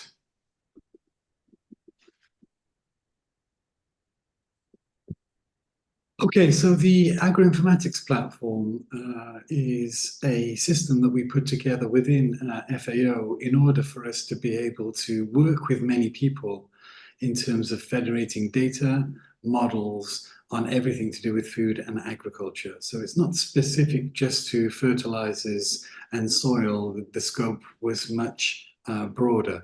But I hope from this presentation that you will find that many of the lessons that we learned could be applicable in the context of the scale-up of the system in Kenya. So firstly, working with data, it doesn't really matter whether there are data scientists, people producing a report, doing some analysis, or running a machine learning model. Often the objectives are always the same. So we have a couple of guiding mantra that we used, we developed during the course of the implementation of the agroinformatics platform. Firstly, if you can't find the data, it doesn't exist. So it's all well and good. We see many models, many examples of data over the previous day and a half. But if you cannot find them, then the data is not useful. So having a united catalog where you can organize, unify, and integrate data is absolutely critical in making the people that will be delivering the value using your data services productive. Secondly, once you've found the data, if you can't work out what the digital rights are, how to use it, who to contact for more questions, and what the limitations of the data are, again, the data doesn't have value. So the data needs to be documented.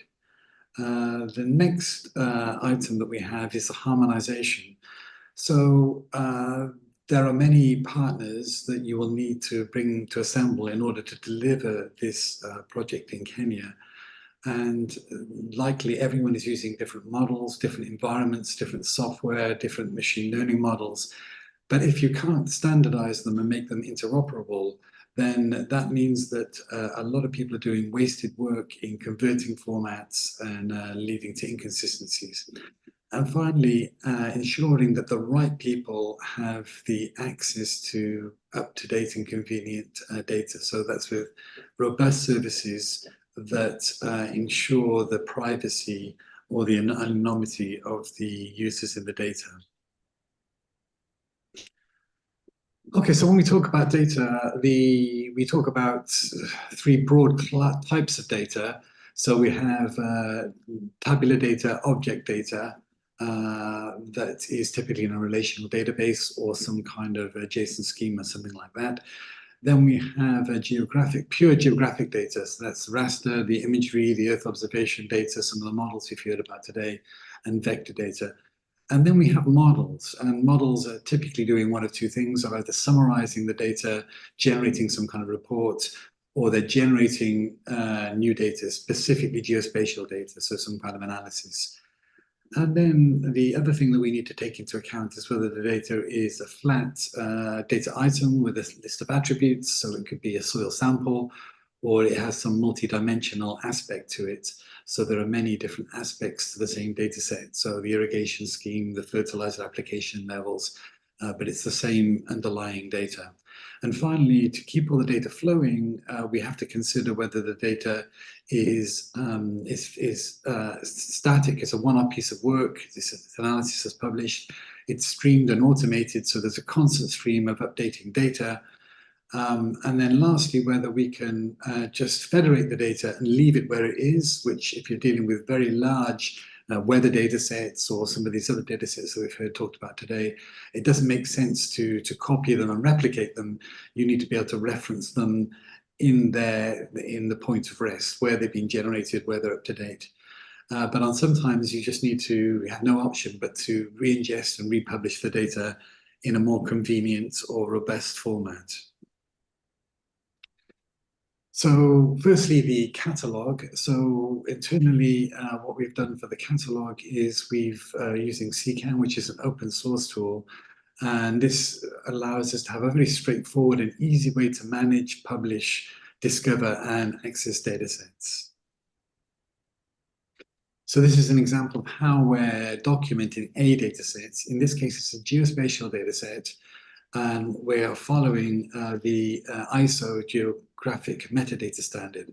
So that has a lot of advantages. It is an international standard. It's very comprehensive, and it will allow you to understand the complexities of the data, the data lineage, who to contact for more information. Now, if you're developing a model or deploying a model, that is absolutely critical. You need to know and to be able to contact the people that prepare the data. Another emerging standard, which is more for machine to machine, that is become very important, is STAC. So this is a spatial temporal asset catalog standard. And this is a standard that's been adopted by people like Microsoft, we just heard from, also from Google. For example, the Google Earth Engine catalog is also documented in STAC. And this means that if you're writing models and code, you can very quickly get to the details of the data, and it cuts out an awful lot of human work. It's also a much lighter standard than the full ISO standard. So that comes back to making your data convenient to use.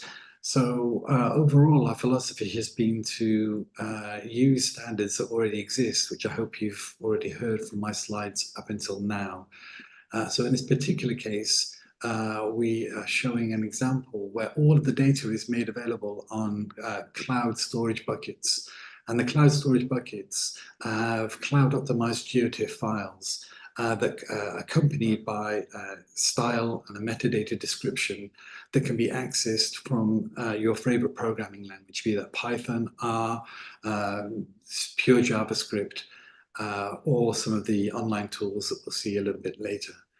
So the take-home message from this slide really is that it's important that your data is very easy to be accessed by humans and by machines and developers. So to that end, also the way that non-raster-based data is also accessed. So being very careful to look at the way that you publish the data in order to minimize the friction for people to be able to add value and solve the problems that you would like to with the underlying data sets.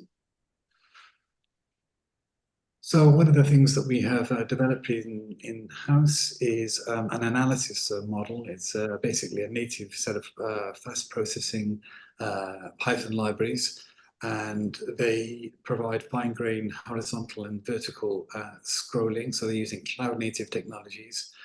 That means that if we have 1 user or 100,000 users, we don't have to have a lot of servers sitting around idly not doing anything, and we can scale very quickly at a minimal cost. And they essentially provide a simplified interface to the kind of summary calculations that you would be able to execute on a product like Google Earth Engine. In fact, they can also be backed by Google Earth Engine directly. We also use this for calculating automagically and at a regular period statistical extracts that are often used in reports. So this is a kind of an example of what this analysis service is doing. So here we have somebody that's drawn an area on a map, and we can quickly see that it's able to give you the breakdown of that area. And you can see that we can compare the two different data sets from completely different providers. The left is European Space Agency, the right is an FAO product, and we can pull them together and provide some combined analysis. Another very, very similar example, so I'll skip this one. And so here's an example where we're pulling together both the historical data from chirps for rainfall, the future forecast, and pulling them out into one set of consistent analysis. Another way that we can look at this is to be able to pass to the analysis service field boundaries and be able to get a kind of time series analysis. And that's then also available in a table format, not only in a graphical format. So once you have all this data, now you can start to integrate with models. So this is an FAO model that is calculating the crop water requirements. So here we can see a maize planting plan, and you'll see that many of the data inputs can now be provided by the platform that is supplying data in standardized formats. So this is an example of a model. Another product that we have in FAO is CPAL. So CPAL, I'll talk about a little bit more in a minute, but essentially what it does is it can generate new imagery based on requests. So again, it's important that you can document and integrate with, in this case, the CPAL model. So here we have the agroinformatics platform providing the necessary inputs to run a model and return the resulting imagery that is the result of that calculation. So what is CPAL? So CPAL is a cloud platform that we use for land monitoring. It's free and open source, and there is also a modeling environment inside that will allow you to build models and to run models. So what you'll find is being able to run ad hoc models gets very expensive very quickly, and this is all cloud-based, and I'm sure of interest as a model in how you will enable people to run their models. So yeah, inside the environment, you're able to search and process satellite imagery, accessing sort of the high power GPU computers in order to be able to run your models, store and access your data, and then perform some predefined analyses and then chain them together to develop your own analyses. So this is an example of one that was done in Bangladesh for doing the forest inventory. Okay, so coming back a little bit to models. So clearly you want to be able to find models and chain models together and execute them, because we've heard of many models over the past day and a half, but often one output of one model is a good input to another model. So one thing that I would strongly encourage people to look at further is this open Earth observation platform. And that is being spearheaded by NASA, but it's now also including, the European Space Agency, but now includes NASA and JAXA as partners. And the nice thing about this modeling interface is it's independent from cloud provider, and it's independent from the space agency. So it's able to define models that can be strung together as part of an analytical framework without having this very strong dependency on a specific cloud or a specific provider. Another option for doing that is web processing services. They're a little bit more complex, and perhaps I think I would probably recommend the emerging standard from the previous slide. So once you've assembled all the data, and now we can very quickly get the data out because it's in a standardized format, and then feed it into products. So in this case, it's the Power Digital Services portfolio, and I'm picking up some information on the gross biomass from one project in FAO and delivering it to a second project in FAO that provides these advisory messages directly to farmers. So to look at some of the key concepts, the lessons learned in terms of running the cloud. Firstly, it's essential to have a cloud operating model, and this will help you in the future to not run into some of the mistakes that we have in the past. So firstly, setting up a DevSecOps team, so that's development, security, and operations of the cloud, and keeping a security first approach in mind. So a lot of data is very important with privacy and big cloud bills if things go wrong.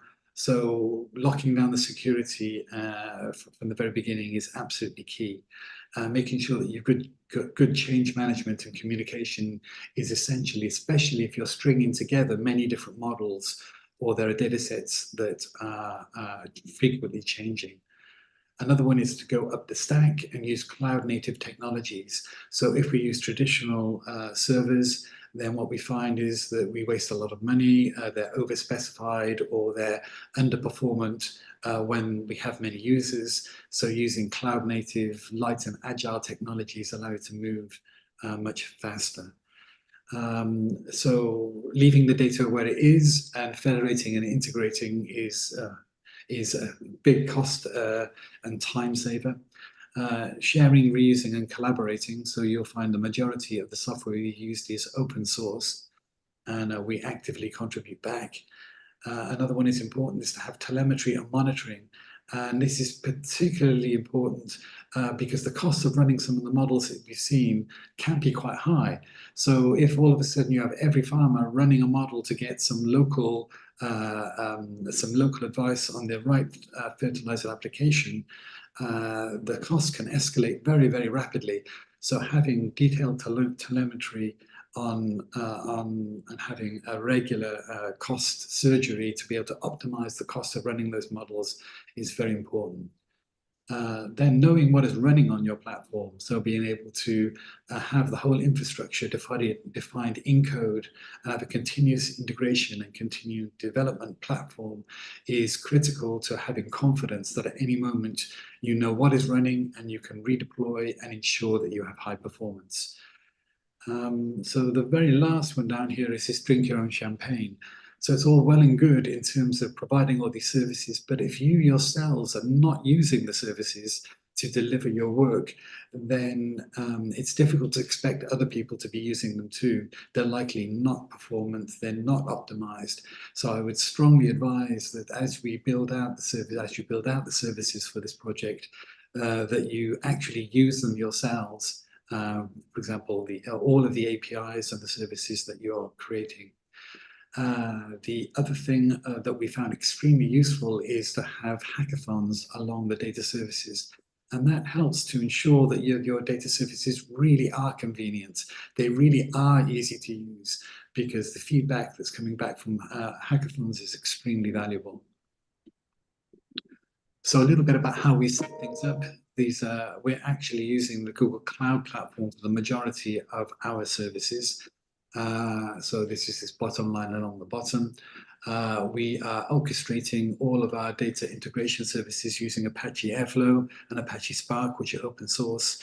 We're using cloud optimized geotiffs to avoid, for raster-based data, to avoid people having to download very large, expensive images and being able to process them directly on the cloud. We are backing some of our analysis up with Google Earth Engine. GeoServer is serving many other services. I've talked about Stack and CCAN already. The front-end user interface, we're using Terra.js. So these three are also all open source products. And then we have some internal systems that we have, well, this has been developed internally for managing massive tiling of very large data sets that can process hundreds of thousands of tiles in days and deal with tabular data. Okay, so I went through those slides very rapidly. I hope you were able to follow the messages that I would like to convey, and can learn some of the lessons that that we learned without having to fall into the traps that we did.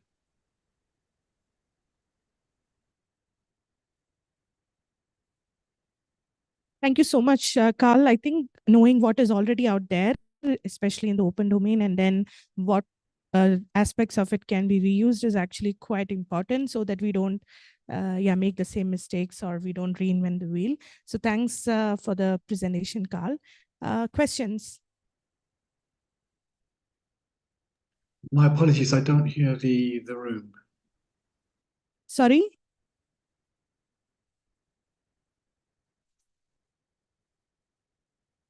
He cannot hear the room. They cannot hear. Can you hear us now?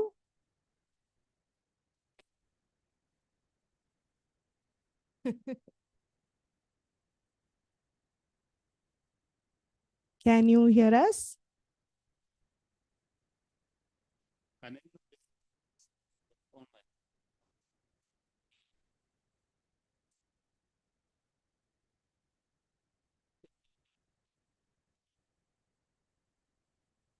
So I think it's Carl who cannot hear.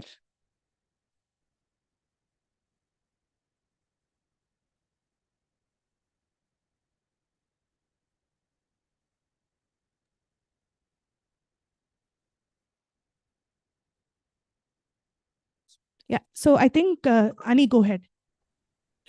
Parvati, may I just make one announcement? Yeah, sure. As we said in the morning, we are making a proceeding, which is going to be our reference at the end of this workshop.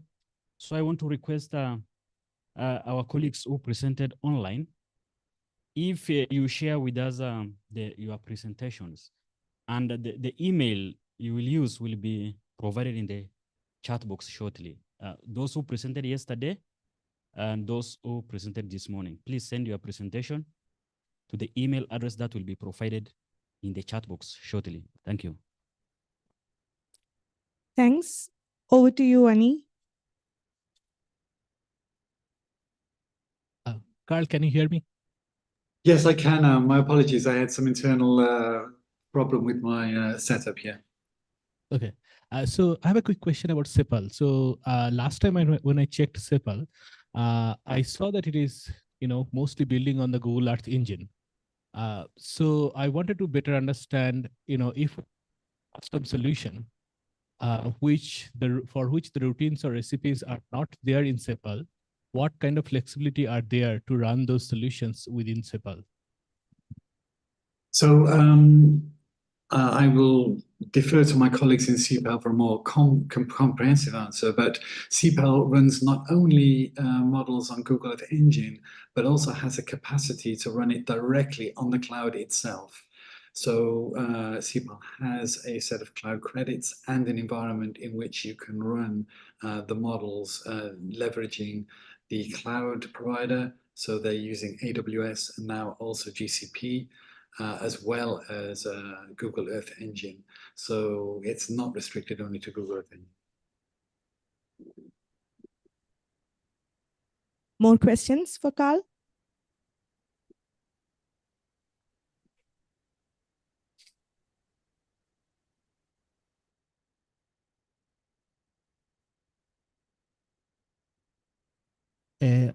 I wanted to ask if Carl could share the roadmap they have when it comes to addressing challenges when using open source solutions vis-a-vis proprietary solutions,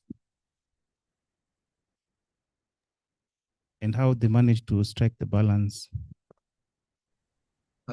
So I think it's very difficult to be pure, so pure proprietary or pure open source. So within FAO, we have to deal with many different partners, from research institutes to governments to space agencies to other UN partners. And we're not able to dictate the standards that we would like everyone else to follow. So the most important piece of advice I think I have is to be interoperable and open, because for sure University A will be using something different to University B. So we've striven to support both proprietary solutions, so for example Esri or Google Earth Engine, together with open tools. In terms of our flexibility and reducing costs, the majority of the platform that we ourselves have put together is being based on open source. So there are very few areas where that is not the case. And that's often been due to time and financial constraints. So for example, we're running only on the Google Cloud platform. We're not running on different other platforms. And that was a decision that we made early on in order to move quickly and to deliver value. And so now it's something that we need to reevaluate to make ourselves agnostic from one specific cloud provider. Yeah, so I think it's unavoidable. You have to support proprietary and open source software, because for sure one of your partners will be requiring that. Boniface? Yeah, I think I would just want to also just to ask, these are very wonderful models and quite insightful. But what would you say have been the main challenges for adoption and use from your experience? So I think so we've used the platform to deliver many different specific applications. So it can be for Rift Valley fever epidemiology in Southeastern Africa, or it can be for water analysis in the Middle East. And I think the biggest challenge is in the data quality and the data standards. In other words, all the technology can be redeveloped relatively quickly, but if you're not standing on high quality, well-documented data, then your foundations are not solid. So I think the biggest challenge is ensuring that the data services are dependable, up to date, and backed with quality data.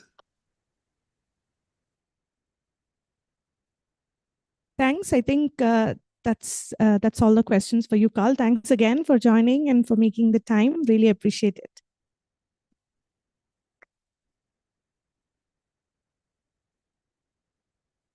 With this, we come to the end of this session. And in the next session, actually it's planned for an hour, but we'll try to keep it short so that we can kind of wrap up in time.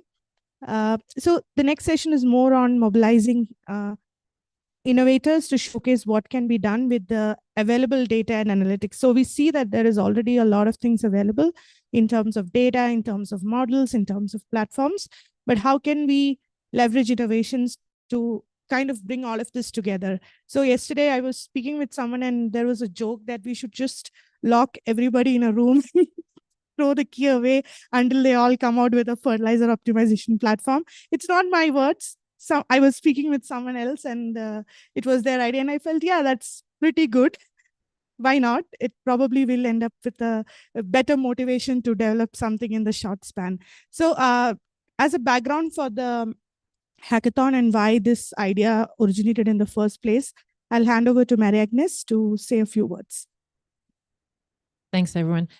I'll allow myself just a detour because I failed to kind of intervene earlier for the last session. I'm not an expert in none of this, but as World Bank, we were trying to figure out what could be our role in trying to enabling the ecosystem, and what was really the issue, because what we could see, and the question I had for the community was, okay, I see so many pilots, they're amazing. Can you explain to me why it's only a pilot? And it took me a lot of time to actually get the one answer that I found was one that I finally understood, was that, well, it's very expensive in terms of processing power to get all these satellite data and put it in the model and, you know, get everything we need. So, you know, we can test our really great ideas, but only in a very, very tiny county, for example, in Kenya. And we see that with KINEMO program. That's what happened. You know, Airbus data is absolutely fantastic, but really expensive also as satellite data. And then, you know, expensive data, very heavy data. We heard Carl say, you know, if it's heavy data, just don't try to move it. And people were moving data, even trying to put it on their computer. That's not the world where we are today. So this is why the last session we had is extremely important, because what these tools can bring to you, whether it is CPAL or other programs, CGR has their own, you know, ecosystem. Everyone is trying to create ecosystems that are going to prevent these, you know, kind of technical boundaries, preventing us from having all these great ideas tested at the pilot level to be brought to scale. And this is why we put that in the title with Carlo of this workshop. It's about bringing to scale. But that sometimes mean, you know, not having such a big objective. Maybe we need to start small. And this is maybe also linking now to this session. How do we start small? Going back to the short term, medium run, longer run, you know, how do we start small with also trying to leverage with these new, you know, very fashionable tools that people are using now in the tech world, you know, data hackathon, innovation challenges. How do we leverage all these great community of people who are ready to jump on a problem and trying to solve it, coming from different places? And, you know, I'm not a data hackathon person. Poverty is going to tell you more about how it goes, but it's basically about bringing people who have really great competencies together and asking them to think very fast about solving a problem. Because sometimes, you know, I come from a research background a long, long time ago, and, you know, it's very easy to not make a decision because we're so afraid to make a mistake sometimes also. So it's not about making mistakes, but it's about making choices and decisions about what we're going to address. That's also what CGR showed, you know, in their presentation last time, you know, what you guys did a year ago.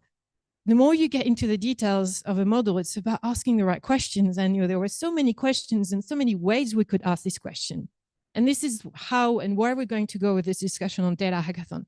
But now, since you're all falling asleep, can you please stand up, move your arm a little bit, and then we'll have the conversation about the Data Hackathon. Please stand up. I was falling asleep, by the way, and I was really interested. So I'm sure, and it's really hot in the room now. So please, and turn around, maybe just go, you know, shake a little bit and get ready to make suggestions and, you know, have ideas. 30 more seconds. So as I said, I'm not the expert on Data Hackathon and Innovation Challenge, but what I know is that a Data Hackathon is something very short, something where we, you know, bring people together, provide them with a lot of data, and we know that a lot of data exists, and ask them a question and try to solve an issue, but it's something that has to be very specific. Innovation Challenge is something a bit different. It's a bit of a longer term question. Actually, I don't think it's really an innovation challenge that we would have in mind, but it's more how do we better leverage some of the communities. Sorry, oh, it's not on there. Should I wait?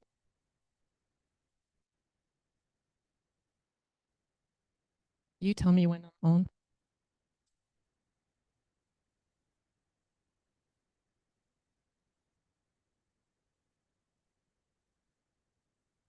You want me to dance?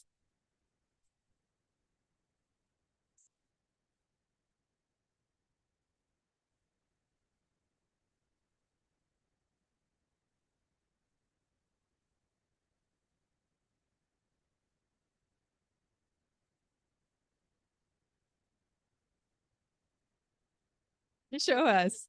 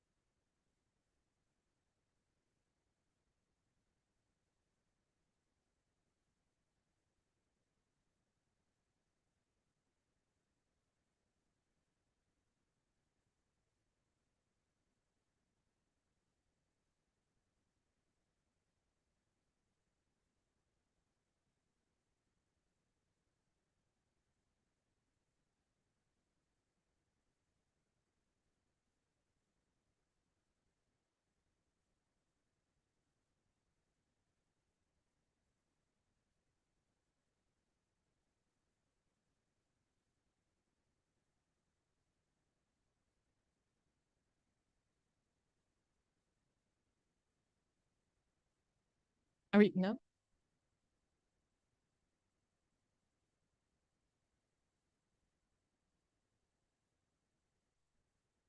That was a trap. That was a trap. I'll do that to you next time.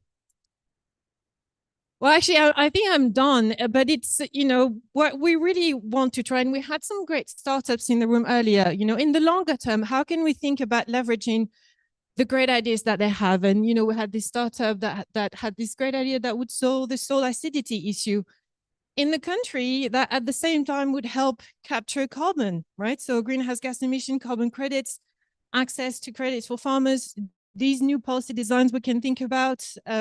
So, you know, short term, let's think about the data hackathon. Get ready to think of a question you might want to be solved very rapidly. Shorter term, and something we could potentially showcase at the African Union's summit in May. So, you know, very rapidly. And then in longer term, you know, how can we leverage all these great ideas in tech? But Parvati, I think over to you now. Thanks, Mary Agnes. So I am not going to speak that much. I would like you guys to interact and tell more about this idea, because right now it's just an idea that we could organize a hackathon or an innovation challenge, but maybe just to focus the discussion a bit more, because Mary Agnes said that short, medium, and long term, it might be good to, let's say, start just with a discussion around hackathon. So usually hackathons are done to bring together multidisciplinary teams. So let's say in a team, there could be a data scientist, a soil science expert, and let's say there is somebody who is more project management or business development person who can develop the prototype and the communications around this. So we bring together usually young people from universities or experts also from companies, sometimes participate in them. And then we give them a challenge, usually for 24 to 48 hours or something, and ask them to come up with a very fast proof of concept. But the goal is to identify from that group, because let's say if there are 30 or 40 teams, probably most of them, like Mary Agnes said, does not have a value to scale, or it's not possible to scale them, but it might be a way to crowdsource innovations and better understand what could be done with all this data. Now for this, mainly there have to be two things. So one is we should provide data which is curated, because see, it's a short period of time. So if we give them data which is not clean and processed, they will spend 80% or 90% of their time just doing data processing. But we should give the data in a format that can be readily used. And like somebody in the morning discussed about metadata, which gives information on what this data is. So it have to be documented, and then we share this to the team and teams can work together. Now, the questions that we ask could be broad. We could ask, improve soil health in Kenya. So that's like very broad, but we could also ask very specific questions like build a fertilizer optimization model with existing data. So it can go either way. It could also be that you ask as a requirement, there have to be a business model around this, but that is not always the case with every hackathon. But some hackathons have the technical part, which is develop a POC, like a proof of concept, but there could also be the business development aspect of it. But these are some initial thoughts on how we could structure it. But now I'd like to hear from you. I know there are many here who already have experience with hackathons. We also discussed a little about this. So who wants to go first?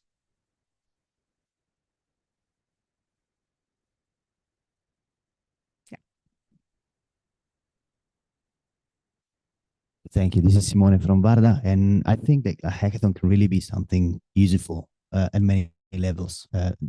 Carl from FEO was referring to drink your own champagne. We say something different, which is eat your own dog food, which is if you build a product, if you build a platform, you have to be able to use that. And especially when it comes to data, you have to have meaningful data for you to do something with that. So I think that clearly step one is even an internal hackathon that Calro could organize to make sure that whatever they have or they're building could be used by third parties to do something.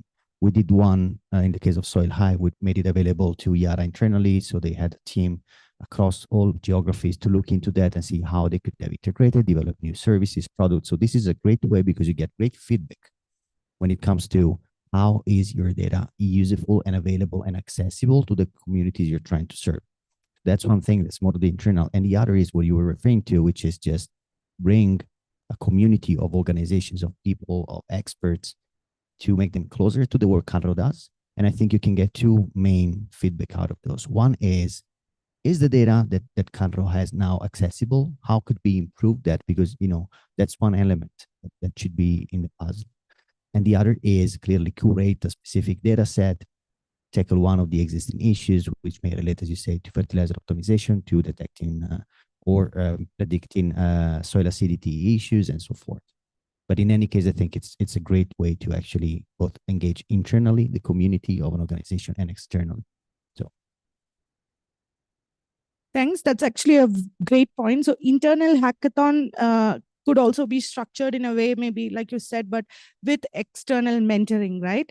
So maybe to better understand, like for the teams within Calro, we could have some mentors from different organizations trying to help them with the tools they are more familiar with and see if something can be done. So the mentoring aspect becomes very important because it's also capacity building and also kind of an experiment to see if some things work together, yes or no. So I think that's a great point. Thanks. Others?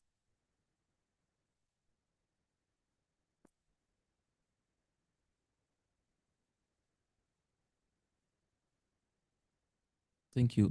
Just in addition to what has been said, first, a suggestion would be maybe we start with collating all the data sets together. I know a lot of presentations have been done. A lot of organizations have data sets that they have volunteered, quote unquote, or would be able to volunteer first, have those data sets structured properly. At least yesterday we were talking about infrastructure, see in terms of how, have we can have this hosted at Caro, as I think it had been suggested, so that then at least even as we are building on the use case on fertilizer, at least now we solve the problem on data, and I think address also the infrastructure bit. Perhaps then in addition, or in addition to that, then perhaps then we can build the use case, which can be, a weekly challenge, or it can be hosted during prior to the summit, so that we look at what the innovations, maybe three or five innovations could be around, because sometimes I think if you really define what the exact use case you want, perhaps it might. So depending on the data sets that you have, you can sort of open this up, look at what the innovators can build out of this data, could be the soil optimizer, could be more than that, or even, in addition, I think my colleague from One Acre Fund talked about limiting ourselves to just one use case. So I would suggest opening it up. Yeah, thank you. Thank you so much. No, Bernard, that makes a lot of sense. So if, let's say, it's more of a open challenge, it might be a good way to crowd in additional use cases, which maybe we have not thought about with the same data.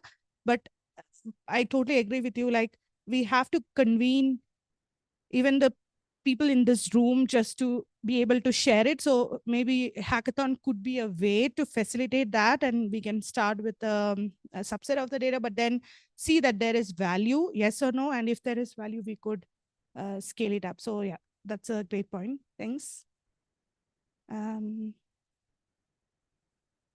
Anybody else?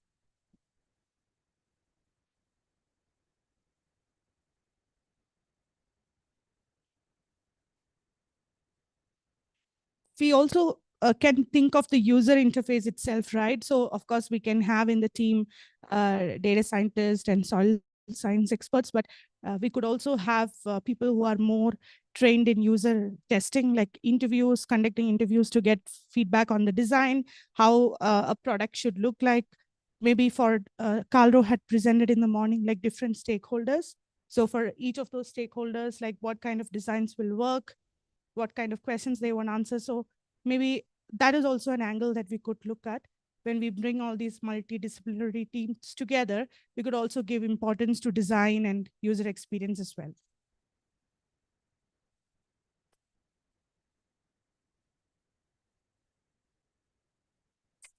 Yeah, I think hackathons are good, especially to create awareness of what we are doing and to build a brand out of it. But one thing that I would really like to challenge ourselves is that as much as we are talking about the data that we have we really created awareness of the value that institutions will gain out of sharing the data? I remember in Ethiopia, there is what we call coalition of the willing. I think I saw one of the Ethiopian, someone from Ethiopia. So there is what you call coalition of the willing. And what happened is that different communities came in, or different institutions came together, those who are within the soil sector, and they were able to build trust around sharing of data. So one thing that I would encourage ourselves as institutions is to understand the value of sharing data. That's one. And then now when we come to hackathon, we come and show the value out of it, why we want to share the data, and then what insights do we get from that data. Even building a soil information system would entail sharing of data and also collecting that data that is not available and data that is exists within institutions. So there needs to be value out of it, and then have a community, sort of like a coalition of the willing, just like Ethiopia, where there is trust and also the ability for institutions to share data. Thank you. Thank you. So we could also have that as a challenge, like some of the incentives and how we can motivate sharing of data and come up with like innovative things or things that have already been existing, like the Ethiopia program. So we could first initially identify some of those and see what we can learn from them as well before we go into the implementation. Thanks. Hi, I think it Parvati, will also can you be hear me? useful if we had some input from the end users, that is the farmers, or the county institutions or the county bodies that have the mandate of implementing all these solutions, so that even if we don't specify particular problems to be addressed, we have at least something, a laundry list that we can work through, so that we are, at the same time as we are doing the hackathon, we are addressing actual issues. Yeah, I think that's a very important point. Like maybe we could have like as part of the hackathon, be it internal or external, like field visits and interviews with stakeholders, like I said, on the user experience, which can help guide the direction of the tool or platform. Parvati, can you hear me? Sorry. Oh, okay. Oh, yeah, sure. Can you please unmute Metha so she can speak?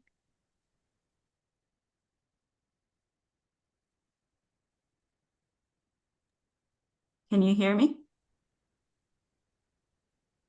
Parvati?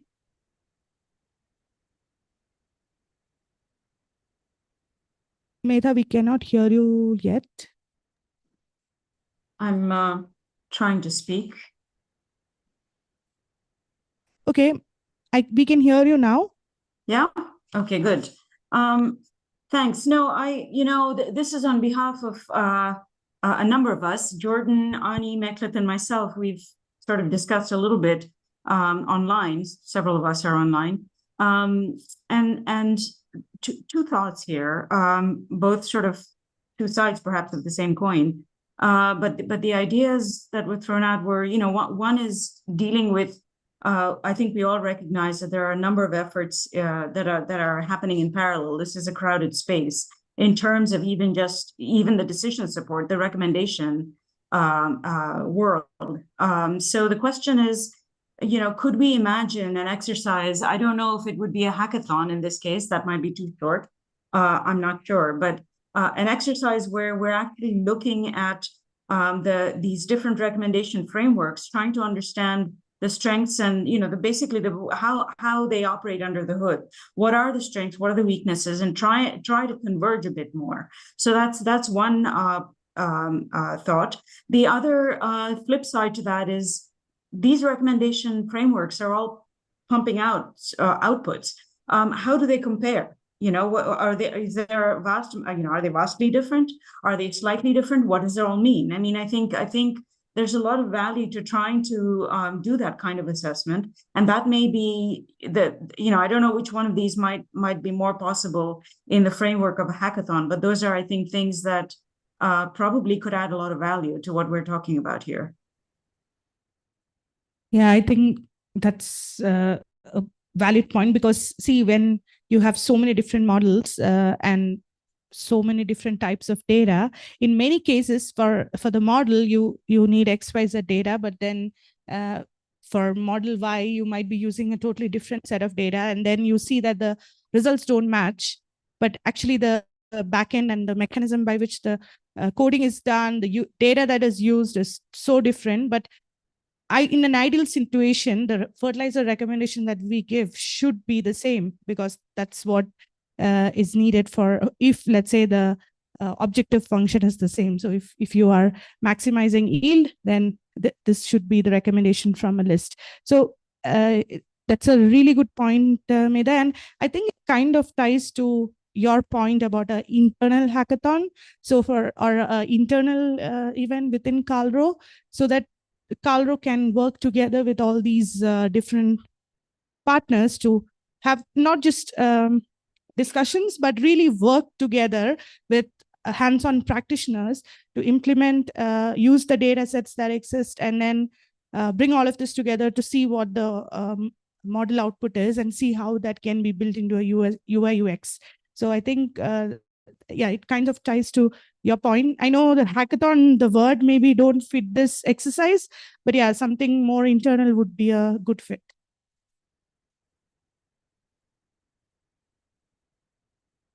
If we don't have any other feedback, I would like to hear from Calro team. So you have heard some ideas, you have heard some like modalities that are possible. What do you think would be most valuable? I mean, it's not a decision we are making, we are just discussing. So I would like to hear from Calro team. Who wants to give it a go?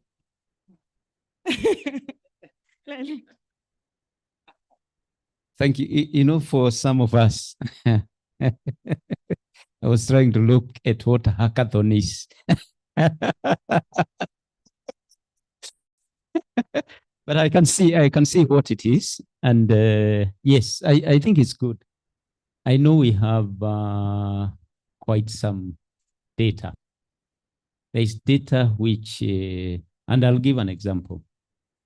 The data that was presented by Nkemani. Let's say the pH data. we had 8,609 soil pH points. And using that, we were able to do a soil map. And out of this soil map, we were able to, let's say, change or get a different scenario from what they had before. Because we have always been saying 13% of Kenya's land population, Kenya's land area is acidic, has at least strongly acidic soils. But what that data showed is not 13%, it's 5%. But the difference was that this data did not consider soils that are traditionally agricultural soils that are acidic. And I remember I did say all the tea soils in Kenya is strongly acidic. that one, there is no doubt. Some coffee soils are strongly acidic. So if you remove all the tea growing areas, and they are quite a lot in terms of the land, and you remove some of even the coffee growing, then probably you can see why it's coming down from 13 to 5. Then there was a group that I don't know whether FIPS Africa, whether there's any, maybe Michael or Alan did not come. FIPS Africa have also been doing some work on pH. And we were saying, because they've been sampling in different parts of the country and analyzing using some procedure. And I know we have maybe validated the pH, whatever. So and we were telling them what we can do is, once we are sure that data is okay, we can now add it to this other one, so that we have a bigger data set that we probably see whether it will change the kind of scenario. And pH is very important for us, because we look at pH and we look at areas that we need to line. It's very important for us in the acidity situation. So I think it's one thing that we can comfortably work on, maybe such data, and see how we can, come up with even a better, a more precise data. Even as we look forward to the new project that we want to start on the soil mapping, fertility mapping. So it's one of those things that we can think about and see how best, if it can work for this time. Thanks. Thank you so much. You have given some clear use cases that could be looked at during the hackathon, or something like a hackathon where teams come together. But also, I think it's important to identify who will contribute to the data that can be used. So of course, Karlro have already a lot of data sets, but can we also use this as a platform to crowd in data from, let's say, other teams that presented today, or from private sector, from startups working in the space. So seeing what fits with what, and for use cases that are similar to what you said. So yeah, I think that's a good point.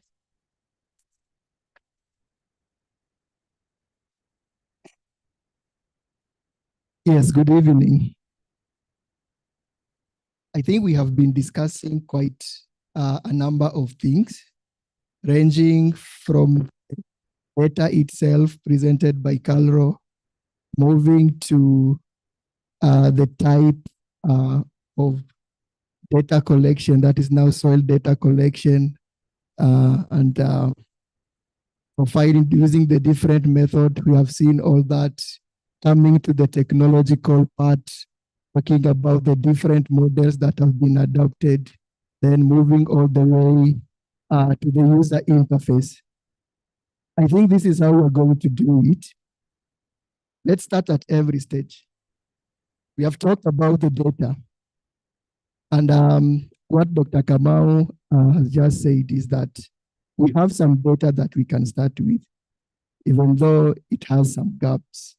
So the first thing that maybe I can ask this team, how best can we fill in the gaps in the existing data?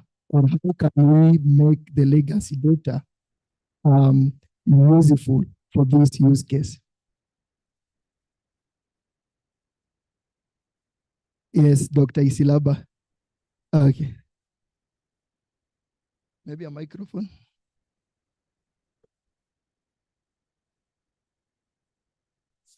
Data that is available at ICRAF with the Lee.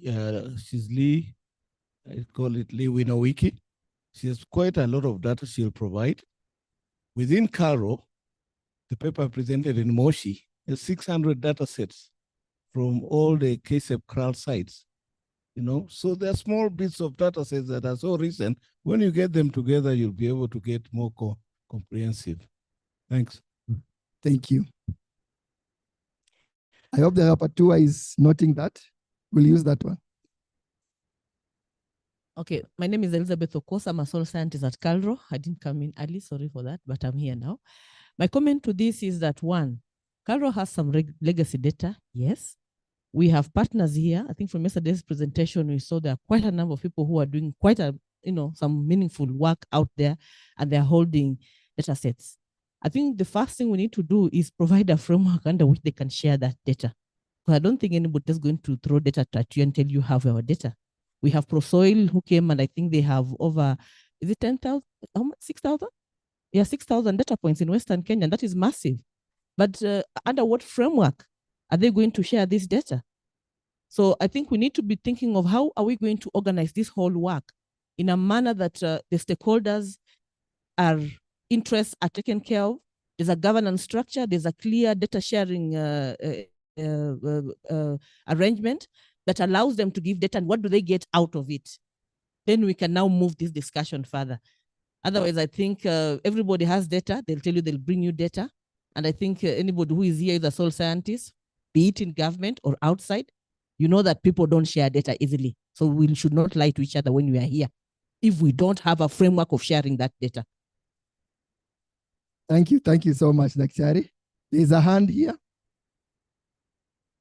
Sorry, just quick comment about what's just been said. Sorry, I'm lost. I was looking at the screen. This is exactly what has to be discussed tomorrow in the session. So very relevant comments, and hopefully we can have a governance mechanism put in place on how we bring all the stakeholders together, some clear mechanism, out there, and some clear idea of, how are we going to share the data. I think there's a lot of people who are really willing to do it. But it is just about being transparent, I think, at this stage, and putting it there. So that was just it. Thanks. Okay, thank you. So at least we are going to have a session tomorrow to discuss on the data governance framework. So ensure tomorrow will be here. Yeah, thank you. So I think now the next we need to look at the use case itself. We have focused on the fertilizer optimizer for now.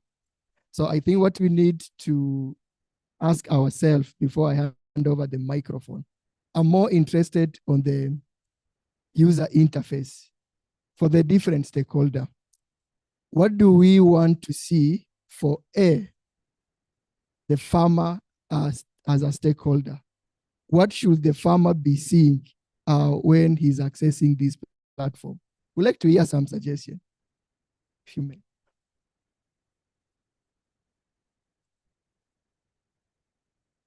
One acre fund. You got some suggestion?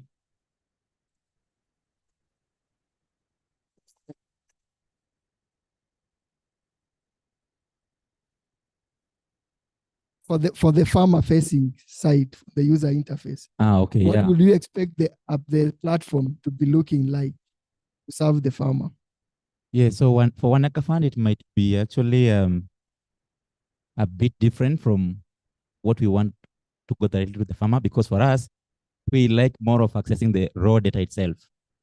And then we pick that data and kind of do other integration internally with existing systems. And then we see how we can send that messages to the farmers. Because most of the farmers that we are working with, which I believe it's really very representative of smallholder farmers in Kenya, they wouldn't know how to use this information on a dashboard or a smartphone. Most of them don't even have the smartphones. Or if they do, they're not using it as it should be. Like they don't even know how to switch on the data bundles and so on. So we want to make them very simple in a way that we send them via SMS and they can read it from in feature phone. So for us, it's really like, how can we access this data in raw form, right? Because we might be privileged that we can build some of these things like internally. In terms of we have the data scientists and these developers and agronomists. So yeah, might not present like how you'd want another farmer-facing organization which want a finished product. So yeah, we want to access the data like more upstream, really. I think for your case is a bit different, where you want to access the data to make the use case from your own. But what we are looking for is like for the platform. Yeah, there's a hand here. For the platform, for the farmer, what should the farmer be seeing as the first stakeholder or the first use or audience of the platform? Thank you. For the first step, I'm not really sure, but for the second or third step, there should be some sort of, I believe, a way to insert farm information to arrive at a recommendation for fertilizer that is not looking at the agronomic optimum of what would be the ideal outcome, because often that ideal scenario is unaffordable for a smallholder. Maybe the platform should rather look at how much capital does the farmer have to invest, and based on that gives fertilizer recommendations to approach it from a different angle. Yeah, thank you. That's a good suggestion on how it should look like. There's another hand here.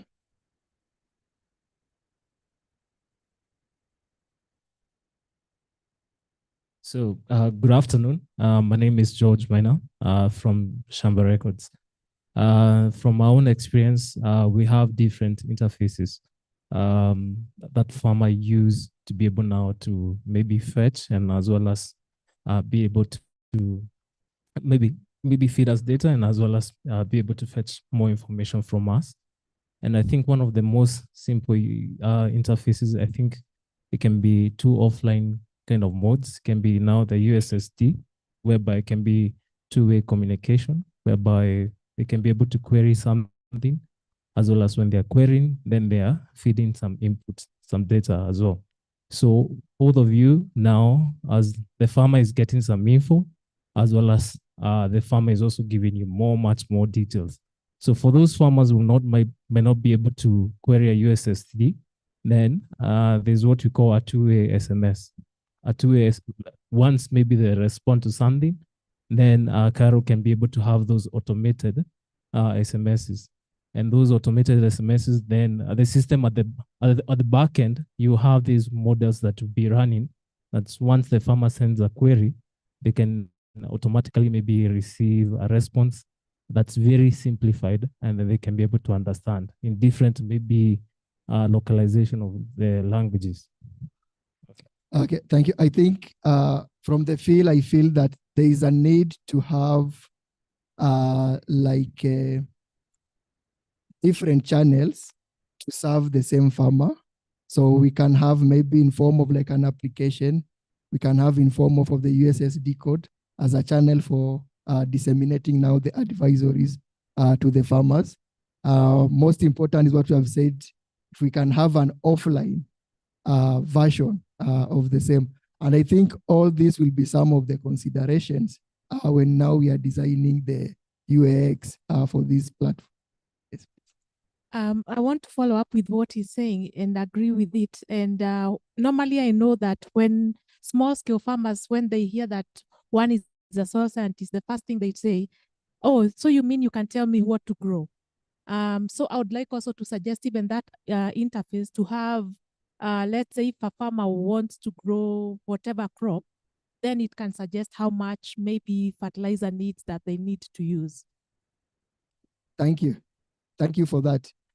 I think ideally for the fertilizer optimizer, for the farmer facing side, it should have some customized or tailored advisories first, depending on the value chain or the enterprise that the farmer wants to practice. And of course, depending on the location, which now can source and reference from the soil data. Acreage, of course, now to advise on what amount can the farmer apply, of course, per acre. And so maybe just to move very fast. I think we are thinking too much for the farmer, and the farmer is also a person, and they have their needs and they have what they want. And because we'll be going out during the new project, you know, to collect soil samples, and we are going to do maybe over 50,000 samples and all that, we can have a simple questionnaire to understand their needs about feedback, what feedback they would like. And we can also fortify this with the focus group discussions at the county level with the agricultural officers and the agropreneurs as to what kind of responses they would like, the problems they are having, and that will help us towards improving the kind of responses and answers. I'm more interested in the answers, whether it's USSD or whatever the message, that the answer, the message they get should actually serve their need, and that's what they need, and we can get that. Thank you, Daktari. Actually, what Daktari is saying is that farmers can also speak for themselves.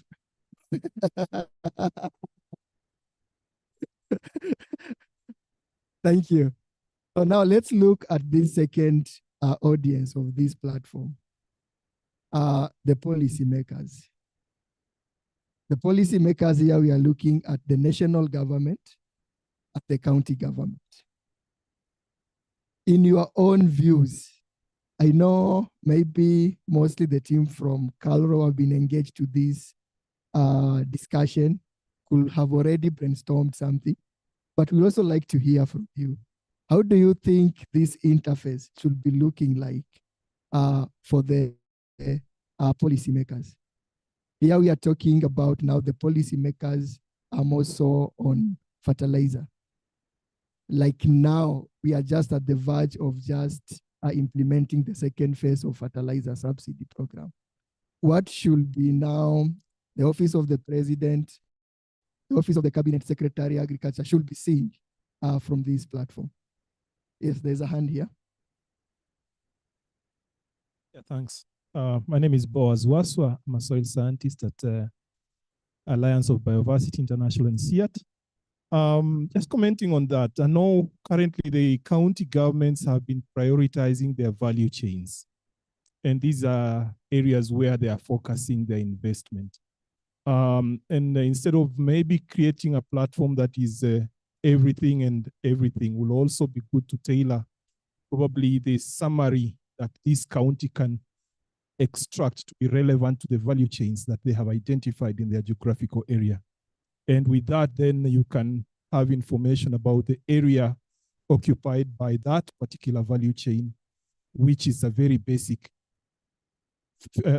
statistic to calculate, let's say, the fertilizer that is required, the number of farmers, the fertilizer, and all that. And then now within that would be now the specifics of which types of fertilizer, which type of nutrients based on the analysis that have been done in the geographical area, and that will enable targeting the investments.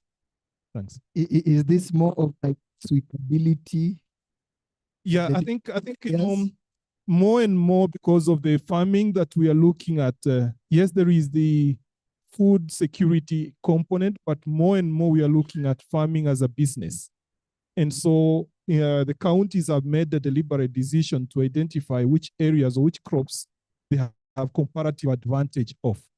So that should be one major investment that we need to help the counties to answer, in as much as we are providing the general information about the other food security crops and the nutrient requirement that they require. Thanks. Okay, thank you, Dr. Hari, very much. Any other suggestion?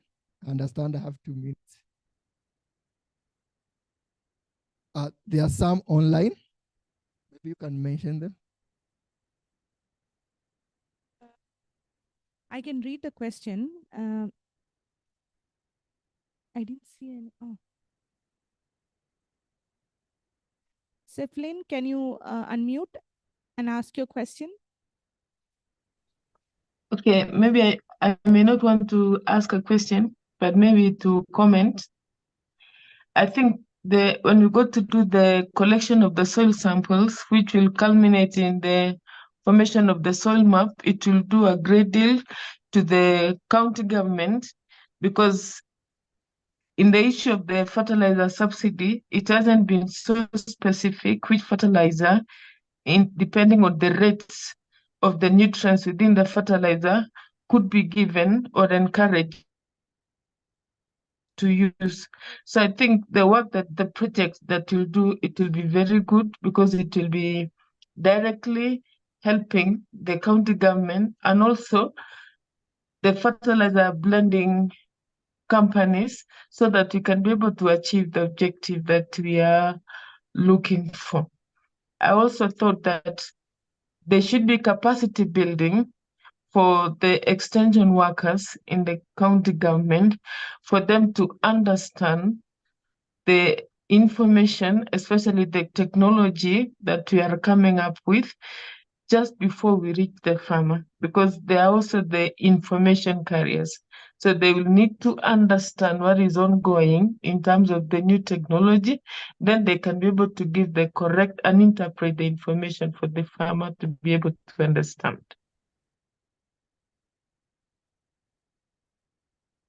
Thank you. Thank you. Thank you so much for that. Actually, you have also touched on the other audiences of this platform, the private sector, the fertilizer companies, and also the extension officers. So I know these are some kind of brainstorming we had about on how this interface should be looking like. Under Simon Muller had done a presentation on some of the like draft zero storyboard or a wireframe of how all this can be visualized to develop now the end user interfacing part. Maybe just to finish, we could hear maybe from the data scientist in the house on the part of modeling. What type of modeling are we going to do to ensure that we can achieve all the necessary data manipulation from the bottom layer for us now to be able to present these data insights to the interface? Maybe just one of the data scientists just comment on the modeling part.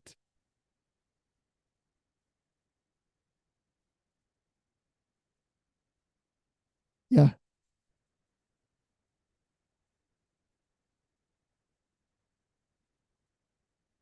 Yeah, I think I will comment on two things. Yeah, on the modeling part, I think we need to ensure that the recommendations are based on really profitability and not increasing yields, because yeah, I mean, doesn't necessarily mean that having products or fertilizers that are increasing yield would benefit the farmer ultimately. And these are smallholder farmers who really care about profit each and every season. So that's one point. Another one is, I think there should be a clear way of how the data are updated, like regularly, the soil maps, for example, right? The soil samples. Like there should be that clear way of how often do we update this data set, because that's how we would get like updated outputs based on really new data sets. I think those are my inputs. Thank you. You're saying the model should focus on profitability rather than productivity.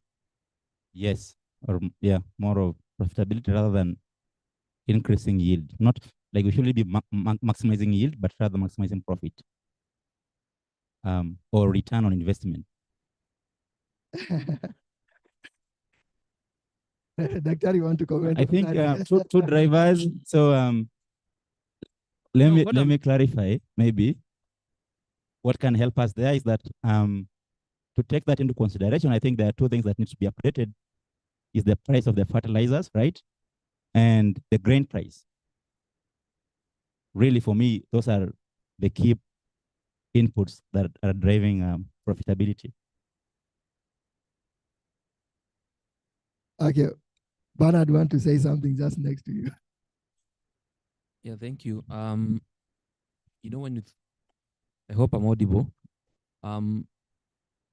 For policymakers and farmers, you know, you have to, if times you can even put them in the same category. Because I feel like sometimes you don't. Eventually, they're not. If I ask my good friend here, Dr. Were, what soil pH of 7.5 means, he will maybe tell me what that means to me from a scientific perspective. But you tell that to a policymaker, he will ask you, so what? You get like it doesn't really provide the actual insights that he's looking for in order to make the best policy decision, even as we are preparing for the next phase of the fertilizer subsidy. What would be more useful is essentially going a step ahead and redefining what that means.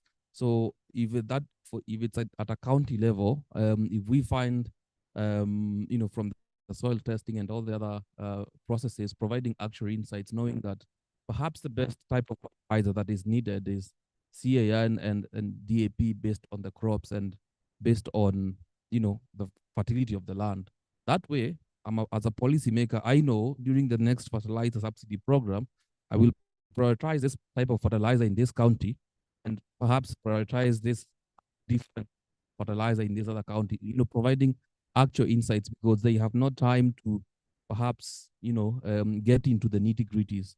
The same for the farmer. The farmer will want to know. I was just speaking with Kevin and I think Fred Likalia, trying to discuss in terms of what it means for the farmer. The farmer also wants, that's what also the farmer would like to know. You have come, you have taken soil samples. There is this application that is giving me insights. But so what does that mean for my farm? Does that mean I've been using a different fertilizer? Does that mean now I should prioritize this? And what is the quantity that I should be using? Like very direct analytics, very direct, very direct sort of advisory sets of advisory, I would say. Yeah, thank you. Thank you, Bernard. I think what Bernard is saying is that for all the users of the system, we need just to simplify. I guess that's what we simplify the advisory. We make it very simple, very much communicatable to these audiences in a very simple language. And then now the other thing that is talking about, maybe presenting the data alone might not be able to speak to these stakeholders, but maybe with some sort of be proactive enough to make this data or convert this data into a more insightful and actionable sort of advisories. So I think that is very good, because I think most of the platforms that we have seen around, they just present the data the way it is. I know presenting the data the way it is could best suit the researchers and the scientists, because their interest is with the data itself. But for the other users of this platform, they will be more interested to the services rather than the data. So I think that is very, very good. I think I'll stop here. Go ahead. Okay. Thank you. My name is Samson. I just wanted to add that I think it is the design or the mechanism should be in such a way that, especially for the policymakers or the private sector, they can also be able to at least get some data after maybe a season of planting to be able to know like what were maybe if, for instance, if it is fertilizer, what were the preferences, maybe if possible, even like what quantities maybe were utilized. But for the farmers' point of view, I think if it is possible for them to even get with time, there could be an option of where they can know even maybe what other farmers within their area are also doing, and maybe what are the results they are getting with the kind of inputs they are using and things like that. Thank you. Thank you for that. I think yesterday on my presentation, I talked about setting up some KPIs. If we have developed a platform, we need to have some sort of like an impact following up with the users of this platform. That's why he was talking about like having some sort of historical data. What has been done maybe the previous season and what changes has it created?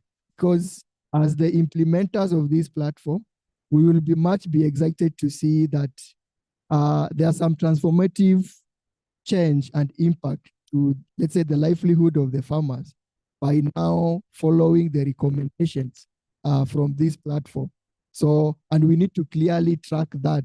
And I believe tomorrow we'll have a session monitoring and evaluation of this. How can we say that farmers that have been using the platform for recommendation have created and quantify that impact that came clearly from these services? So I think in some sort of like lean impact assessment evaluation or something, I think the expert tomorrow are going to guide us on how best can we track this. Maybe give it to Daktari. Yeah, thank you. Mine is just a comment on this Caro data. There is some important information that seems to have been lost during the process of mapping the soil fertility attributes. This is because out of all over 40,000 data points we had, we were able to map about less than 10,000 is what we used for the mapping. When we looked at this data and considering the fact that I hear policy coming in and the policy makers will come and ask, what is the status of soils in our county or in their area? Looking at that data, at one point we tried to partition that data into counties and then looking across the county and seeing what percentage of the county of the samples we have received. For example, P deficient, phosphorus deficient, potassium deficient, and we were getting some very, very interesting information because as I looked at Kirinyaga, all the data we have received, which is over 2,000 samples, it comes out clearly that 49% of the samples we received were potassium deficient. And this one, I would say it's really correct because the potassium deficiency was actually discovered in the 1990s during the fertilizer use recommendation project. It came out that there were pockets in Kirinyaga that were potash deficient.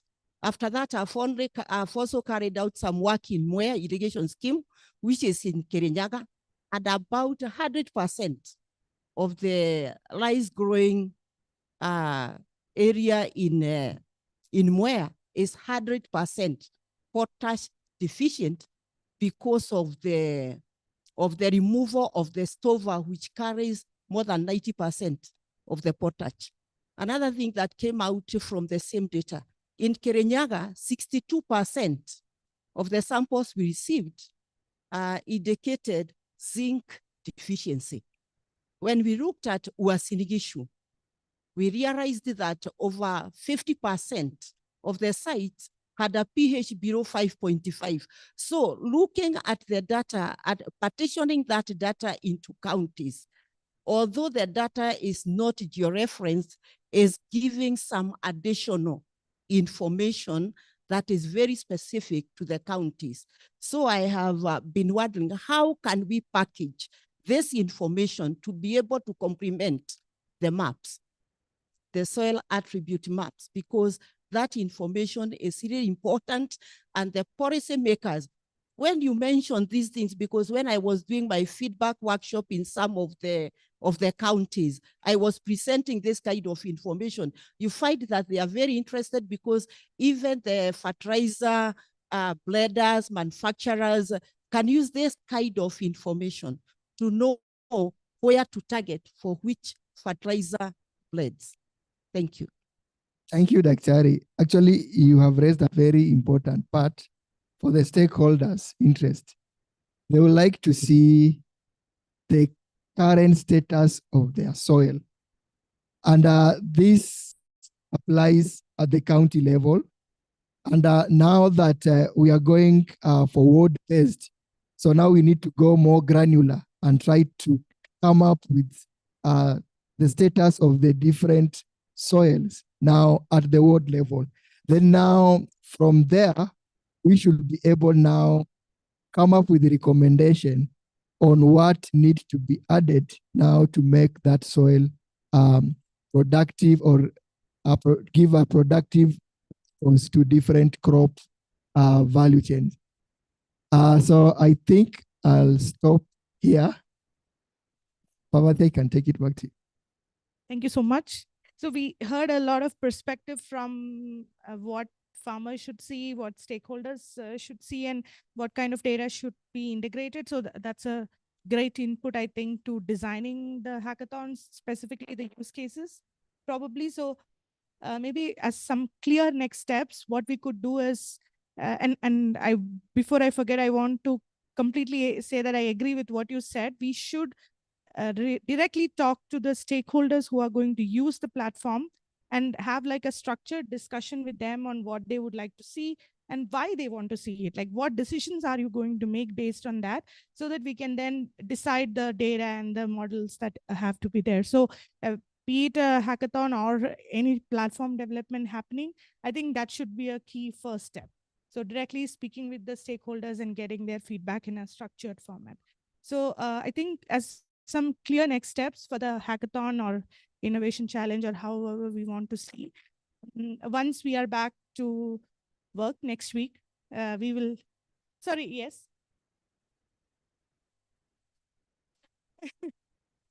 Sorry. Yes. Okay. Dr. Kamal mentioned it, nobody answered. Now I'm going to bring it. What is this thing called a hackathon? You mean, as we don't know what hackathon is, yeah, you know, if it's some kind of a competition, and then when somebody wins, and then what does that, what's the implication of those ones who lost? Are they now thrown out because they didn't win the hackathon? And then what's the prize value on the hackathon? Yeah. I know we do a lot of this in horticulture, but these soil guys, they have no clue what you're talking about. So you're talking about yourself, and you're so, like it's you.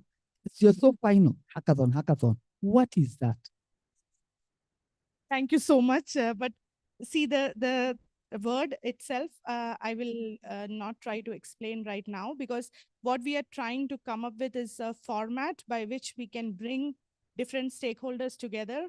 And it could be a competition, but it could also be just a way to bring people together and get them to work together. People who don't generally work together can be brought in a working space, and they can share knowledge, ideas, data, models. So they come up with some solution at the end.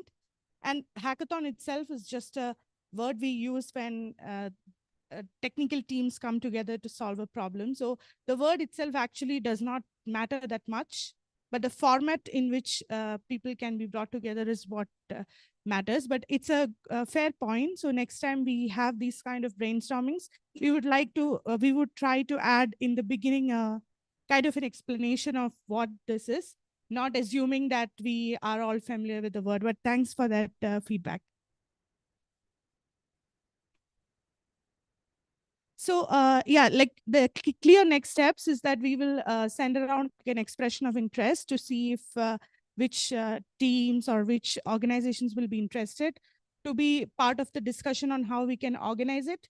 And maybe have some milestones and key dates. Like Maria Agnes said, we have an event which we can work towards. So that's good. So yeah, I think we'll send around an expression of interest, not just to the people in the room today, but also to the wider audience of this workshop. So I think with that, we can conclude this session and also the day. Tomorrow, what are the main topics that are going to be discussed? Maria Agnes will tell you maybe an overview. And thank you so much, everyone.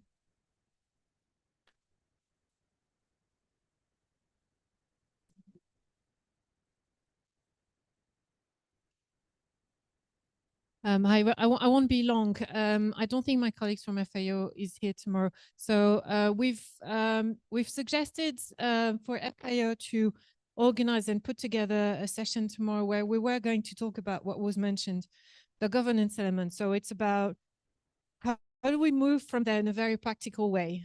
So maybe overnight, if you can dream about the type of work packages or building blocks we need to bring together, they could organize, and I'm not going to use the word hackathon, but we could organize groups. We could organize groups who are going to work together and having people maybe already saying, well, I'm really happy to be participating in this group and committing, because it's all about commitment. It's the most difficult thing bringing people together is to get all of them to work together with the same time frame, and so how can we identify some important milestones? African Union Summit is one of them, which I think would really bring a lot in communicating about all the work that's being done. So we really have a momentum here. So I would suggest we take it. So tomorrow, a lot of governance discussion. How do we manage this data governance? How do we manage the governance of this group? How are we going to make decisions within this group? So hopefully even more interactive session. Not everyone, I think, will be there tomorrow. Maybe the group gets smaller and smaller. It's absolutely fine. But if you're really interested in this, in setting up this governance with us, please come and join. I would like to give back the floor to the chair to close the session. And thanks, everyone. That was really insightful sessions today. And thanks for the comments. The chair, don't know what the chair is.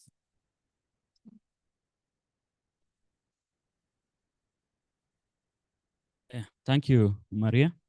So we had 6 sessions since morning, and we went through all the sessions and we completed on time. I want to thank the people presented here since morning. There are people who presented physically, and as well there are those who are with us here virtually.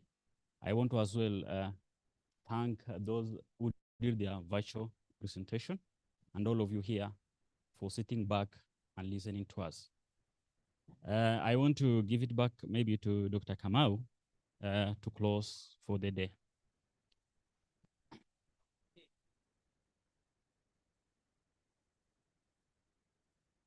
So good afternoon once again, or good evening. It's almost evening.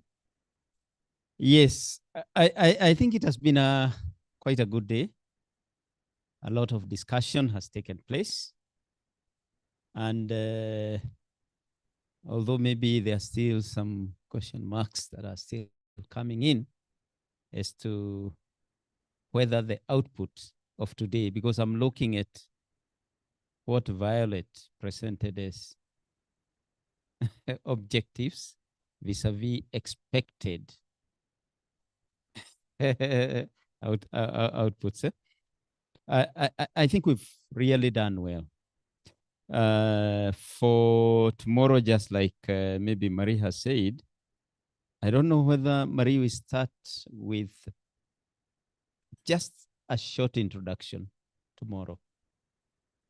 We start with a short introduction from the FAO, I don't know, so that we can get a glimpse as to what we expect, such that once we get that introduction, we can now go on with this program.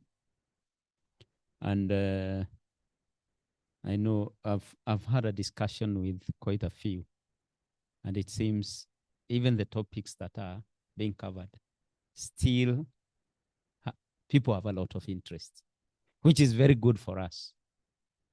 Because when you see people getting an interest, it means this is an idea whose time has come. And I think that is what we should do. So we also, tomorrow is 40 persons. It's just like today. But some of the people who are here may not come tomorrow. We have others who are out there who will be coming tomorrow because of the interests in these particular areas. So I think, like we said yesterday, if you feel that you have some good contribution, please register at the desk. I think it's important so that we have an idea, we have a feel, how many people will be with us tomorrow. Yes, I know today we were more than 50, but of course we didn't lock anybody out. So even for tomorrow, I don't think we lock anybody out, but it will be good to have, you know, to have a workable group. So I want to stop it at that. So anybody who has who feels that representation is important, and especially we look at representation. I was talking to Lillian, and she was asking me, FAK, do they need to be here tomorrow? And I said, yeah. If you look at the topics, do you think it's, he said, okay. I think it's really good for us. I told her, yes, that's okay. So let us leave it at that. And we will continue tomorrow. So even those who are online, we again will send, I know we sent a link. I think we'll resend it again for tomorrow so that we can, anybody who wants to participate will not be locked out. That is the most important thing. So we started with a word of prayer. Can I ask Ken? Leo, you can be a pastor. And then you close for us. Thank you. Okay, let us pray. Father Lord, we thank you for this day. We thank you for every discussion that we've had today. We thank you, Jehovah, for the guidance and the direction that you've given us. We pray, Jehovah, that even as we continue with this meeting, you'll continue giving us more ideas and guidance on how to come up with a good platform that we'll be able, Lord, to use to inform decisions that will increase productivity in this country. We pray, Jehovah, that, Lord, you'll continue keeping us in good health, and even as we travel back home, Jehovah, that you are going to grant us journey mercies and that we are going to reunite with our families well and safely. We pray all this, believing and trusting in your holy name. Amen.